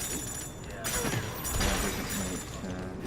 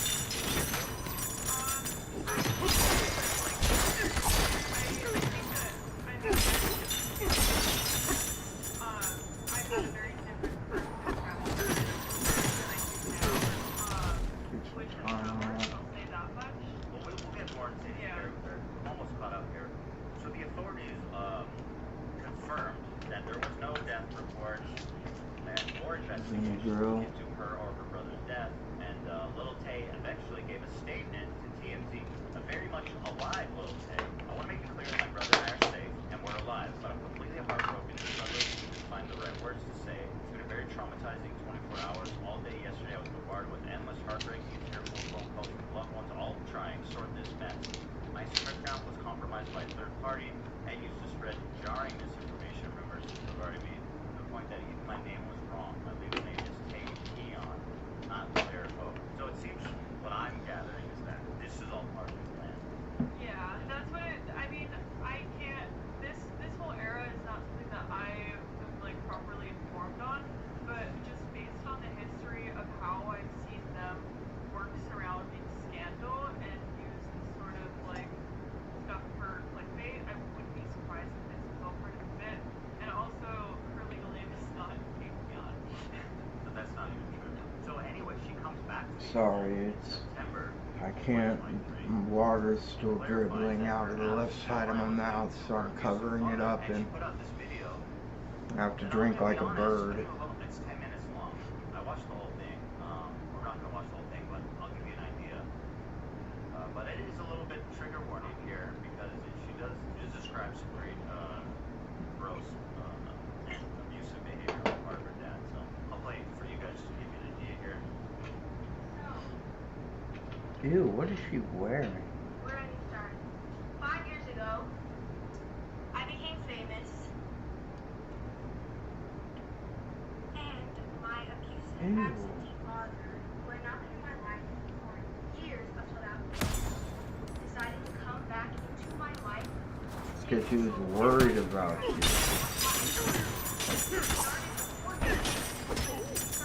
She's being coached.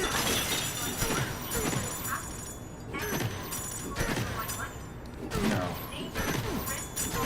I don't believe that. Okay, maybe I should believe it. I don't want to call her a liar, but it sounded like you didn't want her to be acting like that on the internet. Yeah, and she is. Those are clothes that are way too revealing for a girl of that age.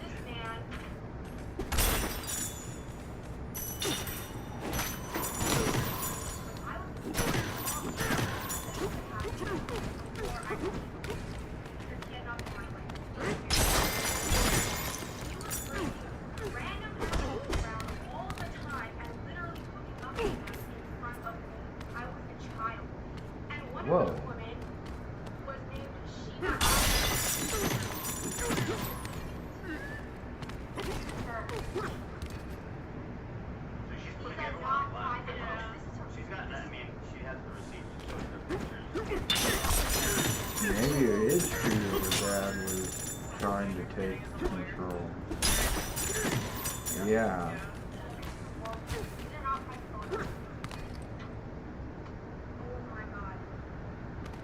Dude, you look worse than those photos. What are you talking about? God damn it! And I was awakened At by least I them had next one. to me in the bed.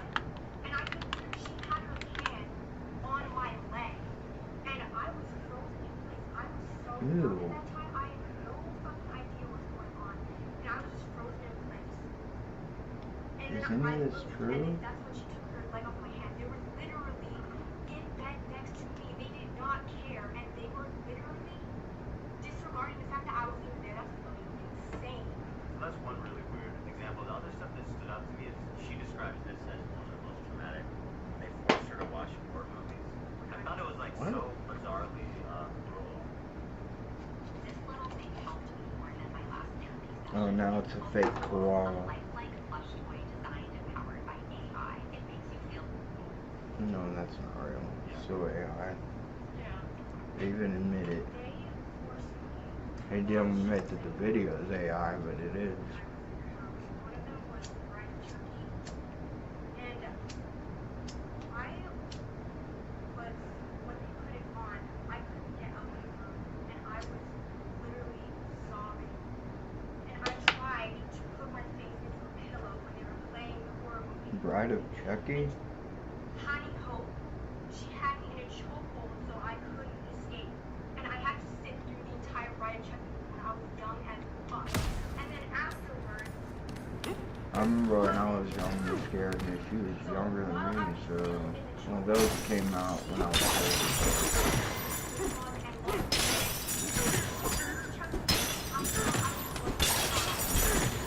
I was scared as fuck. It traumatized me. And I watched it as one of the most traumatizing memories that I have. So, hey man, so this is pretty sad. Yeah. That's fucked up. That's super horrible. Sad. And, so, and then on the same page,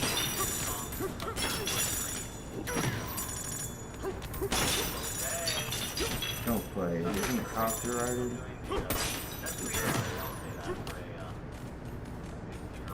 Yeah. Yeah, no, my heart does go out to her.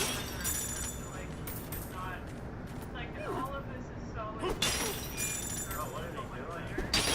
And also, this video, at the time, was so controversial in the way that she's styled. Oh,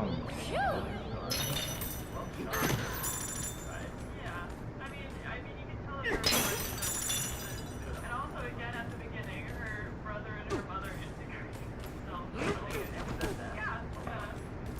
Always have to integrate themselves somehow. How does your mom? ew, dude. That shit is too revealing. That's gross. If I knew, I would tell you. This is the mom. Yeah. This is the brother. Yeah. Young as fuck. Wait, Yeah, when I started working with them, he was 20. He must be 21 now. Yeah. They're doing a part of Trees Wilson. Yeah. Patrice Wilson is an absolute freak, dude.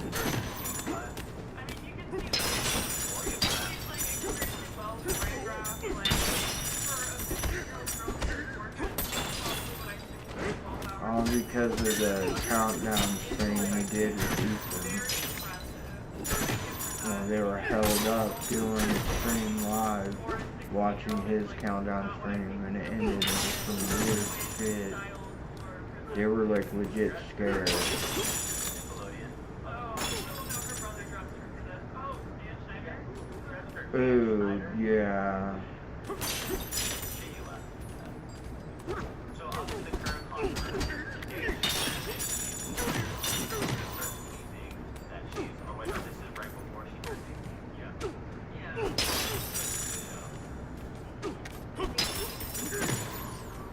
the 18th birthday on July 29th.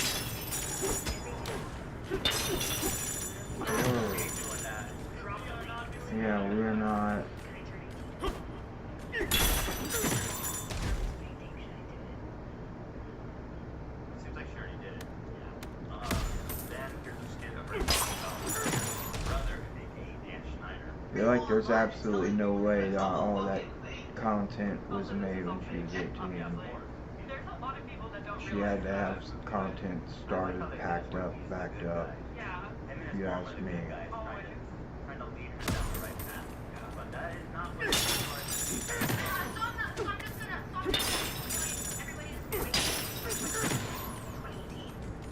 What in the Americanized fucking capitalistic shit is this?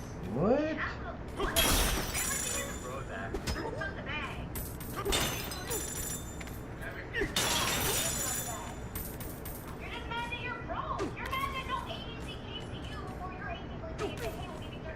Ironically, that part's true. Yeah, but also at AMC coming birthday, that's so illegal on so many Yeah. levels that cannot be. I don't know if that's what happened, but that's what you see in this video. That's like a real problem. That if there's not like support, that should at least be like. Yeah, I hope she's just very. Yeah.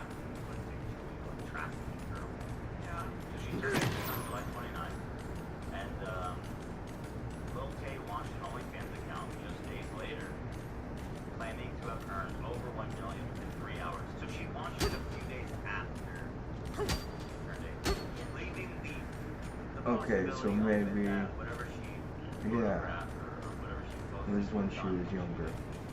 I don't know. Do you think I have no idea. I believe it. People are nasty. That's what happened with the Mary-Kate and Ashley thing. That's what happened with the Lindsay Lohan thing. Gross. That was close. Same thing happened to her. Yeah, I can guarantee that a lot of people are just an utter curiosity. Because even before No. There's no curiosity. It's like obvious what she's posting. yeah.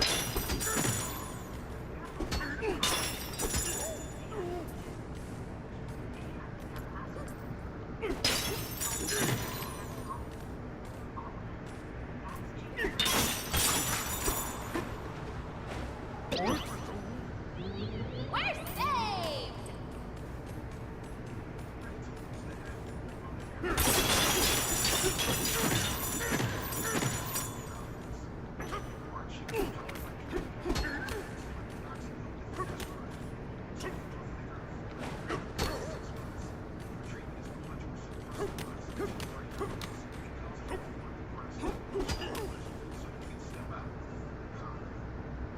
Yeah.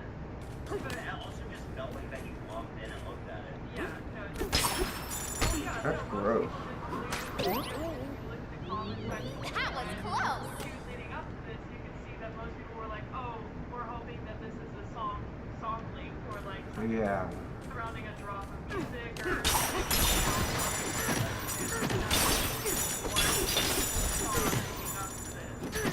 Oh, that's why she said that they did it for the curiosity. But no,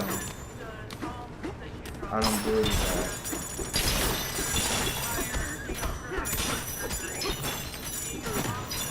What?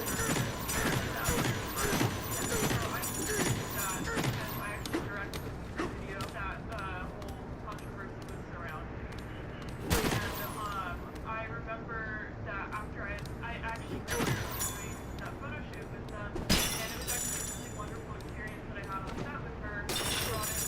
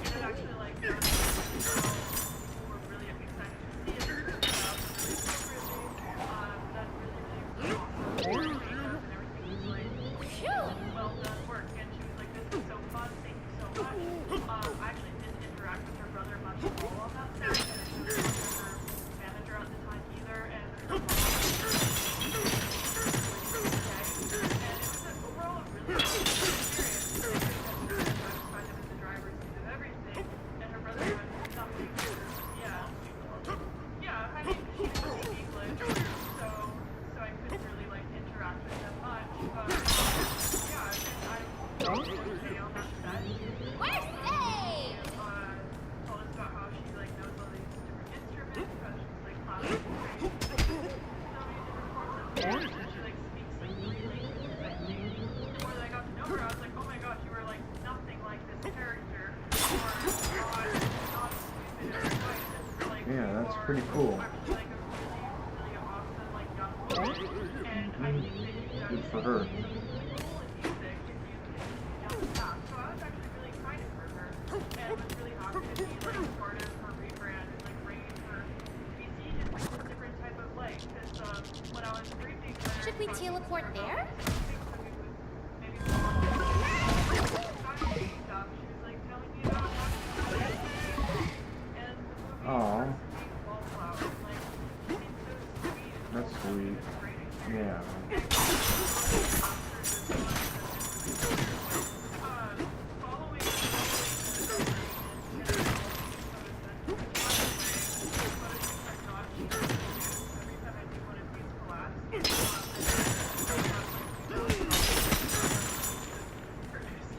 You're saying you don't make money?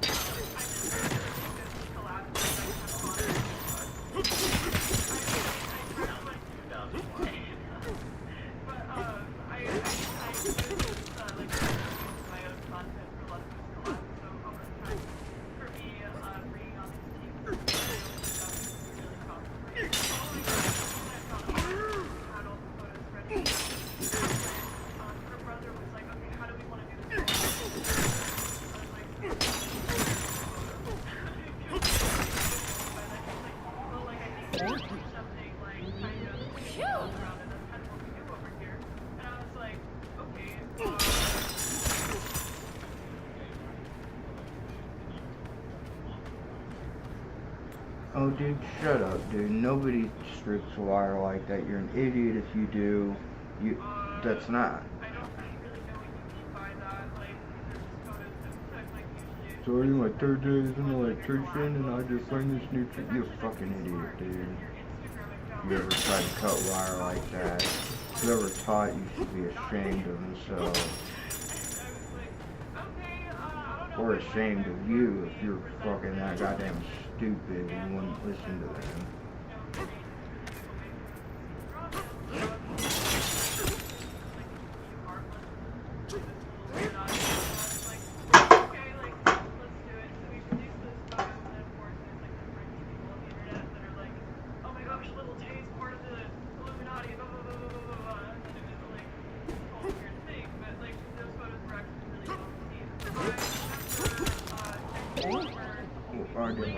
That was close.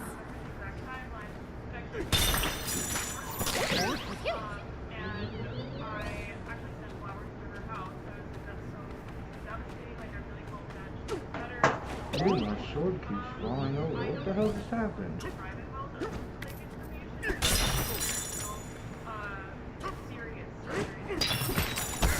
God.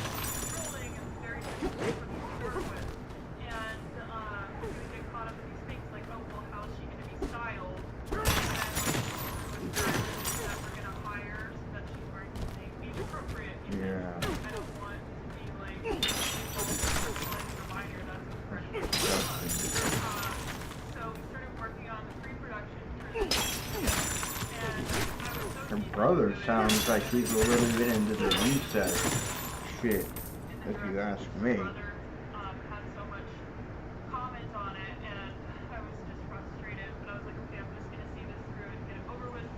Damn, I missed one. Still had it. Why aren't they giving me any new ones?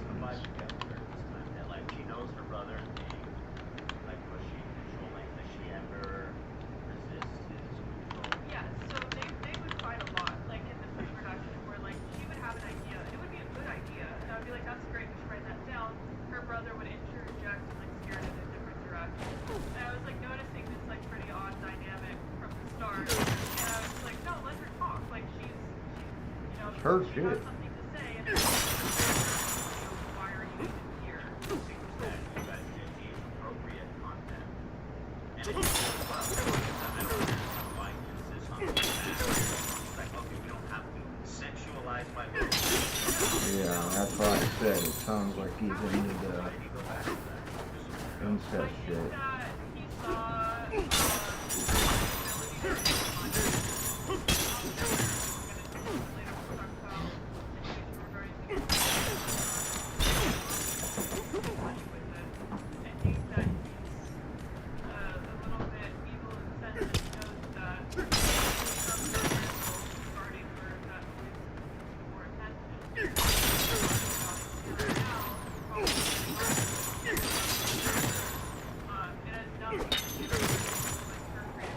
What?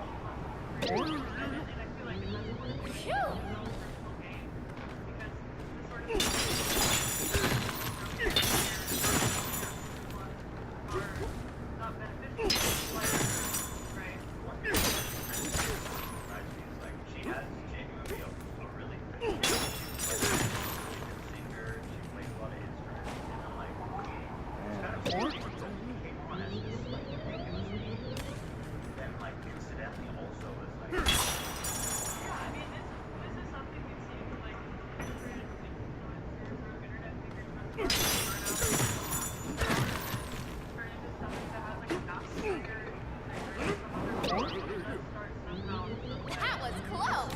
She posted a video of her, or her and her bro were talking about how much.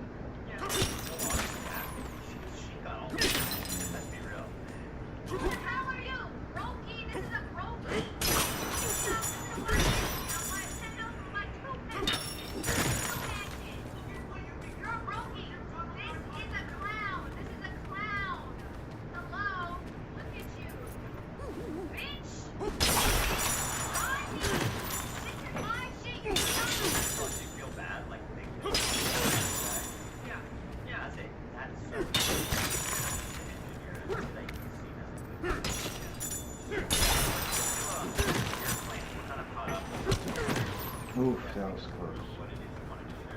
Yeah, so surrounding that music video, it was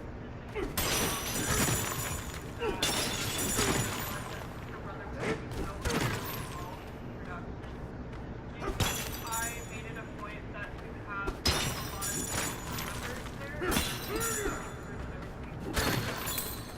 Age appropriate, or like the stylist that I have.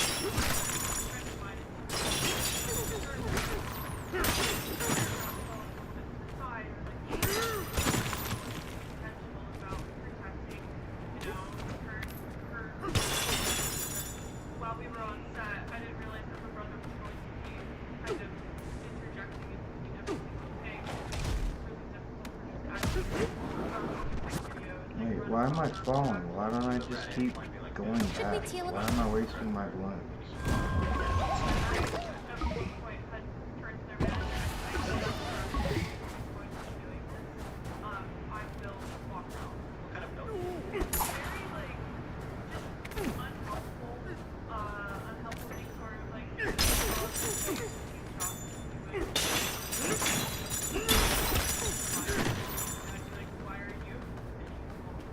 Sounds like you listen.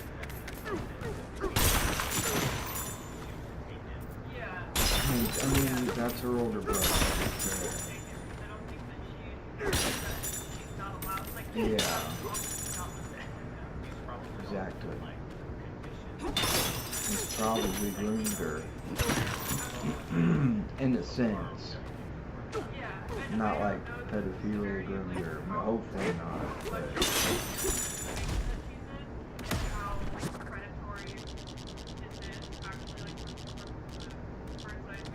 Should we teleport there?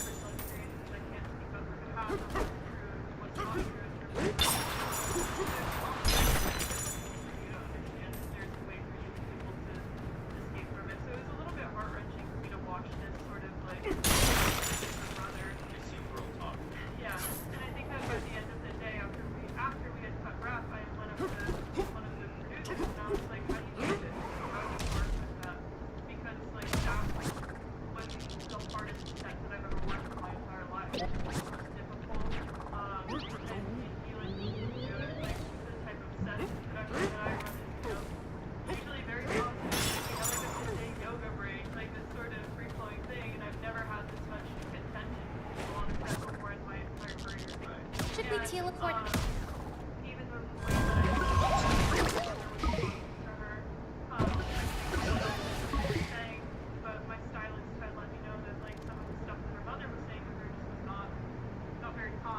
shit, why is it still on top chat? I think so. I believe so. And she was kind of like, hey, like, I really wanted to give Tay a pep talk because, like, the way that she, because I could tell that Tay was not doing so okay on set. She was clearly not. And, you know, we were playing around the game to feel better, do bowling and stuff. And honestly, it was just that by the end of the day, as we were in post-production, we wound up scheduling another day and I was impressed with their work, but I just wanted to return to that environment. You were like, I tried to remember, but I think he was like, it's her family. He was like, yeah, I can't do it because it's her family. Nobody asked him. I asked the manager and unfortunately, like, she's underage. They're going to be protective of me here. Protective? That sounds like the opposite of what they're doing. Exactly, yeah. And I was like, well, it seems that her brother's like making her upset between pigs, like making this. And then following everything, they wound up shooting that other day, and so there's a lot of footage from that video that I wasn't present for, and I actually wasn't even part of the post-production at that point anymore, just because I got out of it. The original video that this actually was actually really well, and it was actually really nice. And Should we teleport? it's the growing up music video. It's like an original director's cut that I had made. Well made. Should I pull that one up? No, because it doesn't exist. But the project that came out, there's like this weird message before it that's like talking about her family, and you know, even in the music video, there's like pictures of Jason, and all of these sorts of things that are going on that are just like not anything that I would have made creative approval over. Yeah, it's like faking.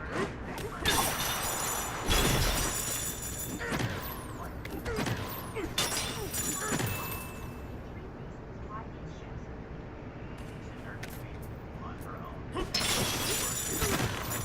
My rights are my brother Jason is the best friend. Thank you for always being there for me.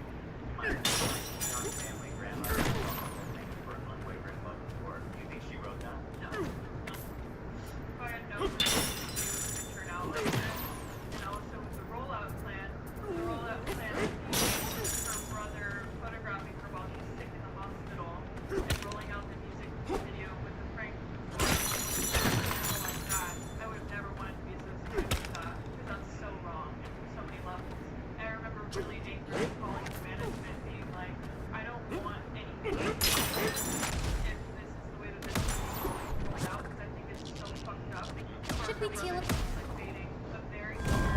for my name to be associated with that. I had people that were there as crew members that were calling me like, what the fuck's going on? And I have nothing to speak for because I had no idea that this was the way that my work would have been presented. And so that was really, really upsetting. And also the fact that the did not turn out anything like the work that I would ever put out. Like, I just And honestly that you knew she was capable of. I remember that back in the credits, he had added himself as a director. Oh, real loser. Yeah, at that point he was. Maybe they took the credits off. That's fine.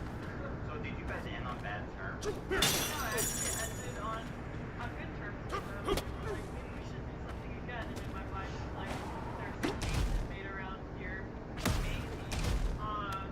But of course, it's like how I was starting to see them also roll out training sections. Should we teleport? Instagram following them. Like this. But I still offered herself just because I felt like somewhat protective over her. And I actually offered to like take her to coffee, like visit her, these sort of things, and we stayed closely in contact. Even when we were doing this rollout with the OnlyFans thing, I'd actually texted her and I said, hey, like I see that you're thinking of getting into OnlyFans. Like I really hope that this is not a decision that you're making right now because you're so young and you are really talented out there. You should aim for yourself, especially the way that like her brother was kind of Yeah, that's gross, dude. great concern. And then of course she texted me back and she said, oh, don't worry about it, you'll see it's just part of our game plan. And I remember I didn't my mother and I was like, hey, I don't know if you know that your son is doing this. I've learned that oftentimes Yeah, because she was not English speaking. like up to like really your responsibility. Especially if you don't speak English, you probably get a lot faster. Yeah, exactly. That was really, really disheartening. And then when I seen that it wasn't just a rollout for her music, which Should we teleport there? kind of waiting for a little music release. Like, what I feel like probably happened in that time was because of the attention that they were getting from having this rollout. They probably were like, we can actually make a lot of money off of this. My generation So it's my opinion. of nasty pedos. I don't want that kind of money. I'd rather be poor. While you're still, even if it is the day before your 18th birthday, I can't stick with that. I don't know.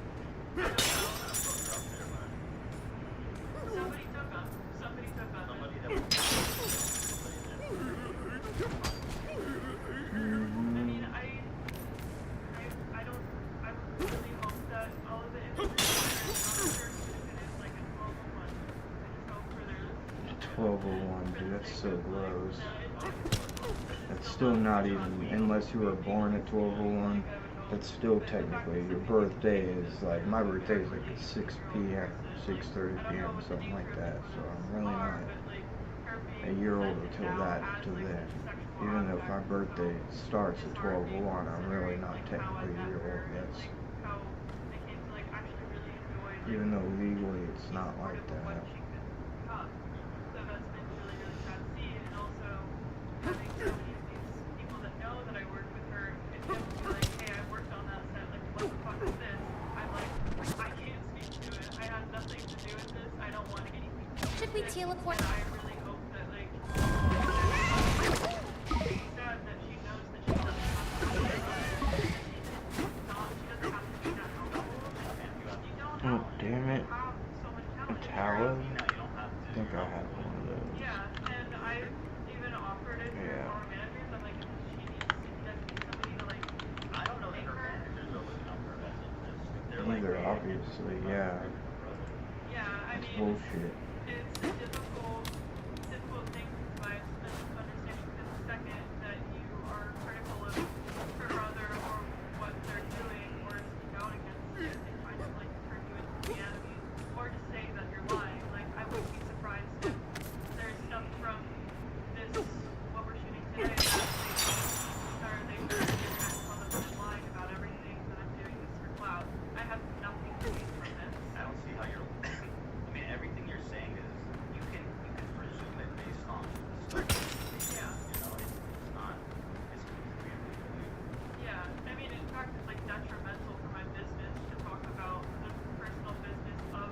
clients or people that I work with. And so if that's what they want to do is say that I'm a liar, like, just look at what's happening. And if any sane person can be like, this doesn't make any sense, like, I'm here to provide context because this is so wrong on so many levels, and I really am worried for her. And I think that, like, I know that after this probably gets released, I'm going to cut off from communication with them. But I just want her to know that, like, I'm here to help her and help her out of this situation, that this is the way that it has to be. This is coming from a place of concern, and I believe in her and think that she doesn't have to do this. You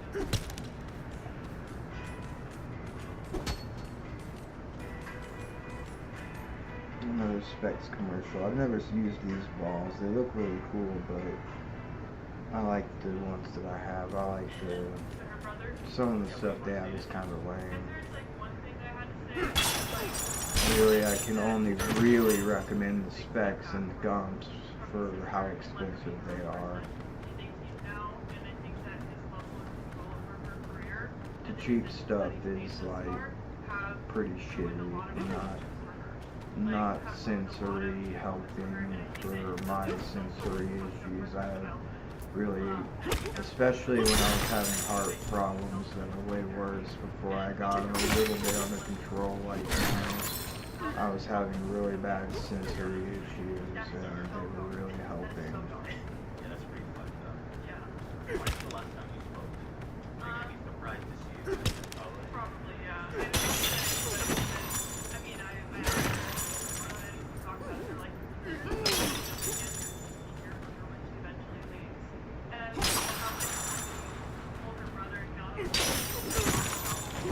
because like if you're born you're trying to provide yourself now in some way, like not supporting it or continuing the business of it, then what are you doing? You know what I mean? And also it's like not just a little pay problem, like this is a widespread problem. Especially 18-year-old girls have things right now. Should we teleport? Like these how content I don't know a lot about them, but just to my understanding, they like have really like freshly girls really popular like content creators, which is like It's a mom house, like yeah. a e-bot. Yeah. They're like, this is the pedo house. I think it's great what you're doing. I think it's good what you're doing. It's good that somebody's putting that out there. Yeah. Maybe breaking the seal. Maybe you know I would. Should we teleport? Yeah, and I would hope that like people that have like thinking about this too, and like not a situation that's like that's okay in any sense, that like they're not some sort of they're not like they're coming from a really selfish place. Like they're really cool, you know. Like honestly, I feel like and you know, not being able to help in more ways than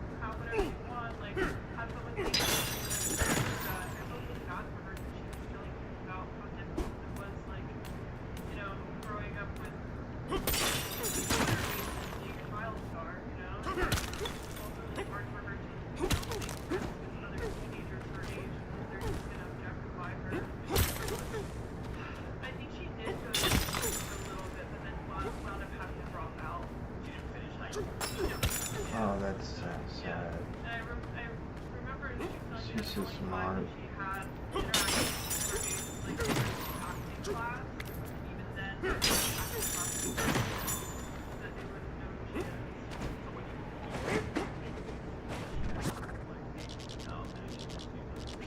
is. Should we teleport there? Oh, like, let's find some time.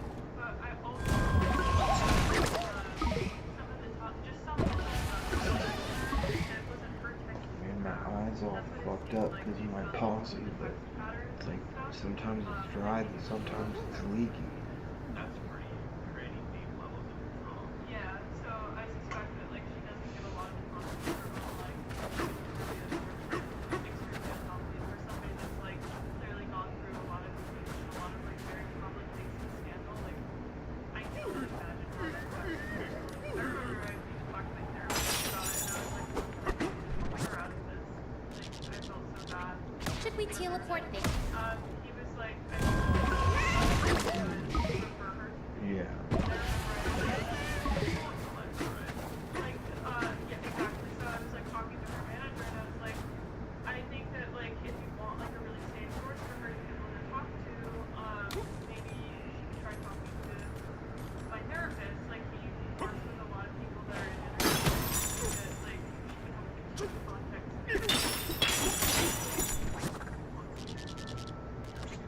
Should we teleport?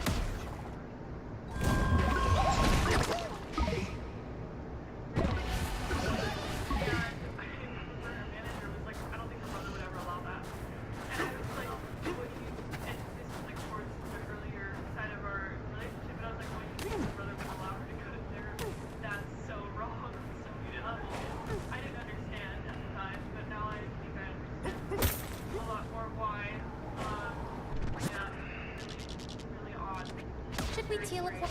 There it is. I mean, she just happened to see this.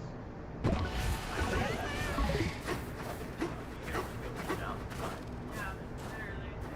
Happy to help, it sounds like.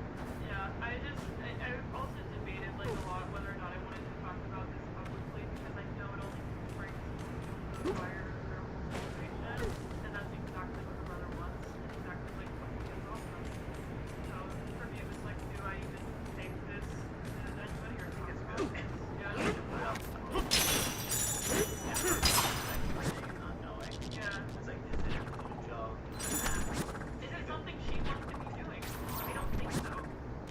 No, It doesn't seem like it. at least that's not doing something. Should we teleport? Yeah. But now at least speculate. Yeah. There it is. From Tati, the little Tati. And Shane coming and sharing her story. And I'm very curious to see if anything comes from this. I hope something good comes from it. Yeah, I hope this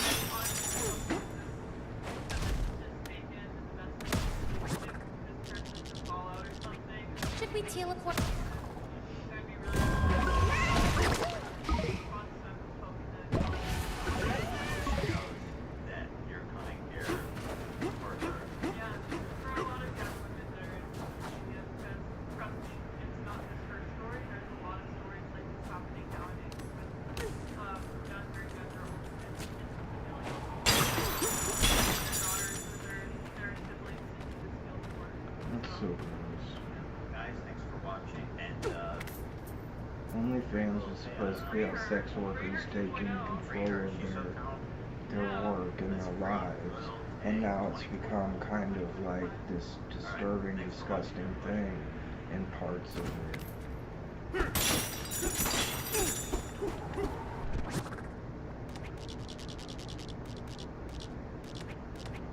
Should we teleport there?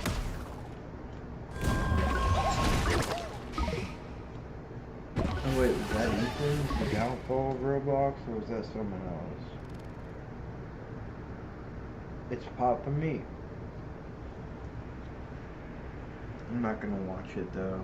I'm not gonna have all these going on and talking over them. I'm trying to talk quietly because I think my dad's upstairs now.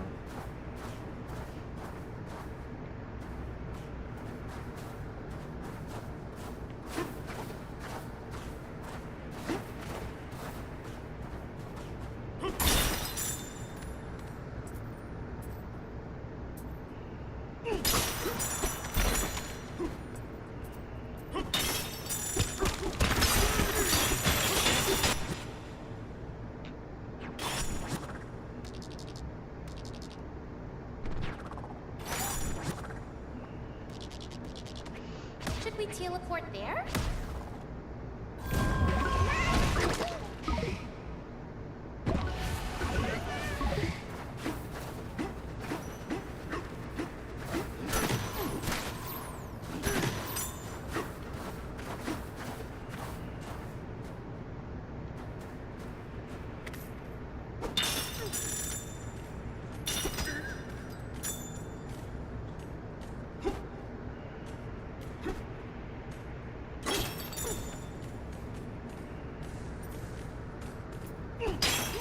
Honestly, don't know why I'm going after all this gold.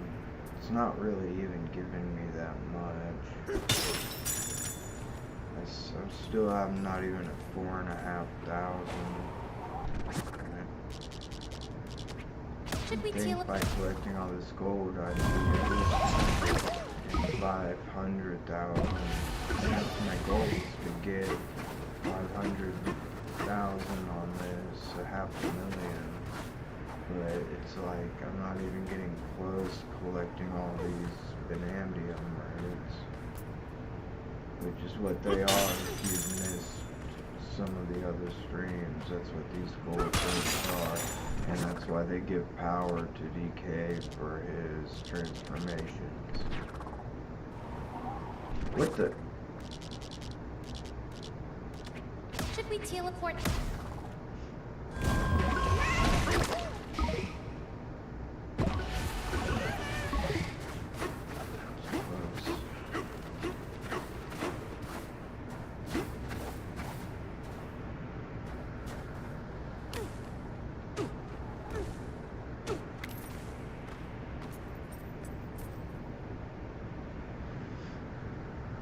Cliffable, I know that.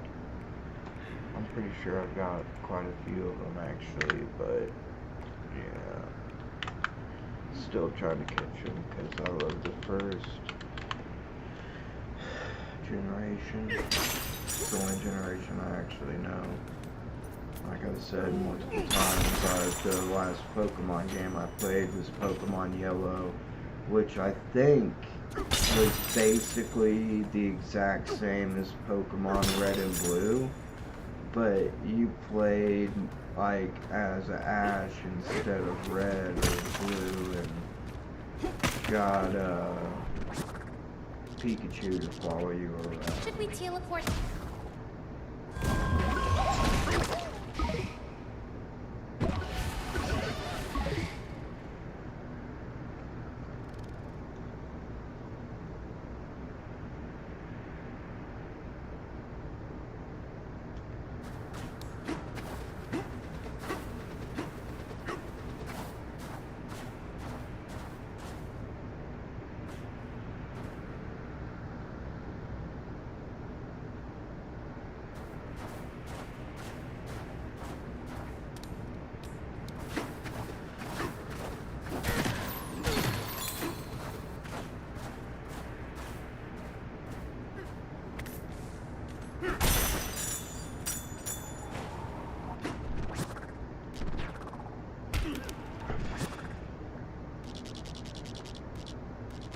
Should we teleport?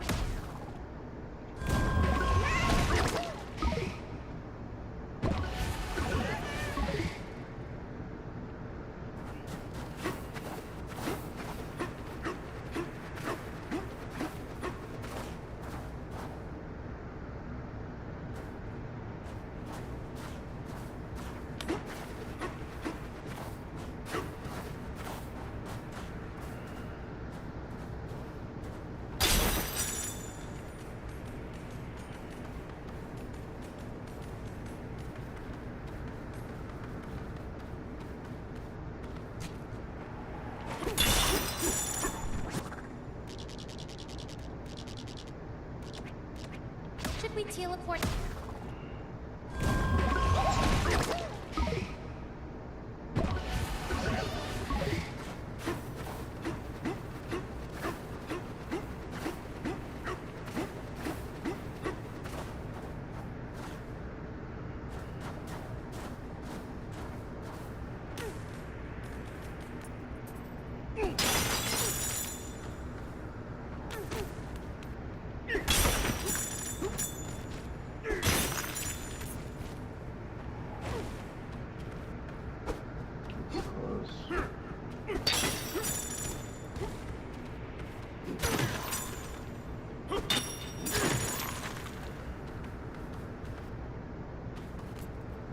Hey. Should we teleport?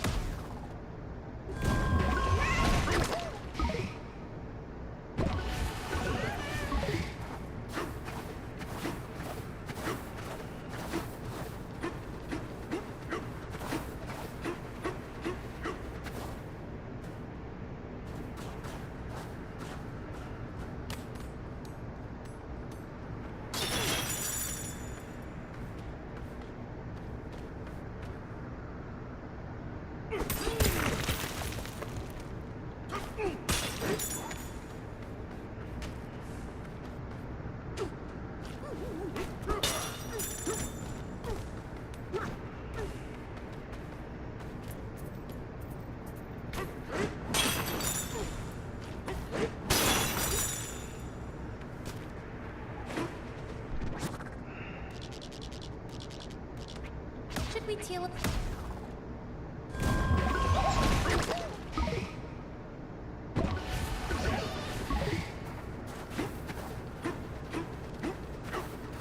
Might actually hit 440,000 doing all this, so might get another 10,000 by doing this.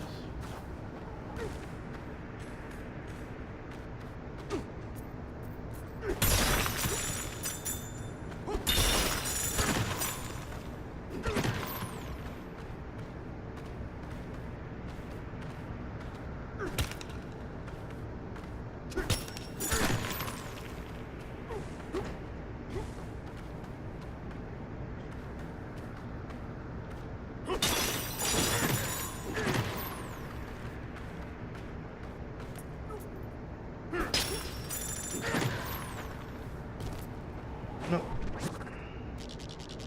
Okay, fuck that. Should we teleport? There, what the hell?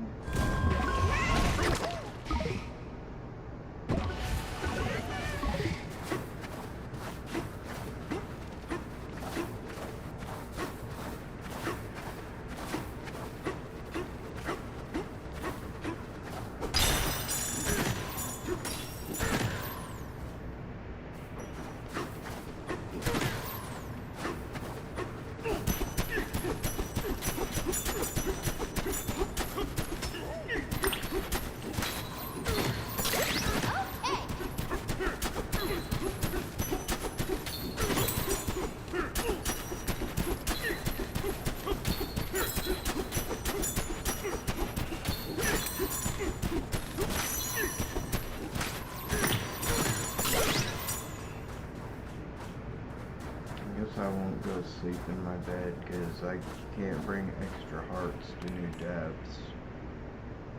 And actually there should be hearts all over this place from the battle. Maybe since the battle's gone, they're gone. Maybe they all got brought up.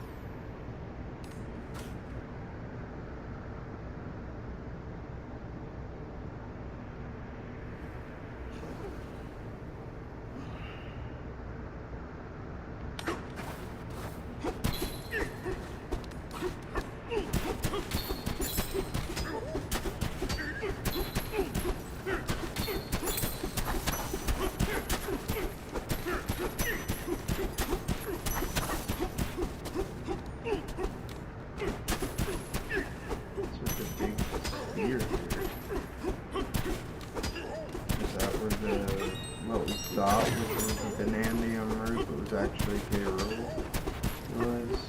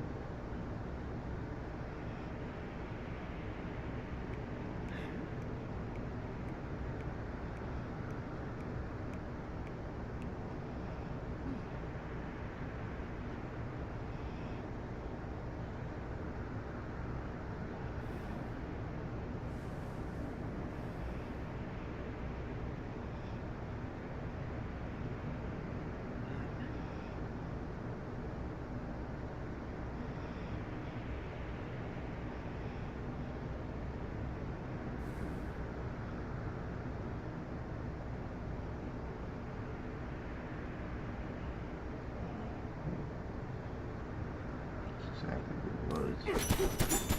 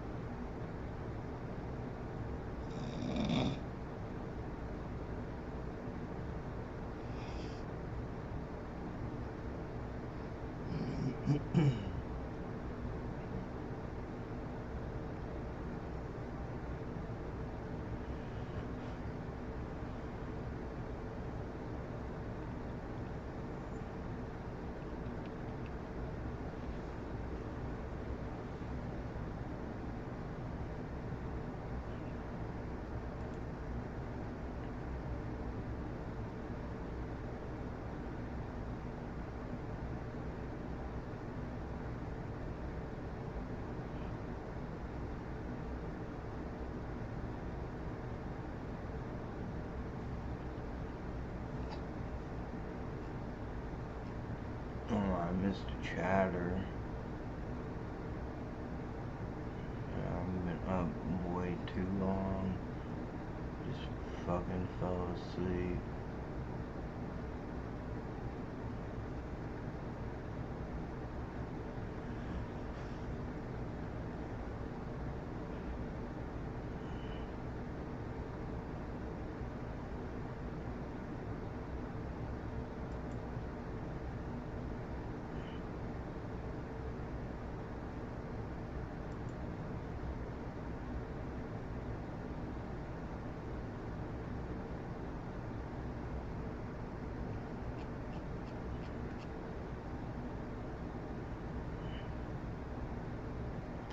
Toros is getting the same shit again.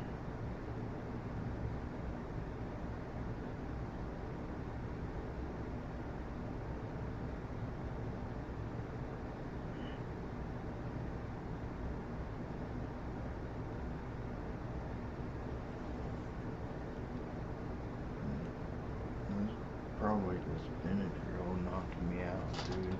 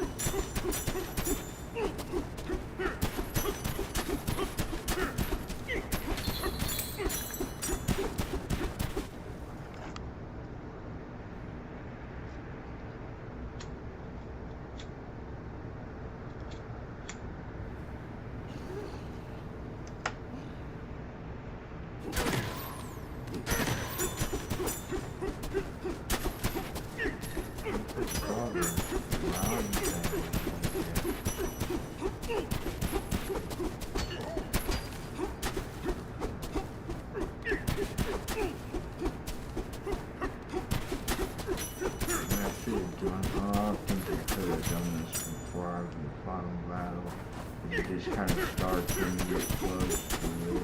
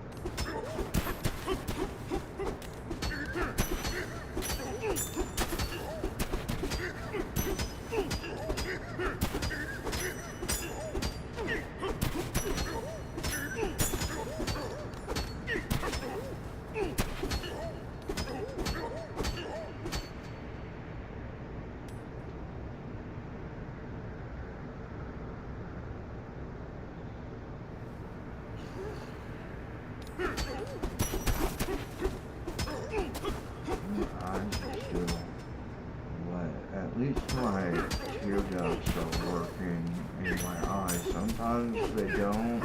It dries out of it, but sometimes, most of the time, it's leaking like a faucet. It's weird.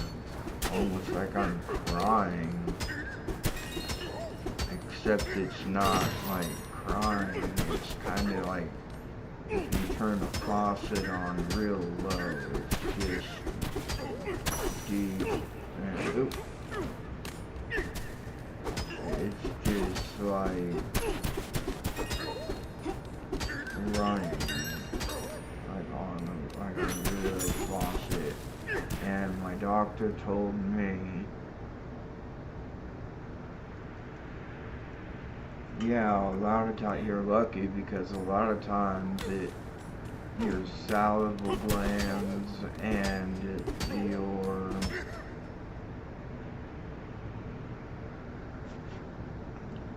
still feel fucking so weird to have this Bell's palsy. But he said that your salivary glands and your taste buds and also your taste, you can lose your taste.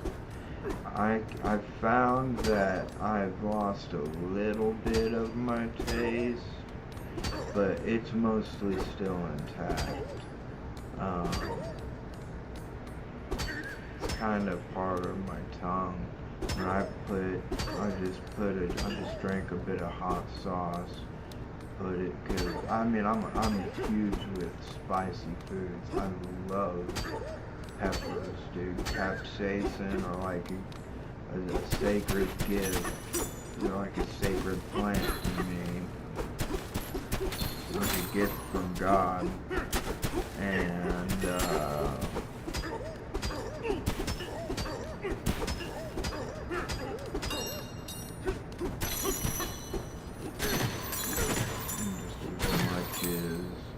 opium or ephedra, even though I don't like ephedra, it really helps a lot of people, and that's what they use to turn into meth, and that's why Sudafed used to just be pure ephedra. It's that I doubt they synthesized it. I'm sure they just extracted it from the plant.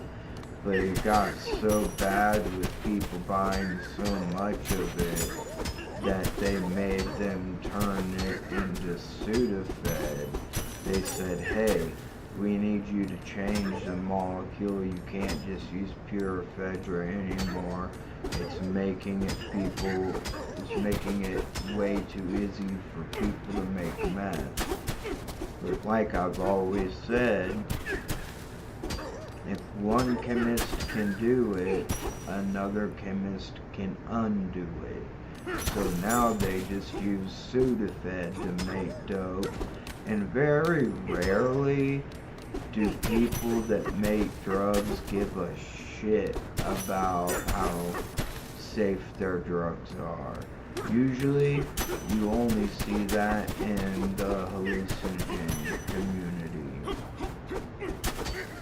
You take time and effort and pray and bless the material they make. My friend that I made it with thought I was stupid for doing that. He made fun of me because every time I made it, I prayed over it, and because he was like scared to make it on his own, so he just funded it, and I made it, and he acted like it was all his. Kind of pissed me off. Super fucking rude about it.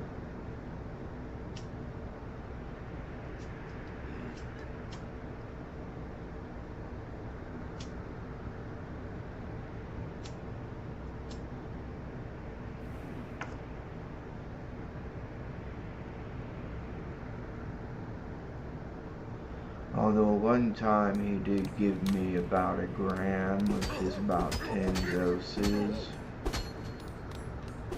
And as just a nice gesture because we were kind of going through some shit.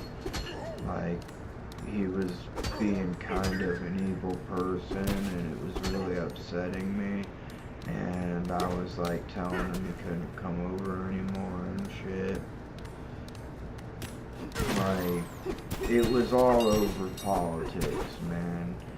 He said that he's not gonna ever wear a mask because he's not a pussy and he's not afraid of COVID.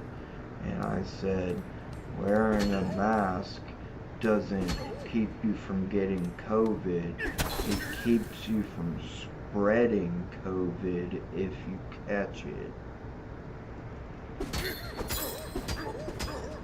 So in no world is wearing a mask making you look like you're afraid of COVID. It's just a sign of respect to everybody that when a pandemic is going on, you're trying your hardest not to spread it. And I said, so dude, you come over a lot. Like, we hang out like almost every day. So you're saying you're gonna come over here while you've never been wearing a mask, and you would not wear a mask to save my grandmother's or your, I think I first started off with his grandmother, but I don't know the deal between him and her, but he never like seemed to like or respect her. So he was like, no, and I was like, you wouldn't wear one to save my grandmother? And he goes, no. And he goes, and I said, dude, you know the deaths of immunocompromised people, including the young and the old, even if they're not immunocompromised, they kind of are in a way because their immune system is not working as good as like a normal person's immune system. And he's like, no. So I was like, you wouldn't wear one to save my grandmother, to save her life, because I kind of got the feeling he didn't give a shit about his grandmother. Like, he vented about her a lot to me, that like, I'm not even going to get into what he was talking about, but and it was pretty horrible shit. And I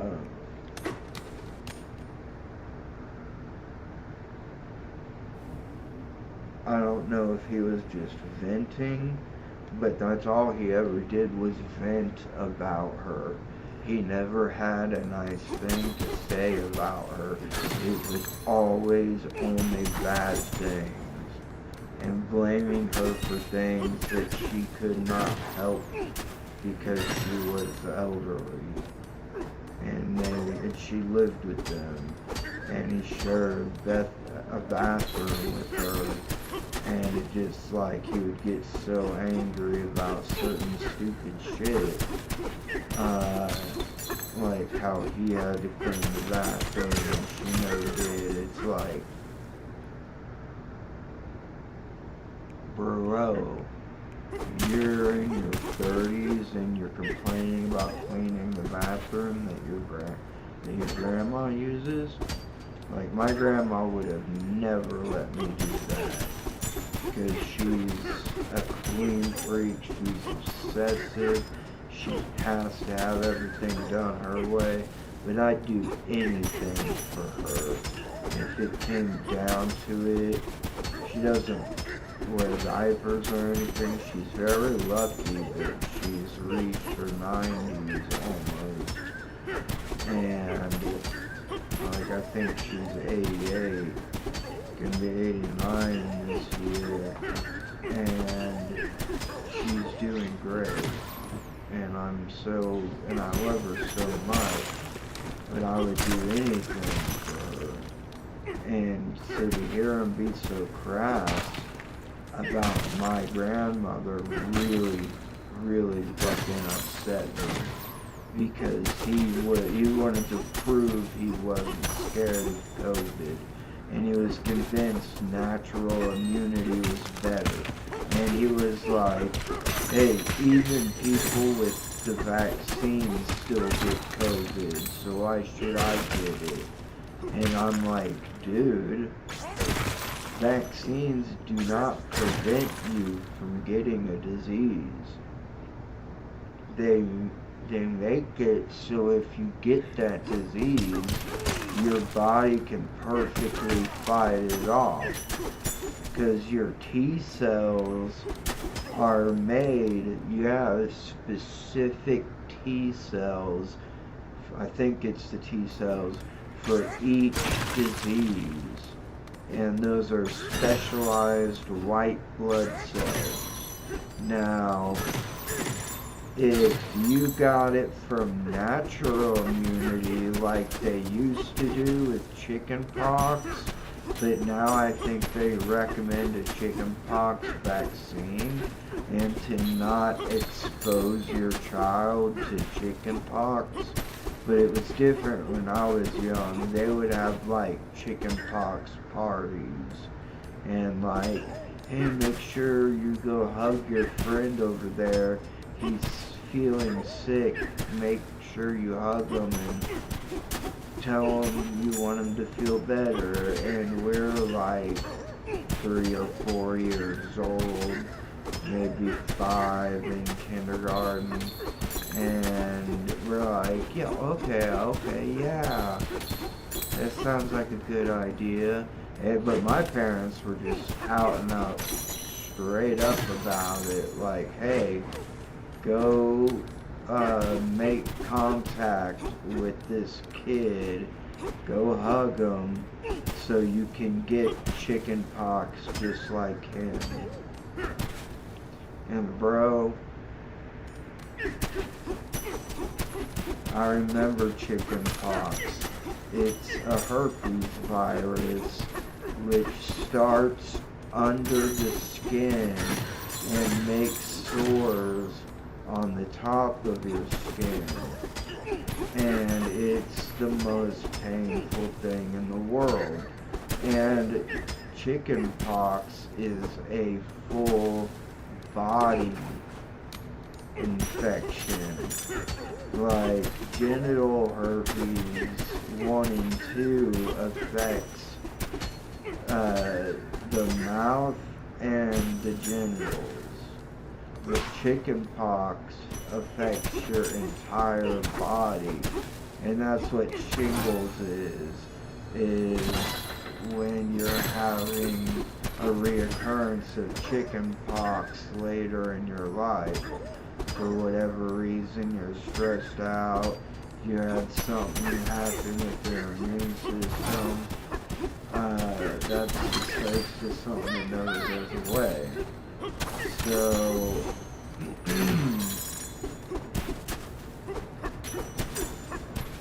they're like, yeah, go ahead and get natural immunity. It's kind of like a disease or a vaccine.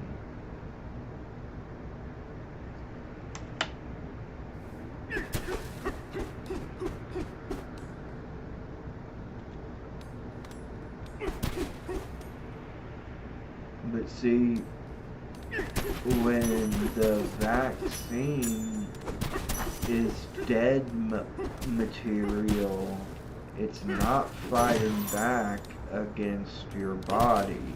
So your T cells can recognize it's a foreign body in your bloodstream or in wherever it lies, depending on the disease. And your body has eaten up and gotten rid of the dead cells and has a perfect copy of them. Now, I don't know that this is true, but I fear that if you just want natural immunity, the live virus is going to fight back against your T cells, meaning your T cells won't have exact copies to eliminate if it happens again. It'll recognize it again and it'll fight it again, but those T cells that were made under duress, so they may not have as good of an immunity as if you used a dead cell vaccine. And not all vaccines are like that. There's different kinds of vaccines. But that's like how the polio vaccine works. And that's why we say we cured polio, because we stopped having new polio outbreaks for over a year. And that's what the World Health Organization defines as a country eliminating a disease, is that you have no new cases for a full year. But it also works the opposite way, if for every month for a year. So if you have a new case every month for a year, your country loses that status. And that's we're about to lose, if we haven't already, which I don't think we have, but we're like a few months away from losing our measles status of being eradicated, which is fucked up. And I blame 80 to 90% of it on RFK and this administration.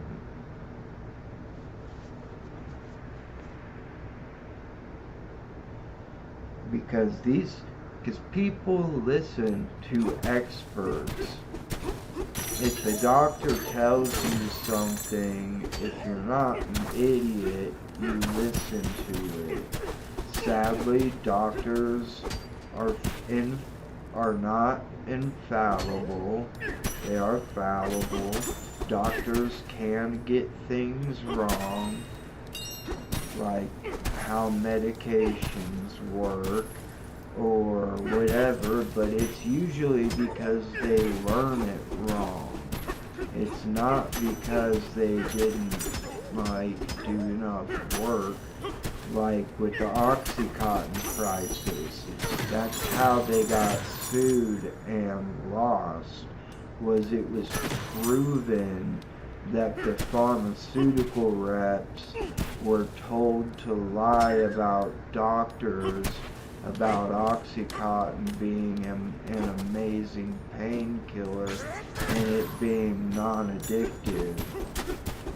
And of course, if you're on a heavy opiate like that, you're gonna, and especially if you like opiates, if you just happen to be someone that likes them, even if you've never done them before, and you try them out and happen to like them, of course you're going to go back to your doctor and say, hell yeah, these are working, they're changing my quality of life for the better. And so that's how you got the mass prescribing. Plus, there wasn't a national database yet. And people would go to states that didn't have a database and go doctor shopping and fill the pills at different pharmacies. They'd get like the maximum amount allowed. and fill them at different pharmacies, because insurance only pays for one type of drug a month, unless there are special conditions. So that means these people had to sell the Oxycontin to get the amount they needed to get high and stay high. Because they were getting the high. There's a documentary called Oxycontination, and it's a very sad documentary. This guy had a freezer baggie half full of the biggest prescription of oxys, which is 80s. It used to be 160, but then the FDA was saying you can't make those anymore.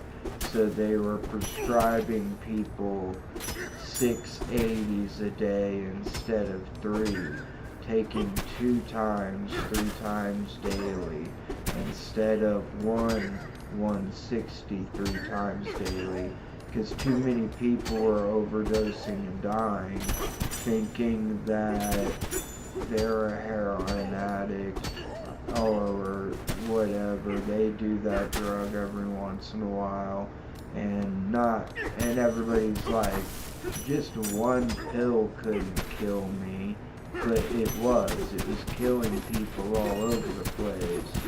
So the DEA made them stop making those doses. And so then the norm became 380s a day. And he was getting that from multiple doctors every month. He would go to, that was his job, was to go to doctors on more than once a week and get the maximum amount of not just Oxycontin, but also Xanax every month. And he had a freezer baggie full of both of them, and the freezer baggie was half full, meaning he had like thousands of pills.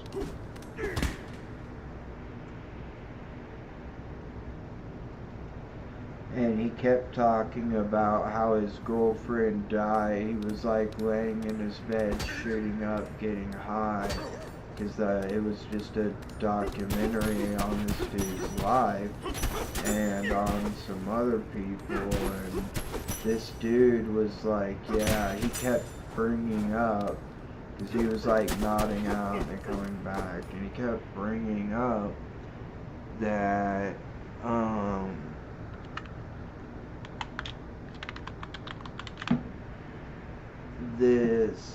his girlfriend died. He's like, my girlfriend died right there in the bed right next to me. I still can't sleep in the middle of the bed.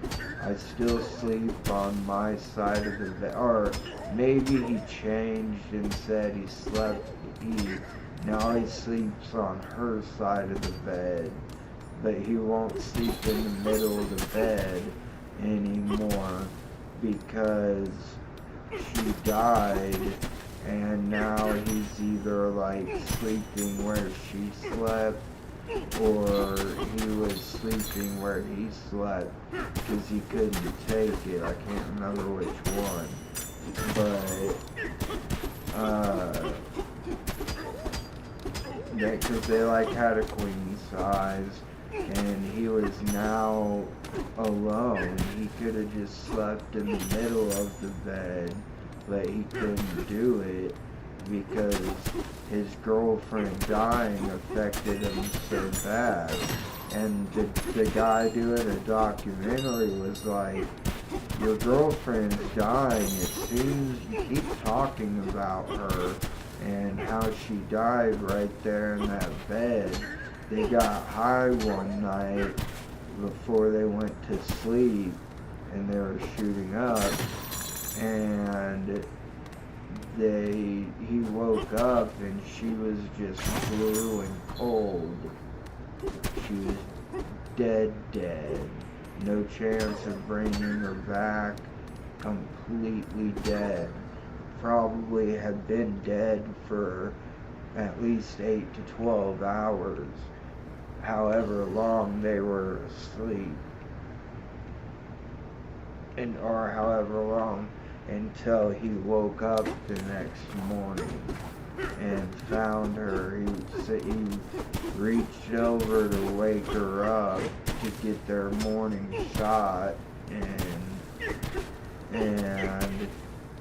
he touched her and she was super cold, and she had died in the night. And the guy was like, "Doesn't that make you want to quit?"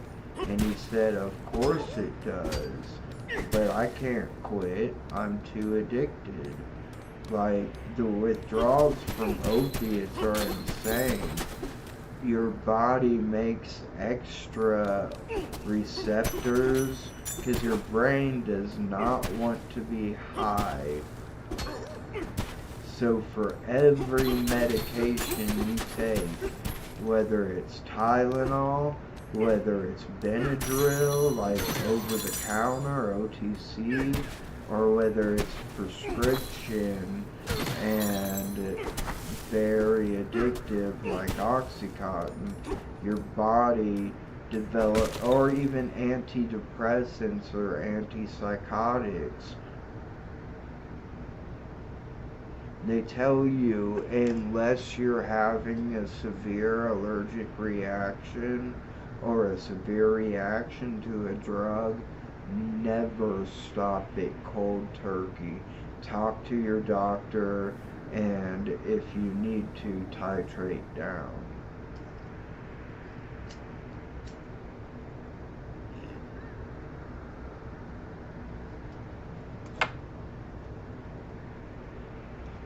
Because your brain compensates. We'll use opiates as an example.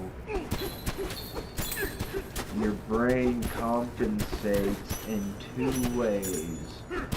One way is, and it's not just your brain, it's your entire body. It builds more mu-opioid receptors, and including in your brain where the ones are that like get you really addicted, like really like into the drug if you like it. And those endorphins go to your nociceptors, and your nociceptors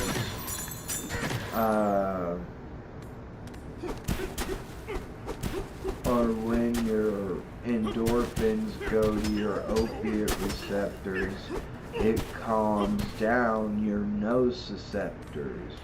Your nociceptors are your pain receptors. So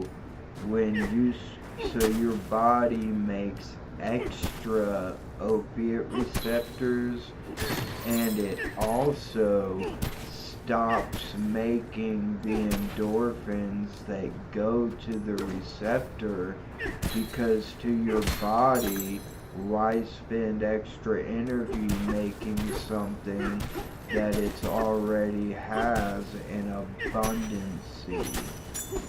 So that's what a tolerance is.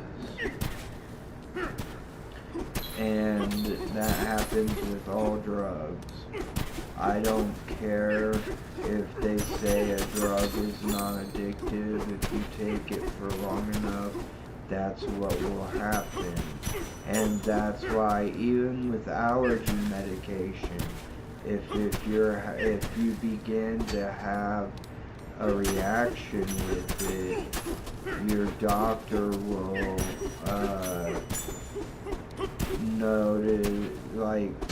say don't just stop it immediately, titrate down. unless it's a severe reaction, then they might have to switch you to a similar one that doesn't give you a reaction, because if they can, because if you just stop taking your allergy medications, you can have what's called a rebound effect. And that means your allergies will get extra bad. Just like with opiates, you have a rebound effect if you go cold turkey. And that's what withdrawal is. It's a rebound effect. And some drugs can actually kill you because of the way they work. They say opiates can't kill you. My doctor said straight, and I asked him, how come when you die from a Xanax or a benzo withdrawal, they write that down as the primary cause of death? And how come, or alcohol withdrawal? Because what alcohol does, and I think benzos work in a similar way, is, except benzos go to your GABA receptors and allow negatively charged ions to go into your receptors, inhibiting action potential, which is what your brain, action potential is when your receptors have glutamate in the receptors, and the glutamate allows positively charged ions into the receptors, making them be more active. So if you stop, and alcohol actually makes its way into the fluid that your brain sits in, and it literally slows your brain down. I don't know how it does it. I imagine it's probably got something with your GABA receptors, and that's why gabapentin can be used for nerve pain in diabetics and people with chronic nerve pain.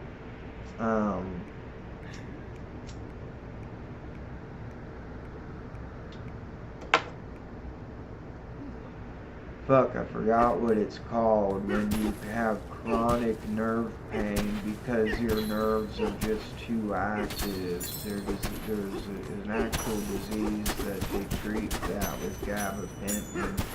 So that's the first line, so that they don't have to give you opiates for pain.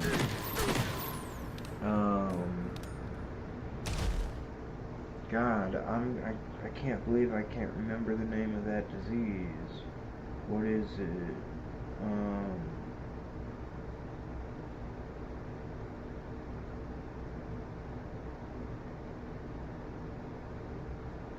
What's the disease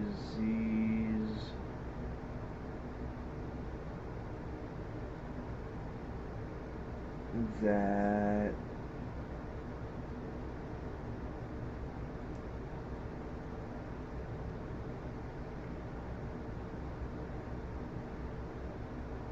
puts your nerves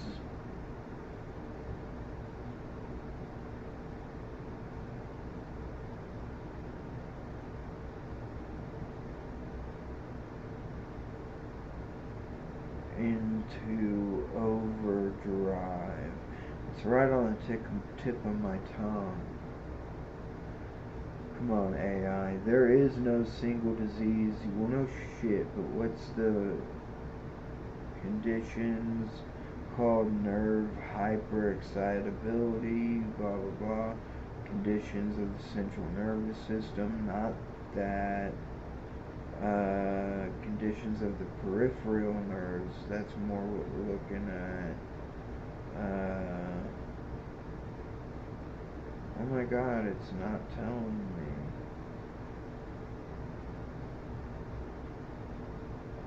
What nerve disorder is GABA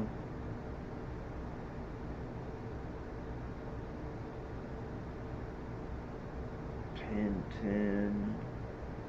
Doesn't have that.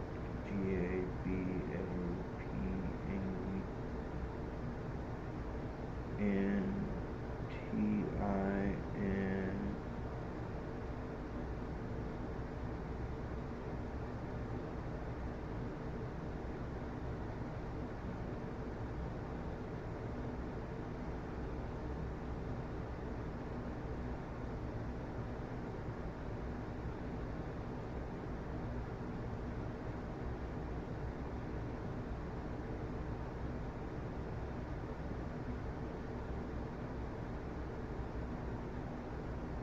Put that in my dictionary. I used to take gabapentin and it did help with my anxiety a little bit.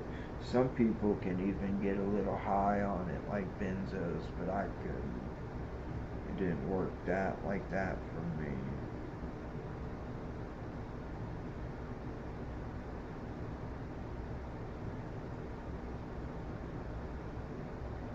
Gabapentin is used to treat neuropathic pain, which is caused by a nerve condition called dysfunctional nervous system.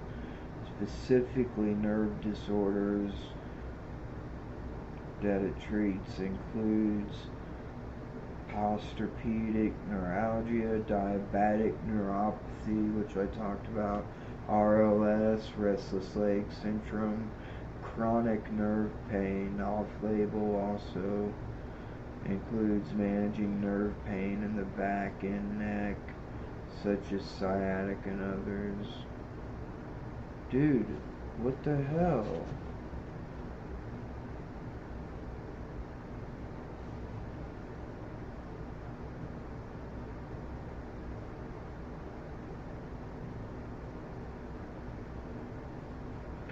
And you can buy GABA as a supplement that's not controlled by the FDA.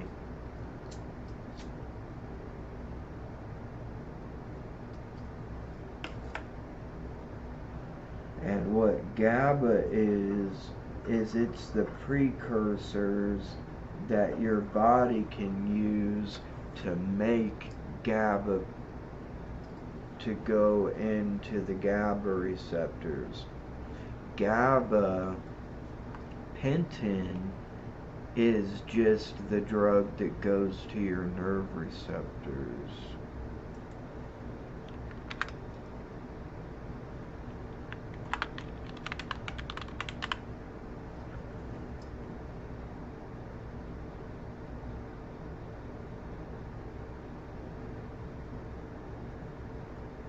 What kind of neuropathy? Is neuropathy the disorder?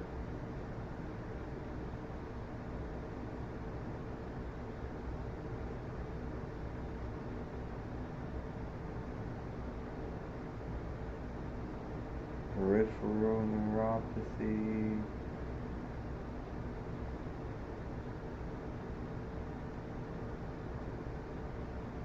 What is the best thing for neuropathy? Physical therapy, occupational therapy,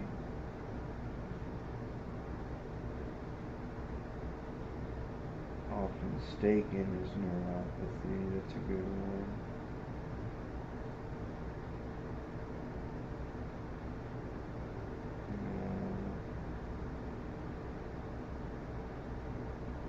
That's what diabetics get, but that's not the disorder.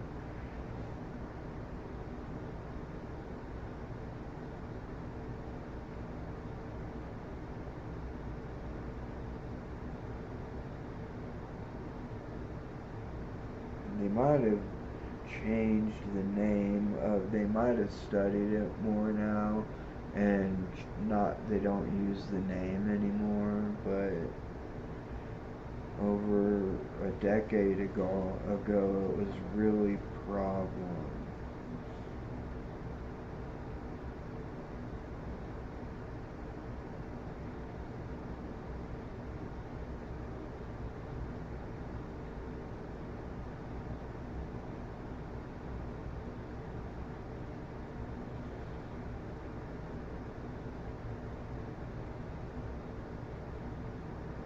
Come on, Google. AI, just don't do shitty work.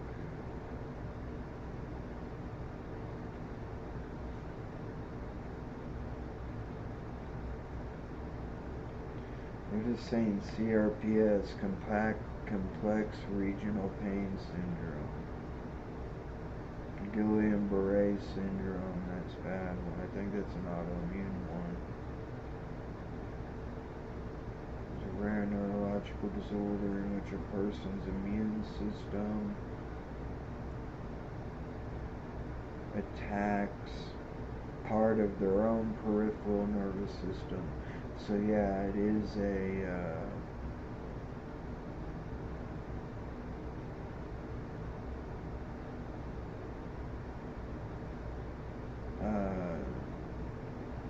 what did I just say? What do I call it? An infection that causes your body to fight itself.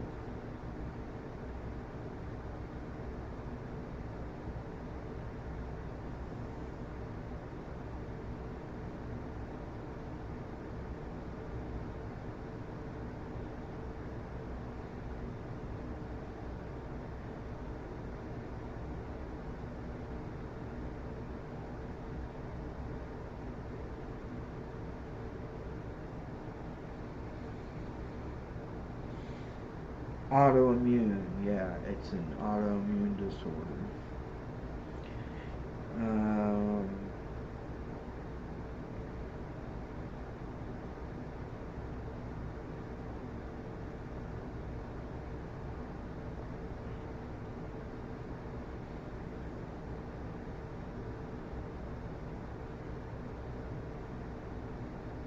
What are some common autoimmune disorders? Oh, or GMG, rare. I said common, and the first thing that popped up literally said GMG, rare autoimmune diseases, official what? Rheumatoid arthritis, yes, that's one.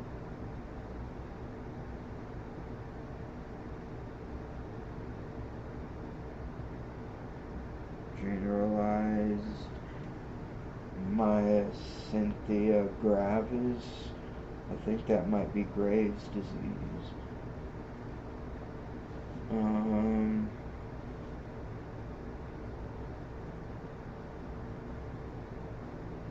Maybe I should say nerve disorders.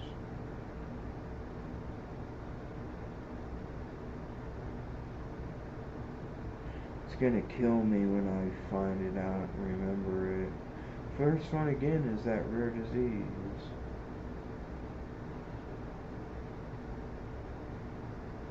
Non-MS autoimmune disorders with central nervous system.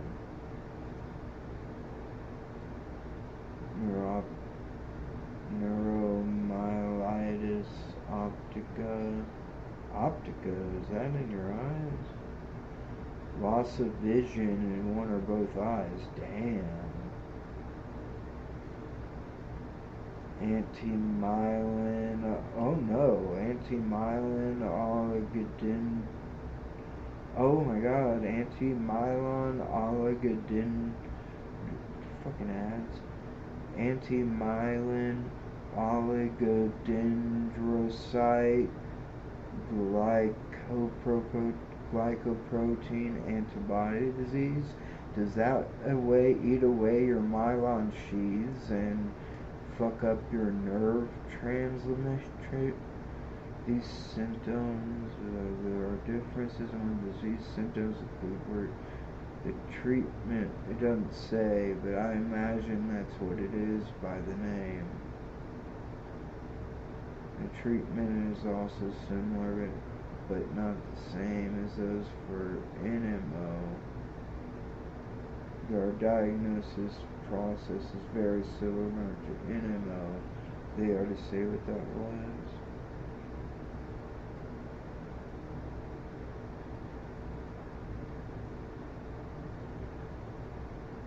Yeah, NMO is, the neuromyelitis optica. Autoimmune encephalitis, ooh. When your body attacks healthy brain cells, yeah, that, or spinal cord cells. Oof, that sounds bad. And then talks about additional hormones.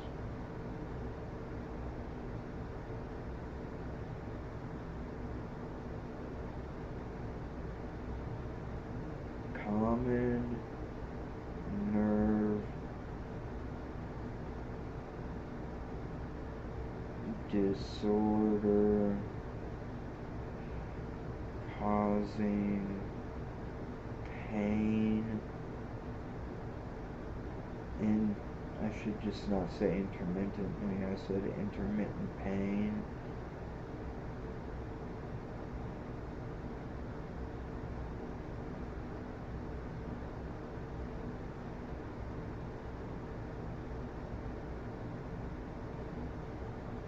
Is it with an I? N-T-E-R and I-N-E-M-T. Yep. No, it is an E. Intermittent. That's not actually the word I was looking. Intermittent. Yeah, it is an I. Okay, I was right the last time. Intermittent pain treated with GABA. Why is GABA not in here?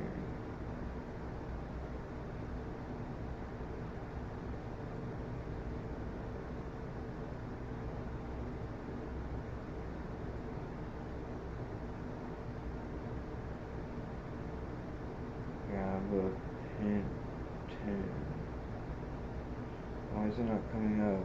Is it only one G? Yeah, it's only one G.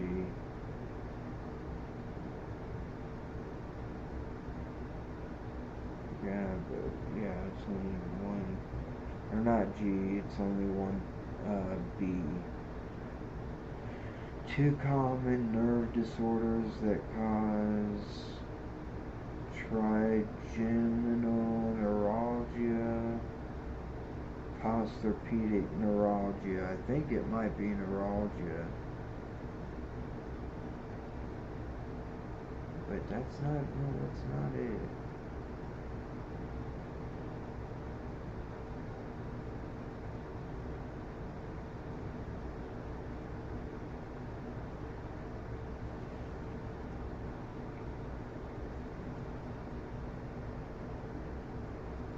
What is a diagnosis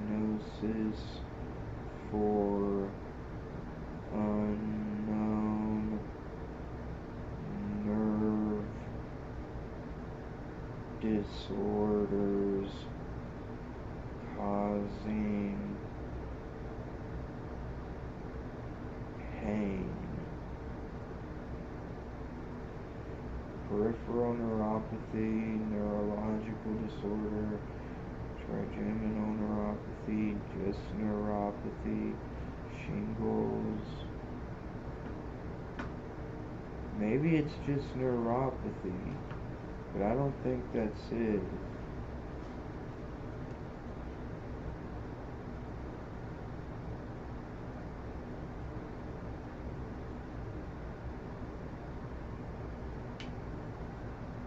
This is fucking me up that I can't remember the name of it.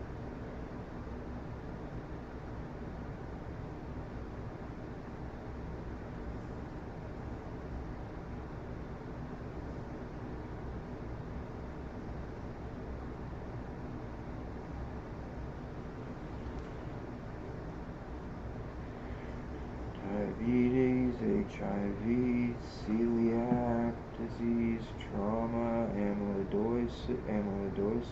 amyloidosis, Fabry's disease, medications, toxins, autoimmune conditions like lupus and vasculitis, vitamin B12, lymphoma, or Lyme disease. That is it.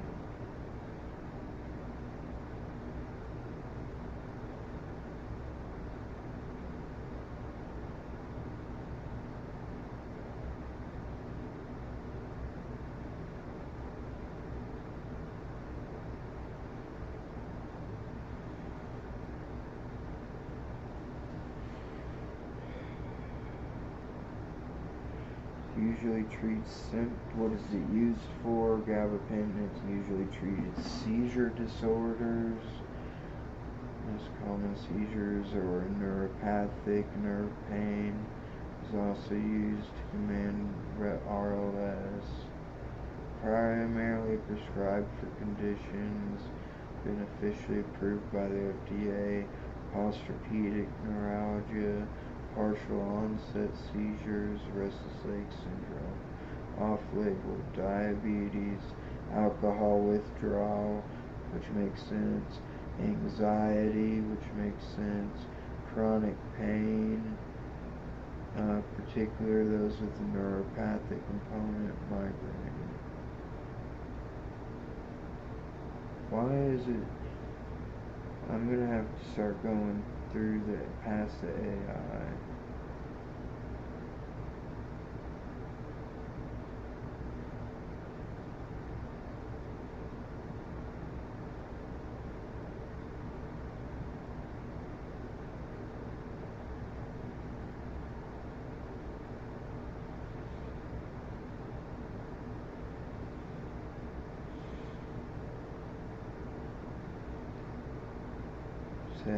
Says transmission of pain signals. Gabapentin mirrors the effects of GABA, calming excited neurons. It stops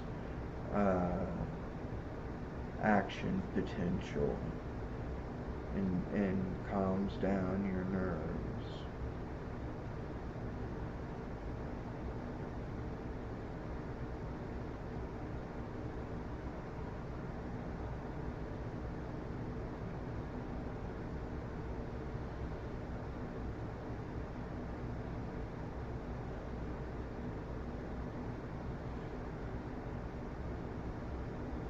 Okay, this is kidding me. What was a common nerve disease a decade ago?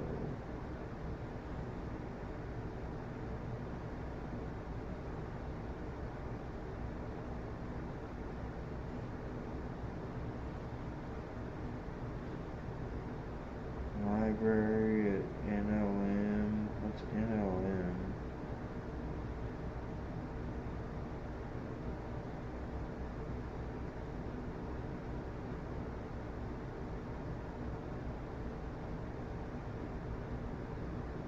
Doesn't say.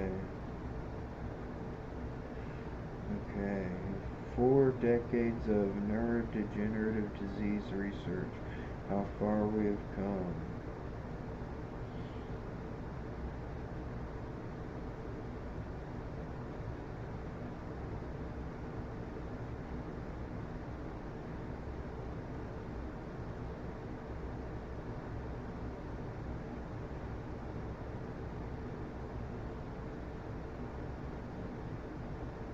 Shift in the pineal gland as a measure of mass. Damn. because the pineal gland holds things like NN-DMT, things like melatonin, things like serotonin. They're all tryptamines, and DMT can be made into most tryptamines, including psilocybin and psilocin, but your body doesn't make those. Your body does make serotonin and melatonin. Unlike serotonin, which can cause serotonin syndrome, or also known as serotonin storm, melatonin is incredibly safe and you can take it in massive doses. So they use that tryptamine as the control in the study that they did on DMT and NN-DMT. It's important because 5-MeO-DMT is different. You can eat that and it still makes you trip. But NN-DMT is the kind your brain makes, and you cannot eat it because you need an MAOI, a monoamine oxidase inhibitor, or else your body will destroy it before it breaks the blood-brain barrier. So that's also, but you need MAOIs in your body to protect you from certain things. That's why you should fast for at least 12 hours. You should do it for 24 hours before you take ayahuasca, because it uses the ayahuasca vine, which has an MAOI in it, so you can take DMT orally, which lasts about 3 to 6 hours. If you want to get around that, you can smoke it or shoot it, but you gotta make sure it's clean if you shoot it, because if you smoke it, a lot of times the extraction, unless you purify it, which makes you lose a large portion and is really hard and time consuming to do, doesn't necessarily make it better. It just means that you can shoot it up basically without danger.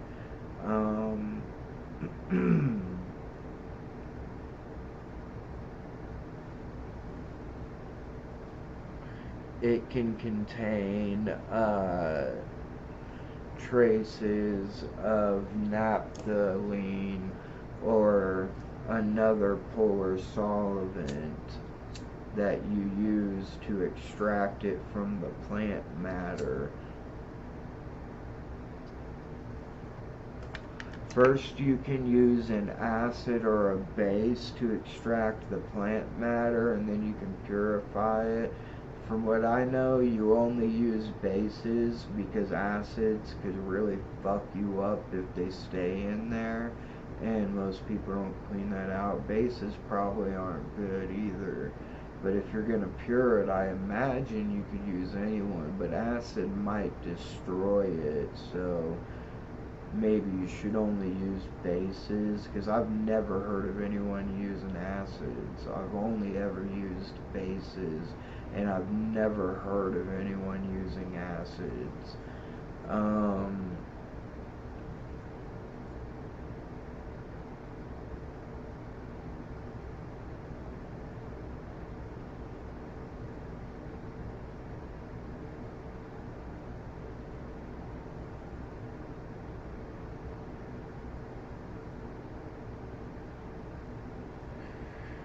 Okay, let's try chronic unexplained nerve pain.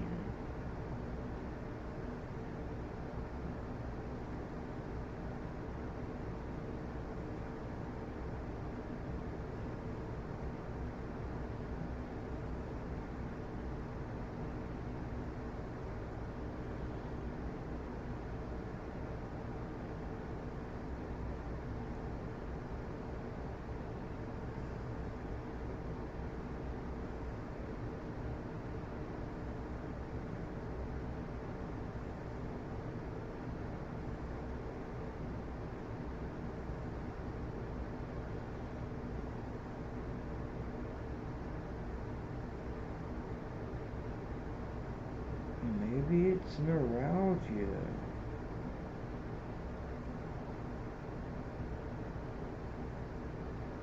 Or neuropathy.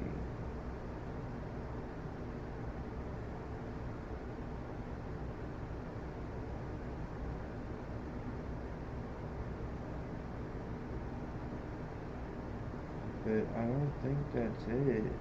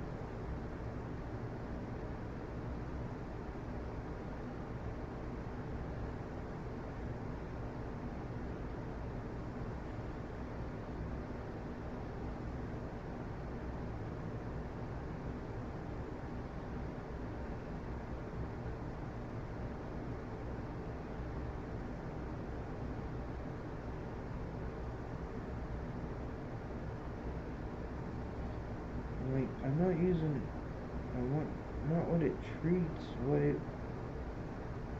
is.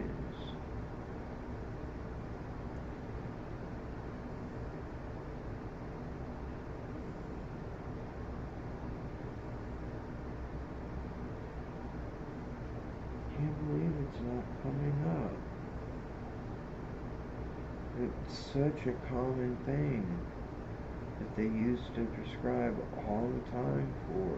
Maybe they studied it and don't call it that anymore.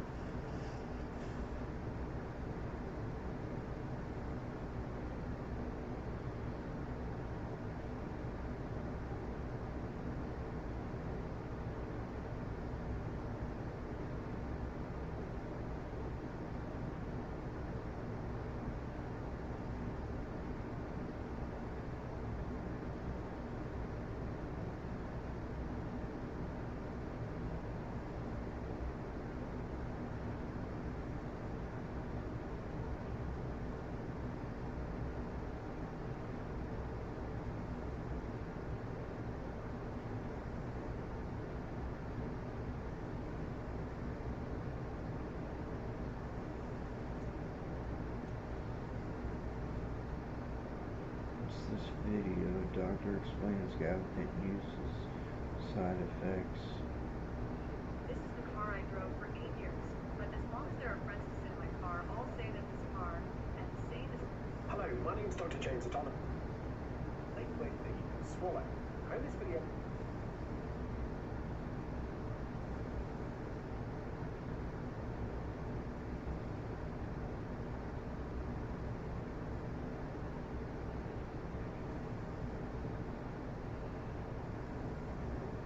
individual situation as well as your condition.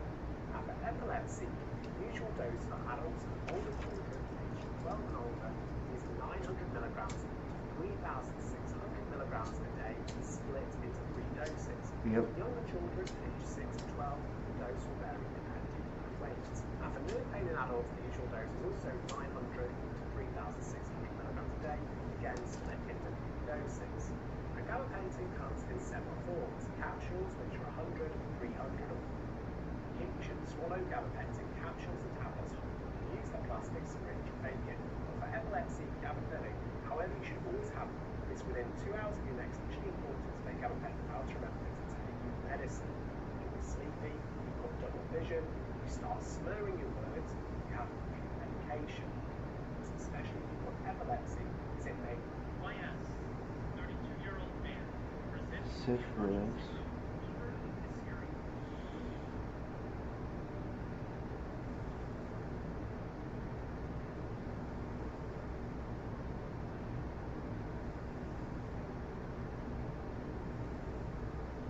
Nerve pain diagnoses.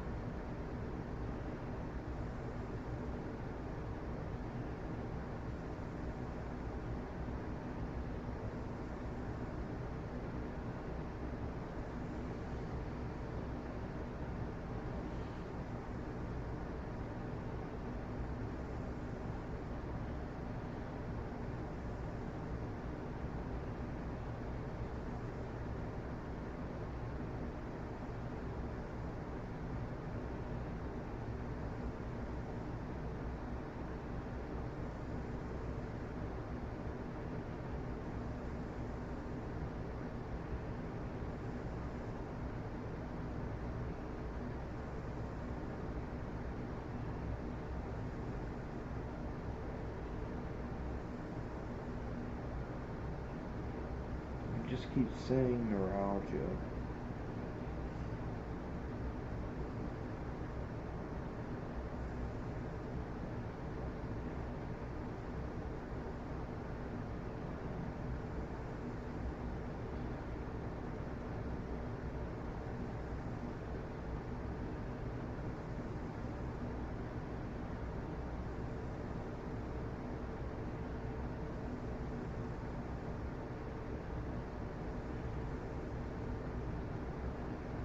I'm sorry, but I gotta find this disease. It's blowing my mind. I can't remember it.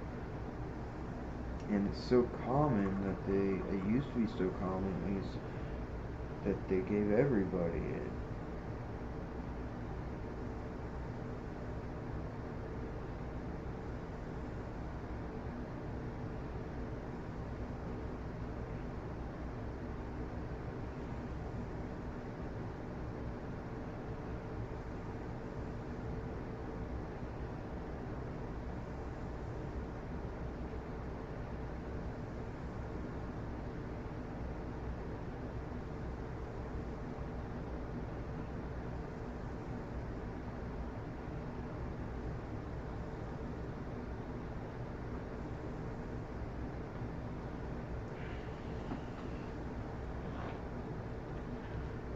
Straight went to an Ask a Physician website.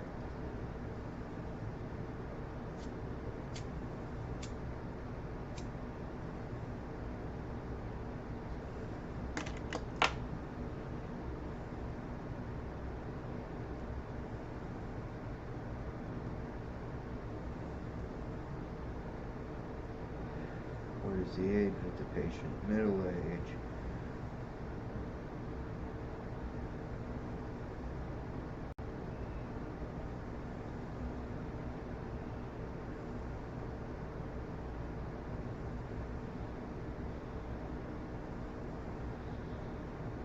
Pearl Wilson, Pearl's a common AI name.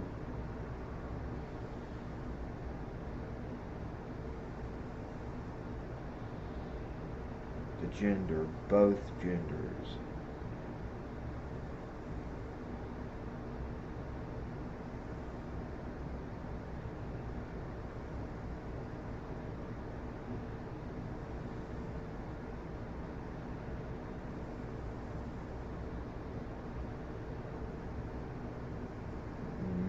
How long? Months to years.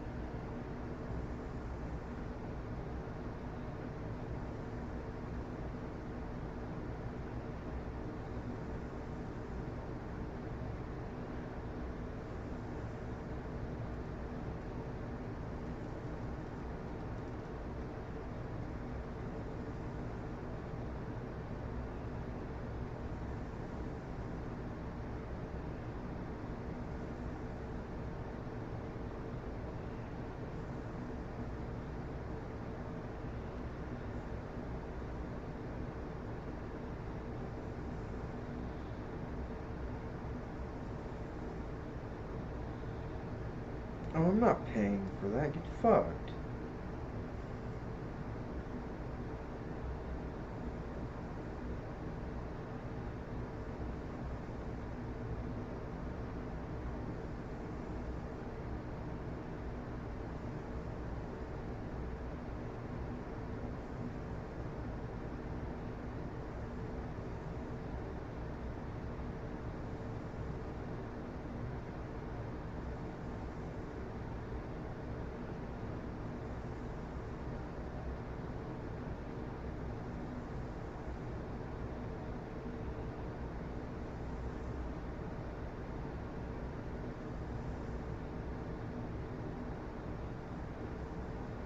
on, Google. You're failing so bad at this.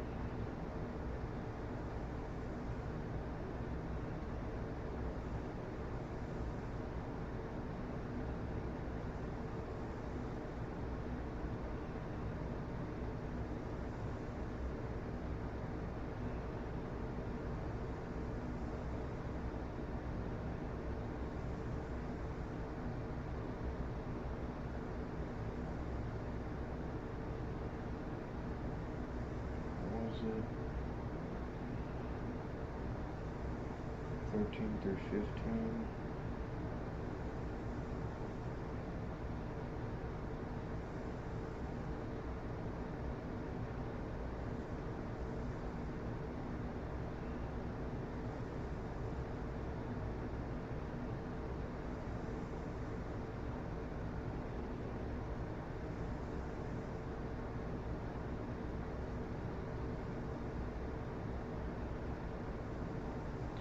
Dude, I cannot find, even on Google, the name of this medication. They used to give out gabapentin for it all the time when people came in with unexplained nerve pain.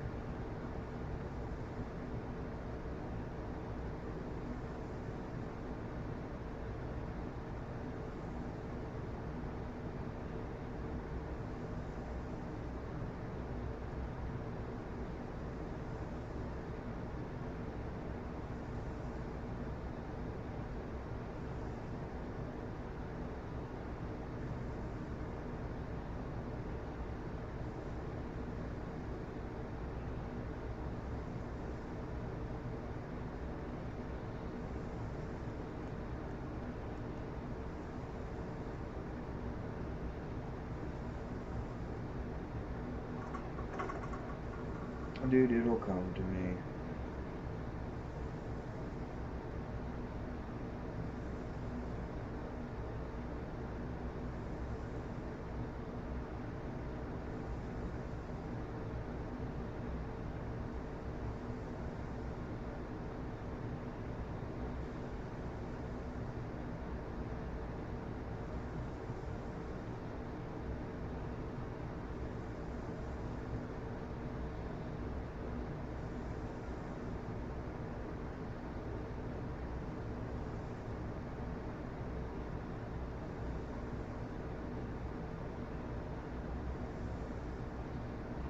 Maybe I should say what diagnosis is used for.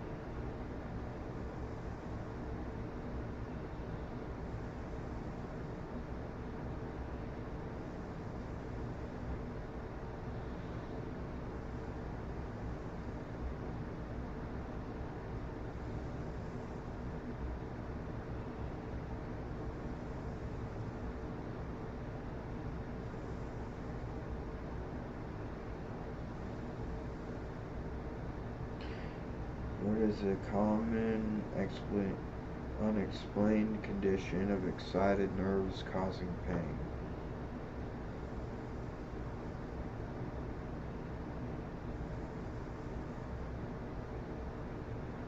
The hell is GMG?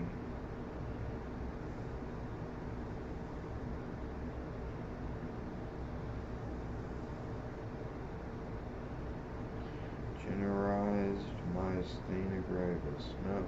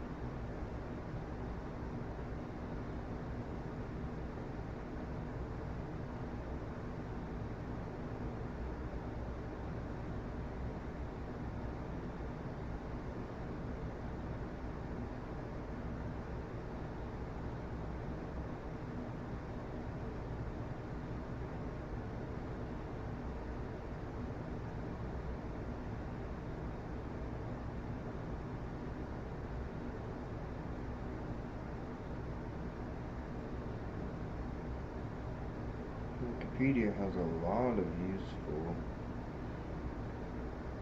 data on it, but what are the diseases?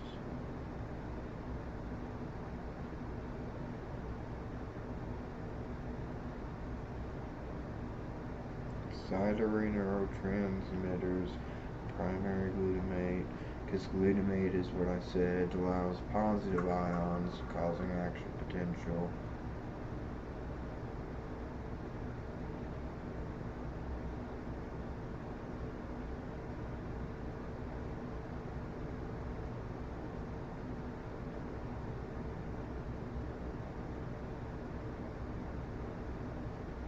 Medical uses.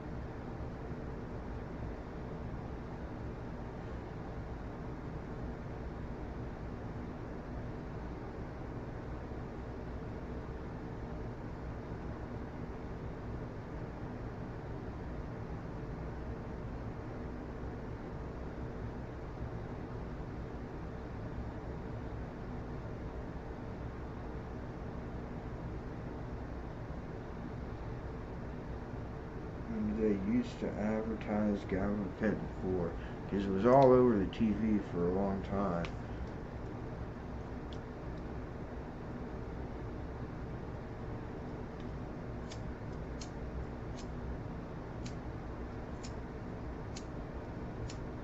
Got sued for illegally telling doctors to use it for things it was off-label for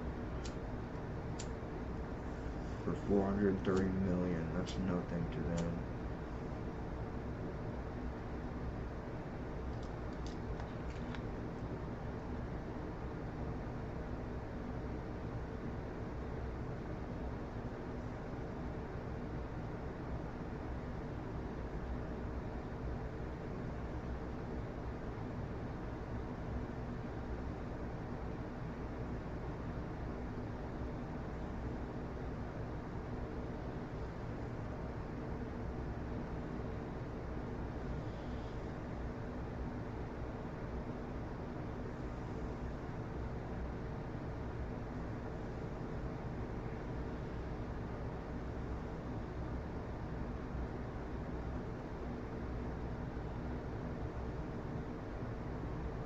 Dude,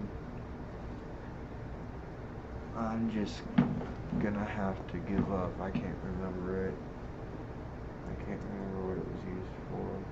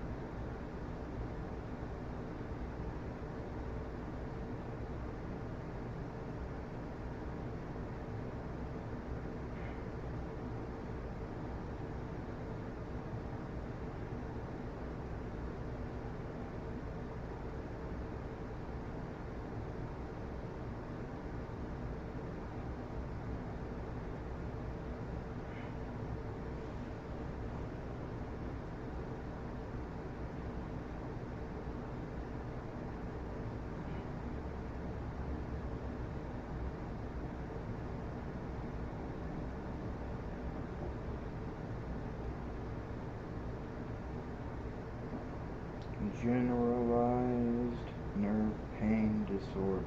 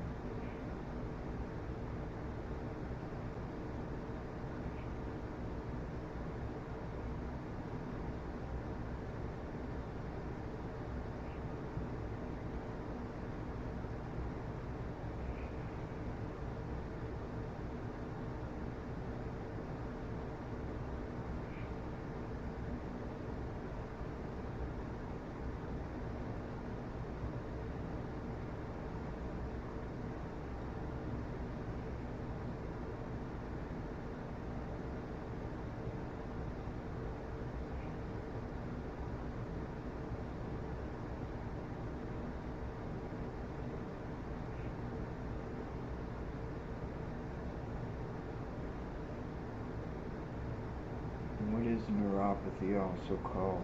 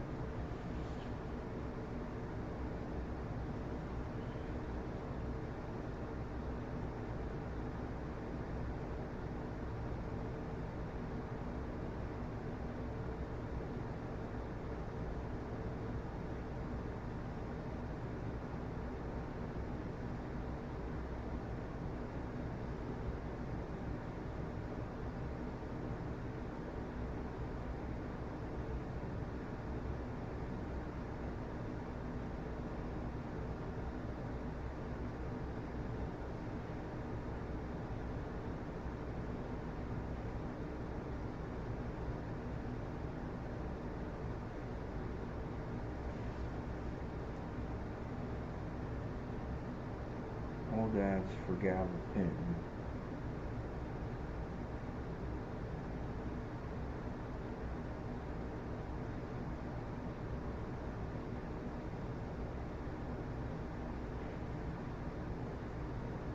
Neurotin is also the non-generic of it.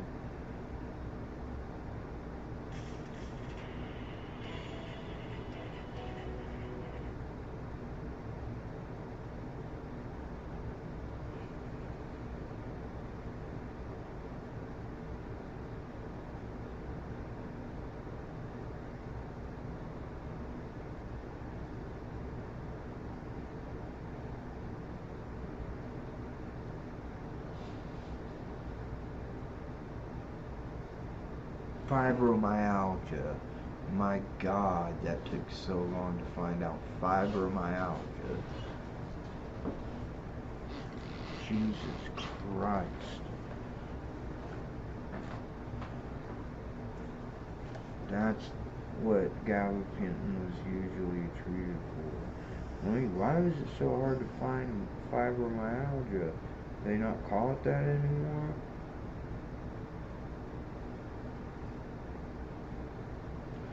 Fibromyalgia mystery solved. It's something called biofilm. Find out how biofilms cause aches. Native formulas. Okay, I'm not listening to them. Sounds like they're pushing. What is fibromyalgia?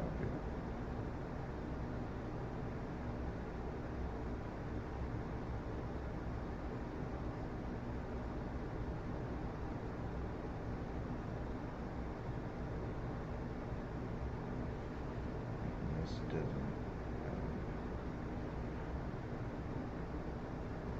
Fibrocitosis.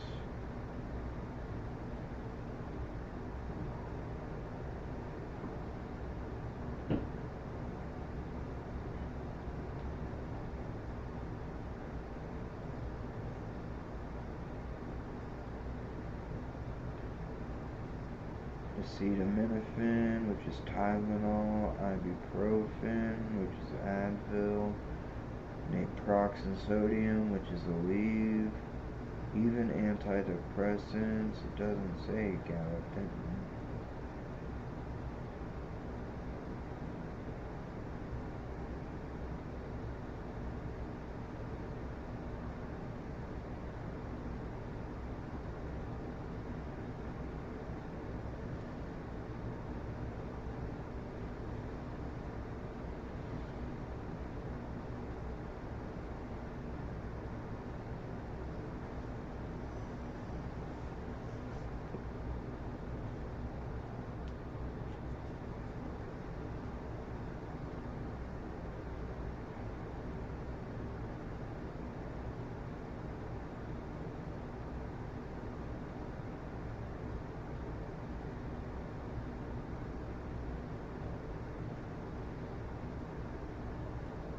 Okay, whatever. So it used to treat fibromyalgia, a nerve condition.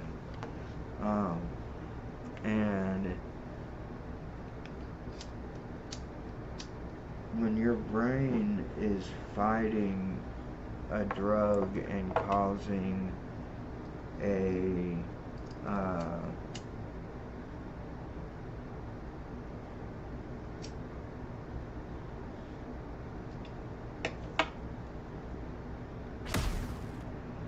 and it's causing a pain disorder like that or whatever, it's because GABA releases negative ions into your receptors, which inhibit action potential, like the nerves sending signals to your nociceptors, which are what cause pain, or any other receptors really.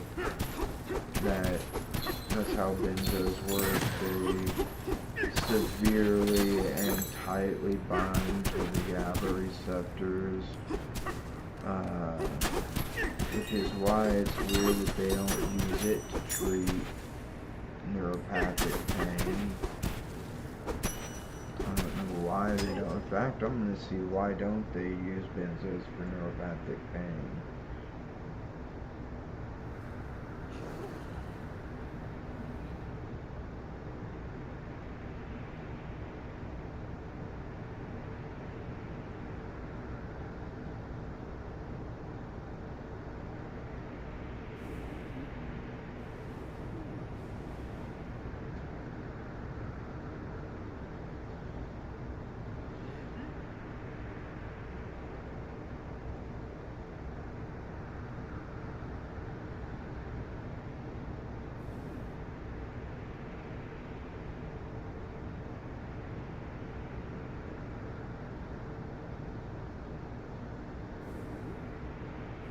Because they're too addictive.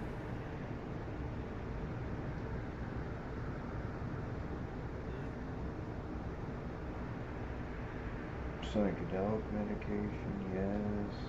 Cure, self-projection, gabapentin. I'm asking why don't they use benzos? For corresponding, the use of benzos in chronic pain.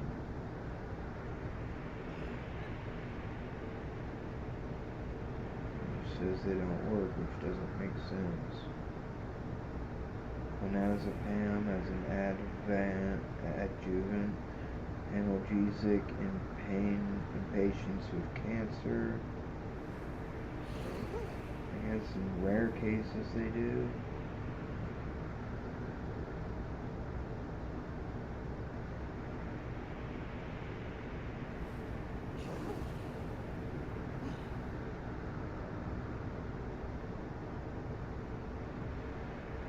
Anyways, so when your body, like with alcohol, it makes your brain run on slow mode.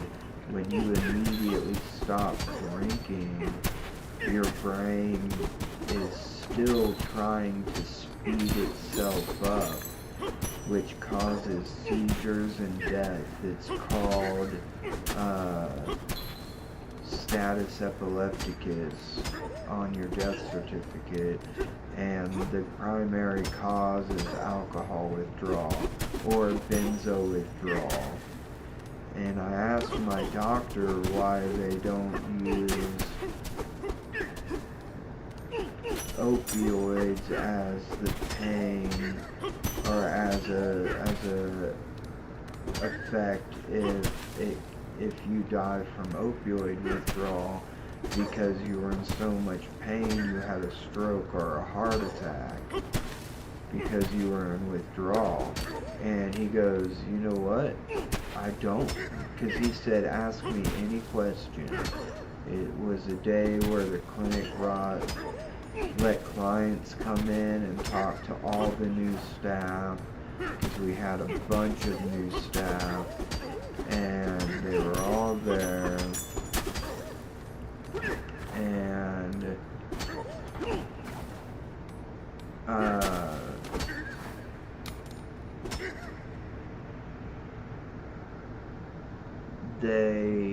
they said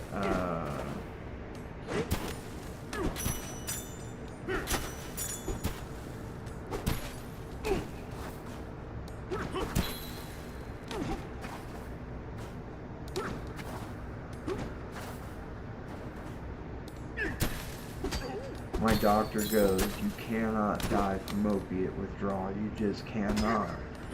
And I said, but it's been documented that people have died from the pain of withdrawal causing a heart attack or a stroke. And that's why when you go to the hospital for opioid withdrawal, they give you a drug called clonidine, which is a blood pressure medication, so your blood pressure doesn't shoot up so high you die. And I asked him why that wasn't a first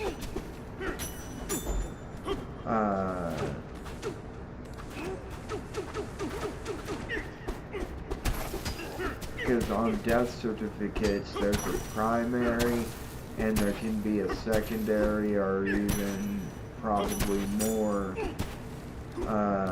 causes of death, and opioids is not ever used as a primary cause of opioid withdrawal is never used as a kind of or a number one cause of death. It's always heart attack or stroke or something like that. But when you stop drinking alcohol, if you're a very heavy alcoholic, like drinking like probably more than a liter or a handle, like which is like a half gallon or like a gallon, I can't remember because I'm not a big alcohol person. Why is that not a normal thing? And he goes, you know what? I don't know the answer to that question. And he explained when you die from alcohol withdrawal or benzo withdrawal, they call it status epilepticus, and it's the first cause of pain. And he just goes, opiate withdrawal just cannot kill you. It will not kill you. And I said, but it can give you a heart attack, it can give you a stroke. How is that not killing you? And he's like, I don't have an answer for that.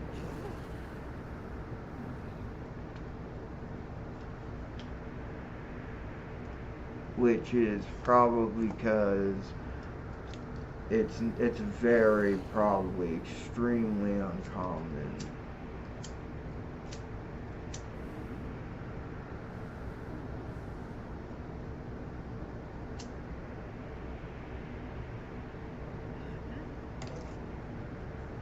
And I imagine the reason is because opiate withdrawal can last for months, in some cases, maybe years.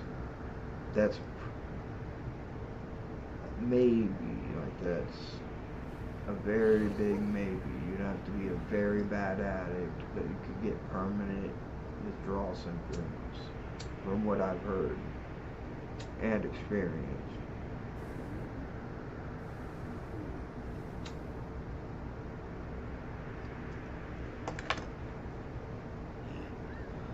But also, if you're getting like permanent withdrawal symptoms, it's probably because you already had a pain disorder and the opioids were masking it. Or the opiates were masking it. So, maybe that might be why it's not the #1 cause on a death certificate. But,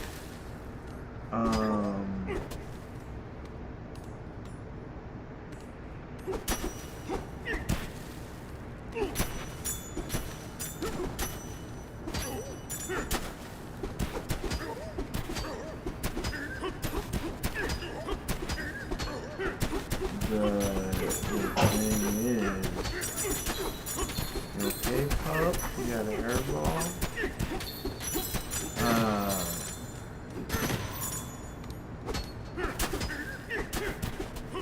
The thing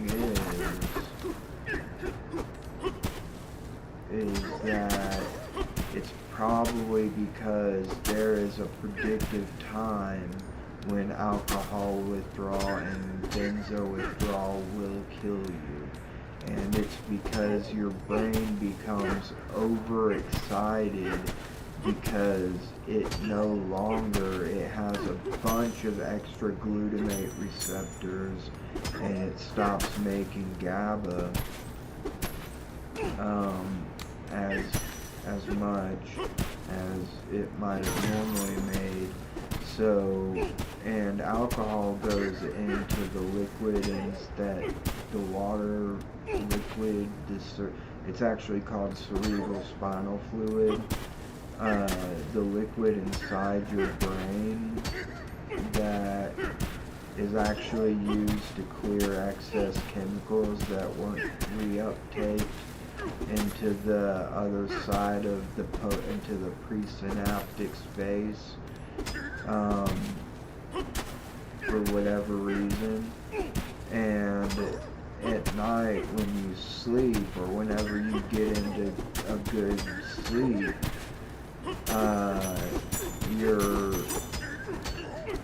your nerves, or not your nerves, your blood vessels in your brain actually, they shrink.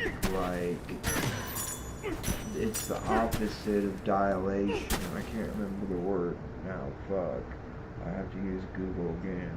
What's wrong with my brain, dude? I'm not able to remember things like I used to. It's kind of scaring me. What is the opposite of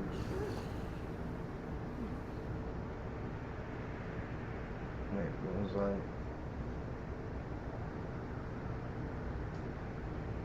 God damn it.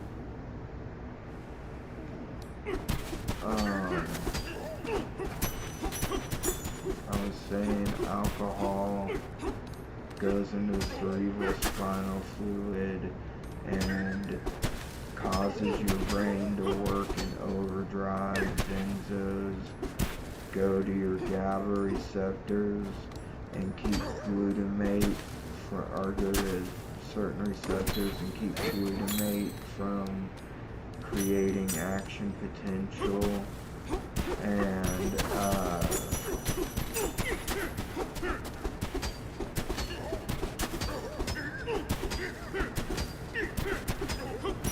they I wonder if the things are where he travels to and they put him under the stones, or the things go so you can't easily spot them and you have to go find them. I bet there's just a four, that's why I keep finding them out of the region.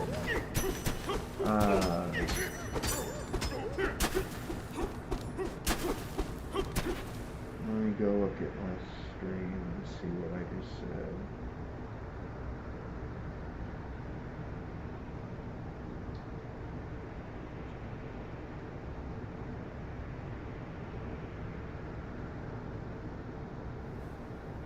Wait, you know, I'm live. What's the deal? Oh, it says I'm live.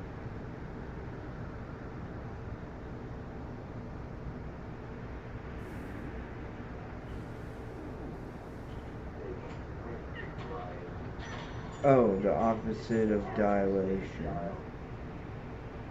What is the opposite of dilation called?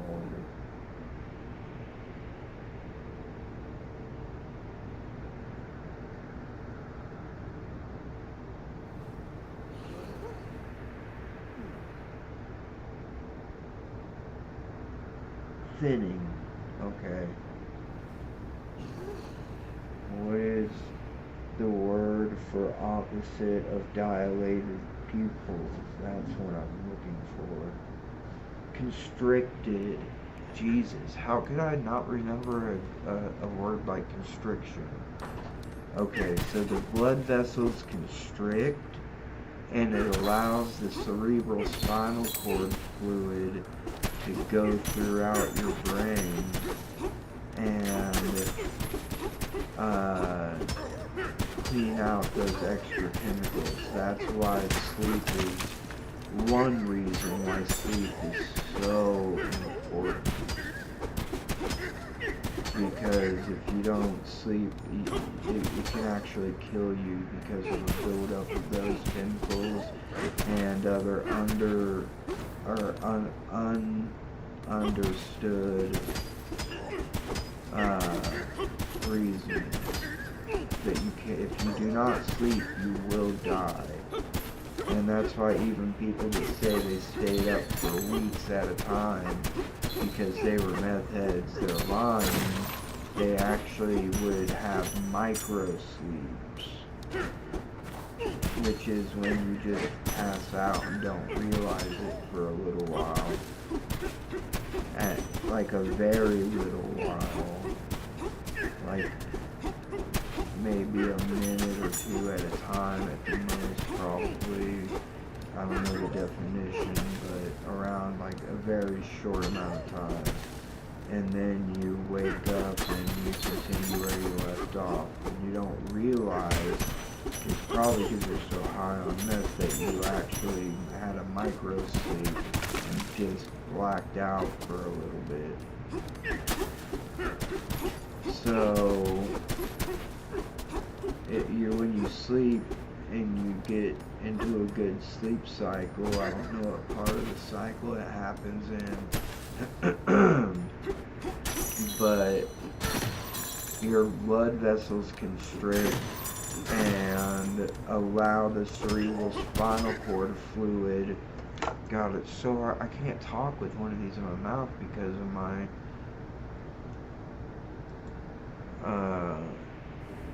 oh my God, I can't even remember what I was just diagnosed with it.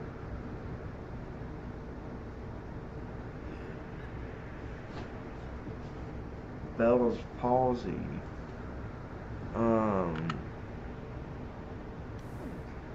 So I got one of those. I think they gave me one earlier.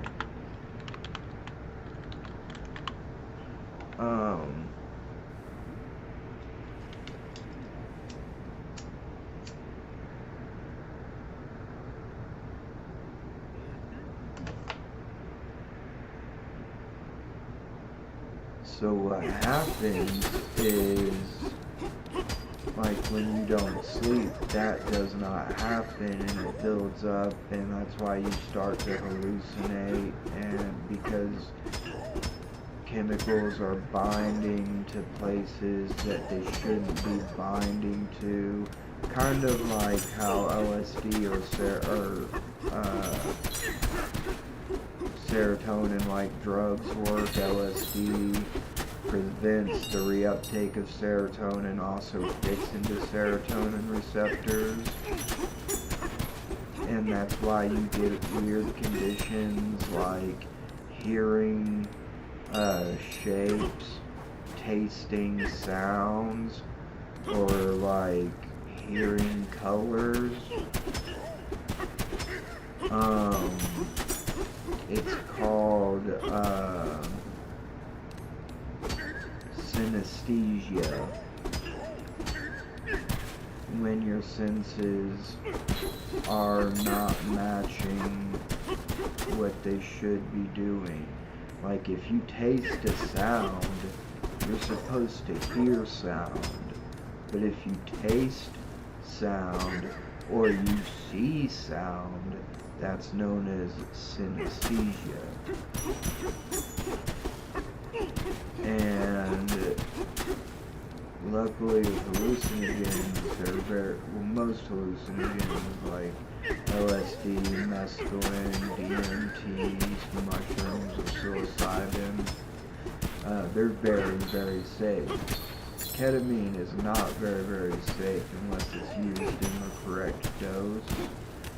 People overdose on it all the time. If you get into a K-hole, which is what they call being like kind of paralyzed by the ketamine and not being able to move and being in a high state of trip, basically.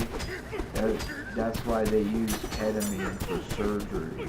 PCP does it similarly, but it's been known to cause psychosis in patients that went under surgery for it just once, and they've never used it illicitly in their life. So we don't use PCP on humans anymore. We only use it on animals because it works for really big animals. Also small, it works for any sized animals, but it's kind of hard to find strong anesthetics for animals like horses or elephants or whales or something huge, you know? So that's why they made carfentanil, which is like 100 times, or I think it's 100 times, not 10 times more powerful than fentanyl. It might be 10 times more powerful than fentanyl, because fentanyl is 100 times more powerful than morphine. And carfentanil might be 10 times more powerful than that. And they use it on giant animals for their pain and to sedate them during surgery. And so they when your brain is constantly like speeding itself up, like actively activating glutamate and receptors, because the alcohol slows it down so much. When you stop cold turkey from massive drinking, and you have a massive alcohol tolerance, like drinking a handle a day or more, your brain doesn't automatically stop working in overdrive, so you have a seizure and die. That's why it's called status epilepticus, and it works the same with benzos. If you've been taking high amounts for benzos every day for years, and you just stop, it can kill you. And I'm not talking about using it for a few weeks and then stopping, even if you've been doing that for a very long time. I'm talking about using high doses of benzos and then going cold turkey. You also get seizures and die, because your brain is trying to ramp up glutamate production to get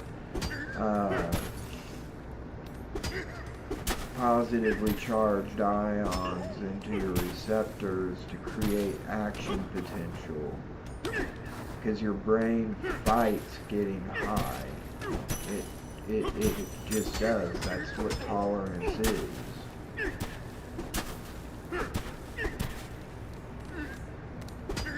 I can't believe I could not remember fibromyalgia.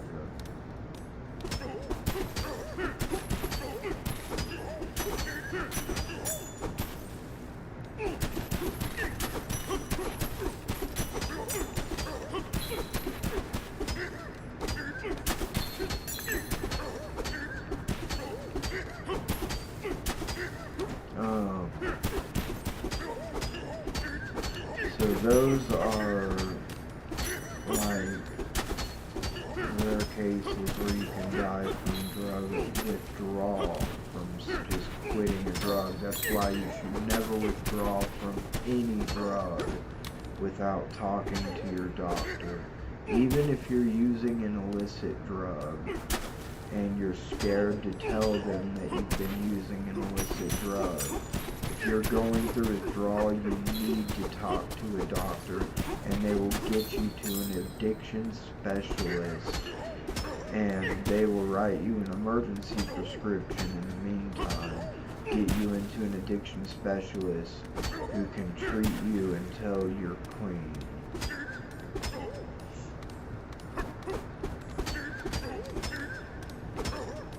And that's why these drugs, heavy opiates, heavy benzos, heavy alcohol use, it should have warning labels on it, basically, that addiction to this can kill you if you stop cold turkey, but that could reduce sales, so they'll never agree to do that until the FDA makes them do that. And the FDA won't do that because the pharmaceutical industries lobby them and lobby politicians and people in those kinds of positions. They give them too much money. Not enough to reschedule the drugs, as, well, they're already Schedule 2, which means some methamphetamine, cocaine, alcohol is not scheduled, but these are all drugs you can get prescriptions for. They have medical alcohol in hospitals to safely, slowly titrate you and detox you. And opioids, for some reason, heroin is Schedule 1, when it's no different than taking Oxycontin, basically. They're both 10 times more powerful than morphine. It just it's got a bad rap, basically, in society, so they don't use it, which is ridiculous to me, because it's diacetylmorphine, and morphine helps with different opiates help more with certain kinds of diseases, or pain diseases. And morphine works really good for deep down stabbing bone pain diseases. But it also makes you very tolerant, which is a huge risk. But so does Oxycontin, so does hydromorphone, so does oxymorphone. Oxycontin is oxycodone.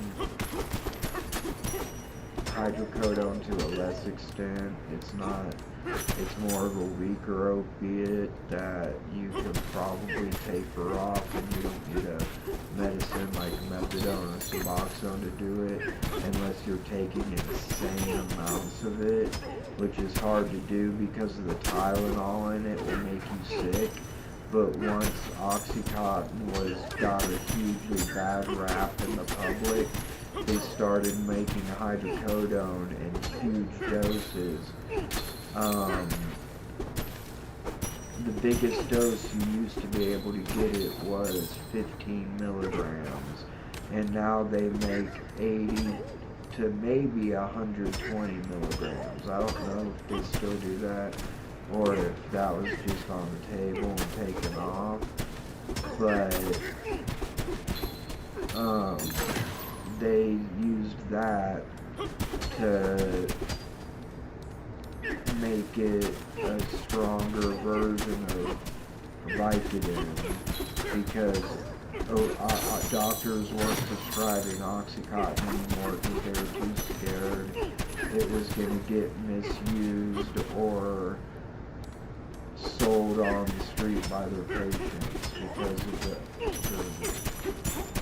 opiate crisis, which was basically caused by Oxycontin because they lied, knowingly they lied to doctors about how it worked.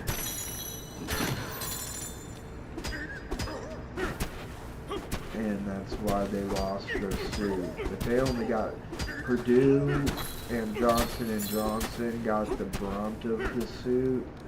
But Purdue only paid $12 billion, and I think Johnson & Johnson might have only paid hundreds of millions of dollars, not billions. Maybe $8 billion. But,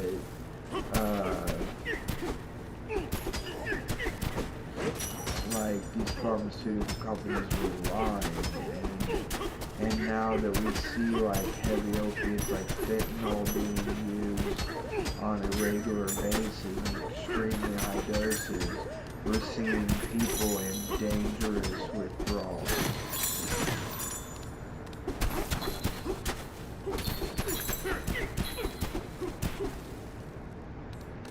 That can cause stroke, that can cause heart attacks. If you go cold turkey, it can really fuck you up. It can even kill you if you have a heart attack or stroke. But it's not status epilepticus, which is why it's not considered a deadly withdrawal, even though you can't die from the effects of it. Which is fucked up to me, because that means that they don't have to give it to you if you're in a hospital for withdrawal. They can just give you blood pressure medication, which really won't work. Like if you're a very heavy addict. They need to monitor you, with like they do with alcohol and benzo addicts that are quitting cold turkey, and give them relegated medical doses that titrate down as quickly as possible, but not too quick.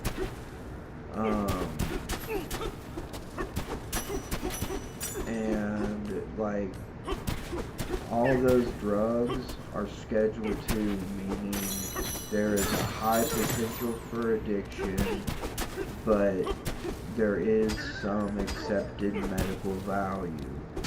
So you can get a prescription of methamphetamine to take home. You can get a prescription of cocaine in the hospital for certain. I think it's usually used for eye surgeries.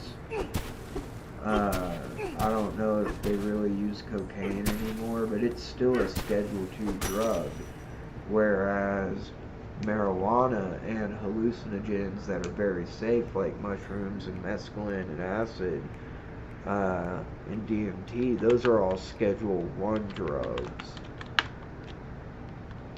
Now, a lot of states have legalized even recreational marijuana, but federally it's still a Schedule I drug.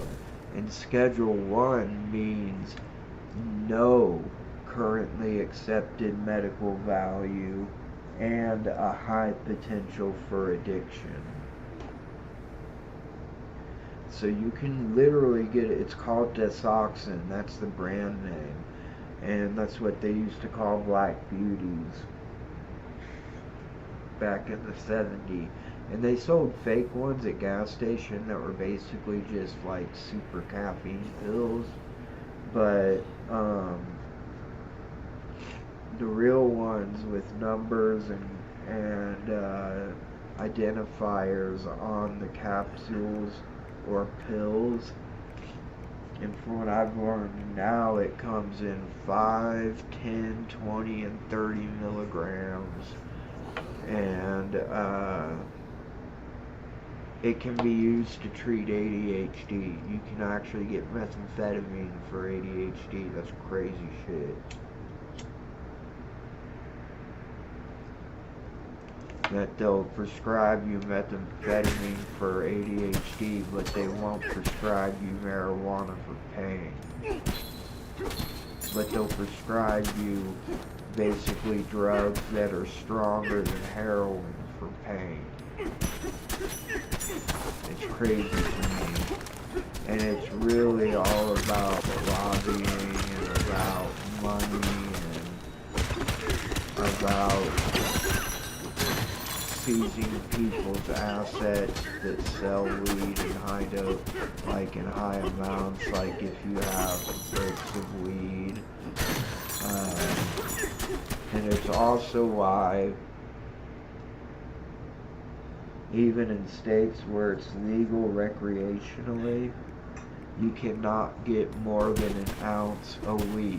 Or really, you can get more than that, because you can buy a whole month's worth at once.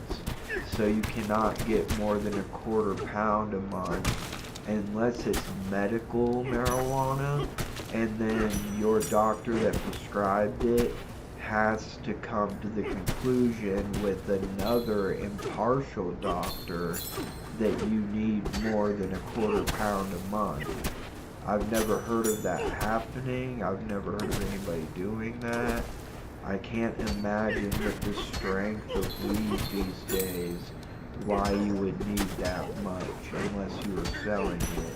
And I don't understand why anybody would buy weed on the street now, especially because a lot of states, including Kansas and Missouri, have found street weed laced with fentanyl. They put fentanyl in a little water bottle, shake it up, and dissolve it all in there like they're gonna shoot it up. But instead, they put like a little perfume topper on her, and they spritz it on the marijuana so it dries on the marijuana. And they can even do that with paper, like LSD blotters. They can use blotter paper or just regular paper. You don't have to be blotter paper. Blotter paper's just made for it, but you can use regular paper because it's also absorbent.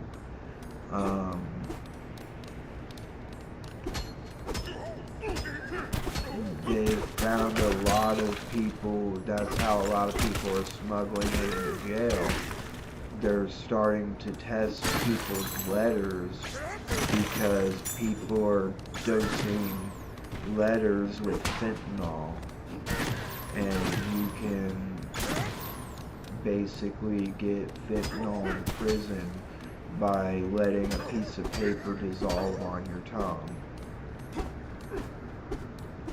You shouldn't swallow it, because fentanyl does not have it's not very highly bioavailable, which means it doesn't work very well in the body if you swallow it, because your stomach acid and the other processes that go on in your digestive system destroy it before it can break the blood-brain barrier.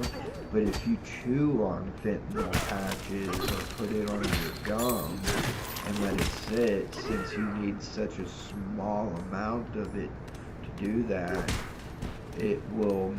it's like you can use a patch that it's supposed to take 3 days to work in a few hours.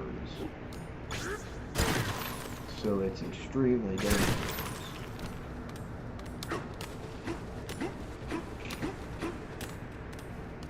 And if you don't know if your drugs have fentanyl, you should test them. If you suspect that they have fentanyl and you don't like fentanyl or you don't want to overdose, you should test them.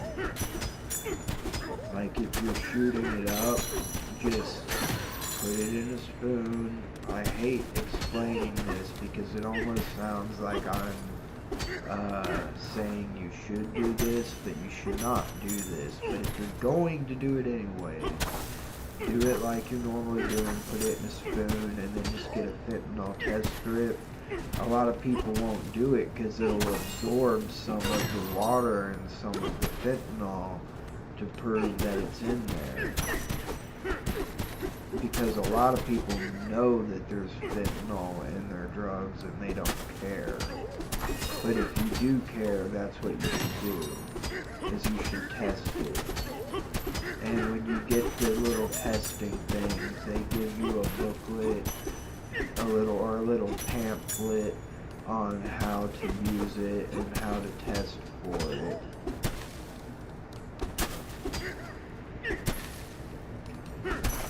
But most people won't do it because that means they gotta waste a little bit of their drugs. And they don't care if it's fentanyl or not.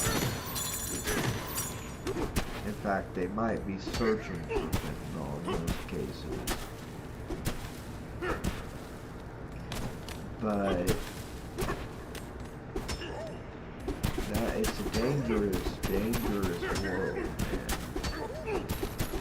With chemistry, the way we like kind of figured it out and ultimately pretty much mastered chemistry, it can be a very, very dangerous world. They sell hallucinogens that are called research chemicals because they have never been researched. And you doing those chemicals is basically the research. That's why they're called research chemicals. And they can kill you with one dose. Some people have been known to die by taking just one dose. And LSD acid, they'll sell them as fake acid. That's why unless I was making my own or I knew somebody who was making the acid, I will never take acid ever again, because I can't trust that that the person does not know even. They might not know it's a research chemical. They might have bought it from someone who told them it was acid. And that's super disgusting, because that you can take as much acid as you want. I used to take huge doses, dude. Like, upwards of like 20 to 30, 40, 50 hits.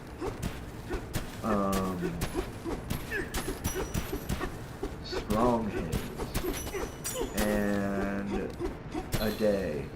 And if those had ended up being, although I knew who was making it, so I wasn't bothered by it, I knew it was actually not just acid, but it was very good pure acid, at least 94 to 99.99% pure. But I don't know where to get that stuff anymore. And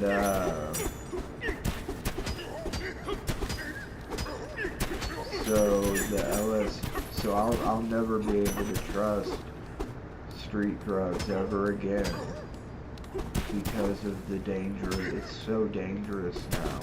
And people that were working with the government on these kinds of things, like Alexander Shulgin, tried to help, and then they raided his lab even though he had a legal permit to make any of those drugs. They still raided his lab and he stopped working with the government after that. Because he's like, you gave me a license to do this, I'm trying to keep people safe, and you're threatening me with life in prison? Fuck you, I'm done working with you. And that's so sad, because that led to what we have today, China making, and it's not just China, but a lot of it comes from China, because China doesn't give a fuck. If their citizens get caught with it, it might mean even death for them, but they don't give a fuck if they have giant factories making these chemicals and sending them to other countries, especially America. They don't fucking care that they're sending fentanyl precursors to America so people here are making fentanyl. They don't give a shit.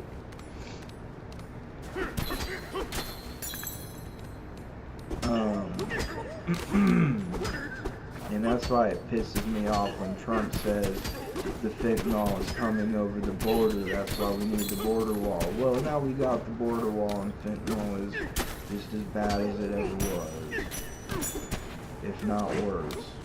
So it's not how it's made. It just comes through the mail from China usually, and it's a lot of times disclosed as a different chemical, and it's extremely cheap. Like when it first started coming around, I was in recovery, so I wasn't actually intending on buying any, but I contacted the company that was selling it, and they weren't only selling the precursors to make it, they were just straight selling fentanyl and fentanyl pills and shit. And the lowest dose they would sell is 5 grams for $300. That's enough to kill like easily 100 people if they're not tolerant.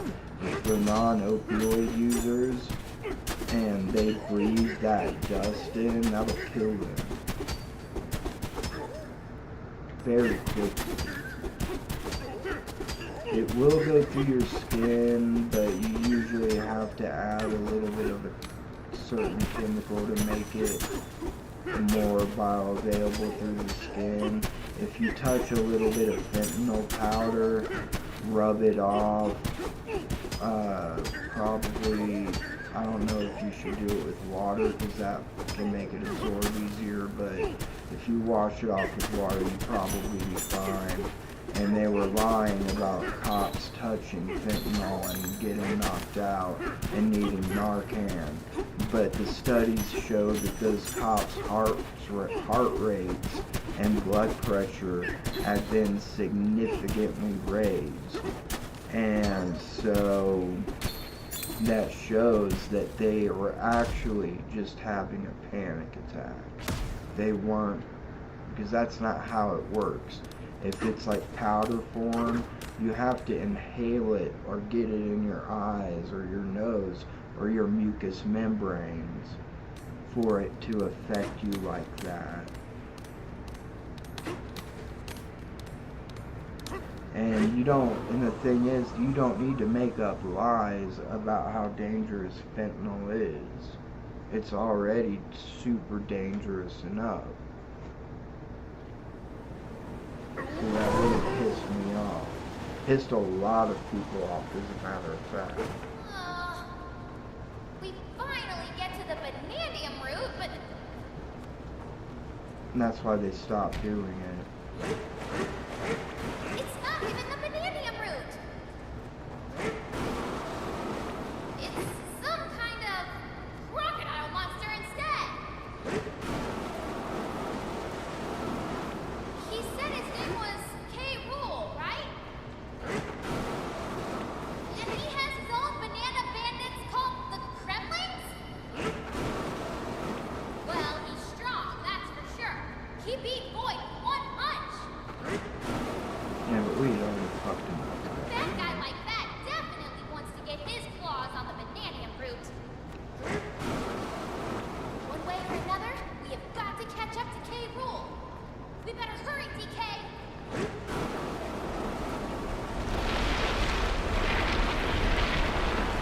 You must be controlled leaves out.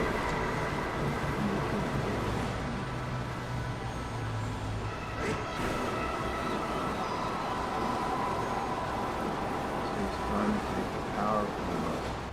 Whoa! I just spent all that time collecting all that money, and now I have 0.00. Well, I did what the fuck was a waste of time. My God.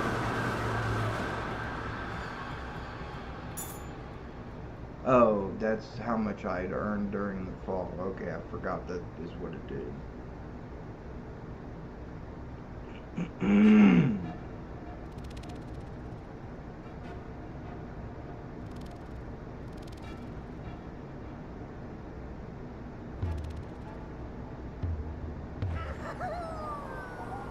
Should get another Pokemon in a minute or two.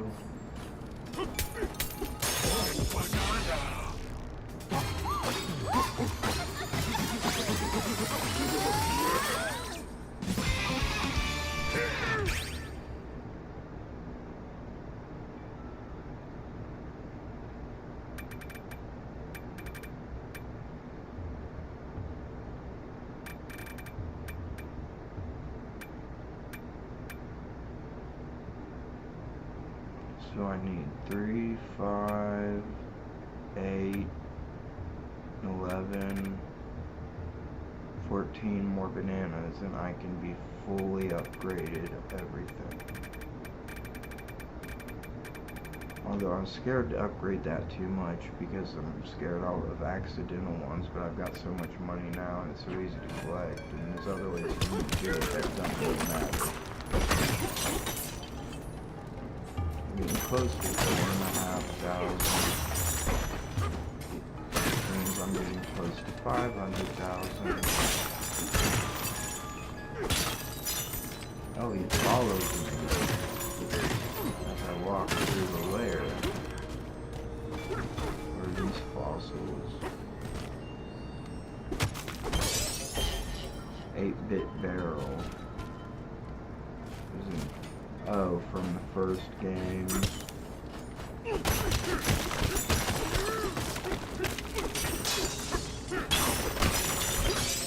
That star.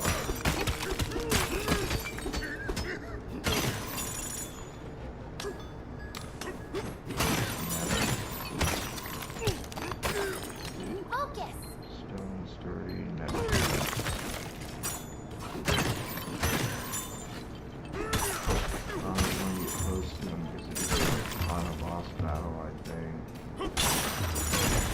Maybe I should leave all these here in case the final boss battle is in this whole area.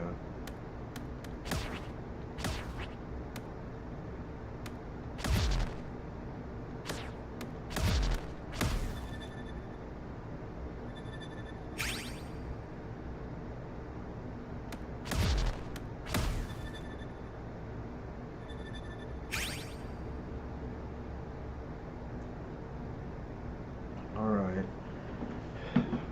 I'll be right back, guys. I gotta go use the restroom and take my pup out to do the same.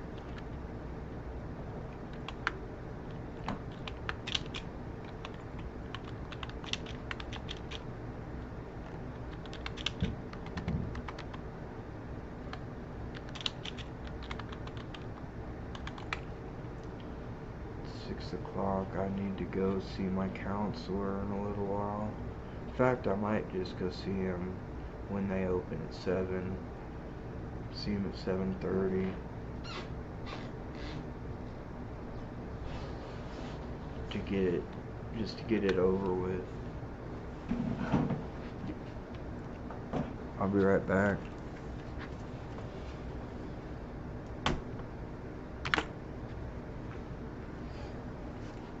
You wanna go outside, Sheba? Huh? Oh, look at that tail going. You're so excited.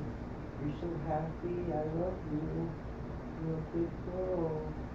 You're my big girl. I love you so much. Yes, I love you. I love you, my girl. Hold on. Well, we'll go out, and I'll let you in when I go to the bathroom.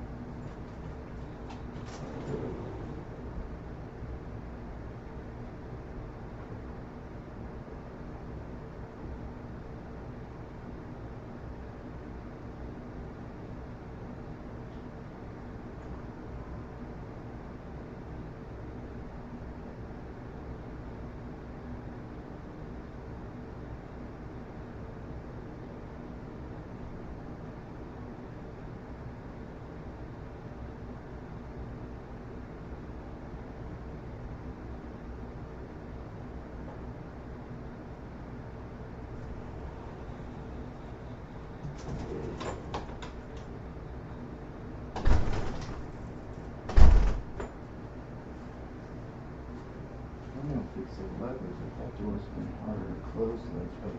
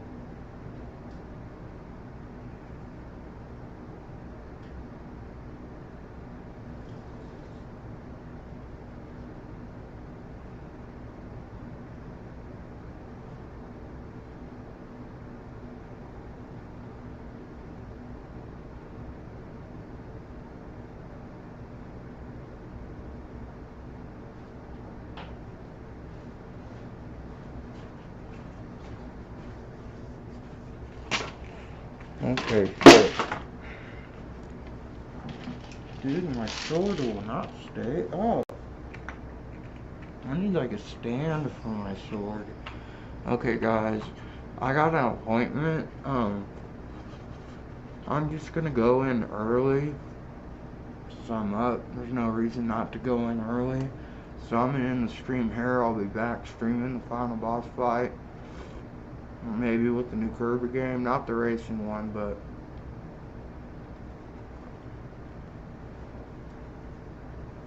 the one that got an update for Switch 2.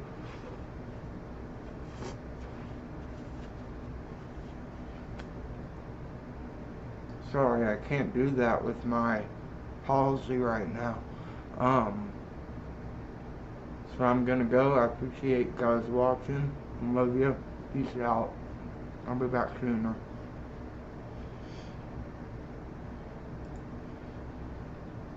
Or later.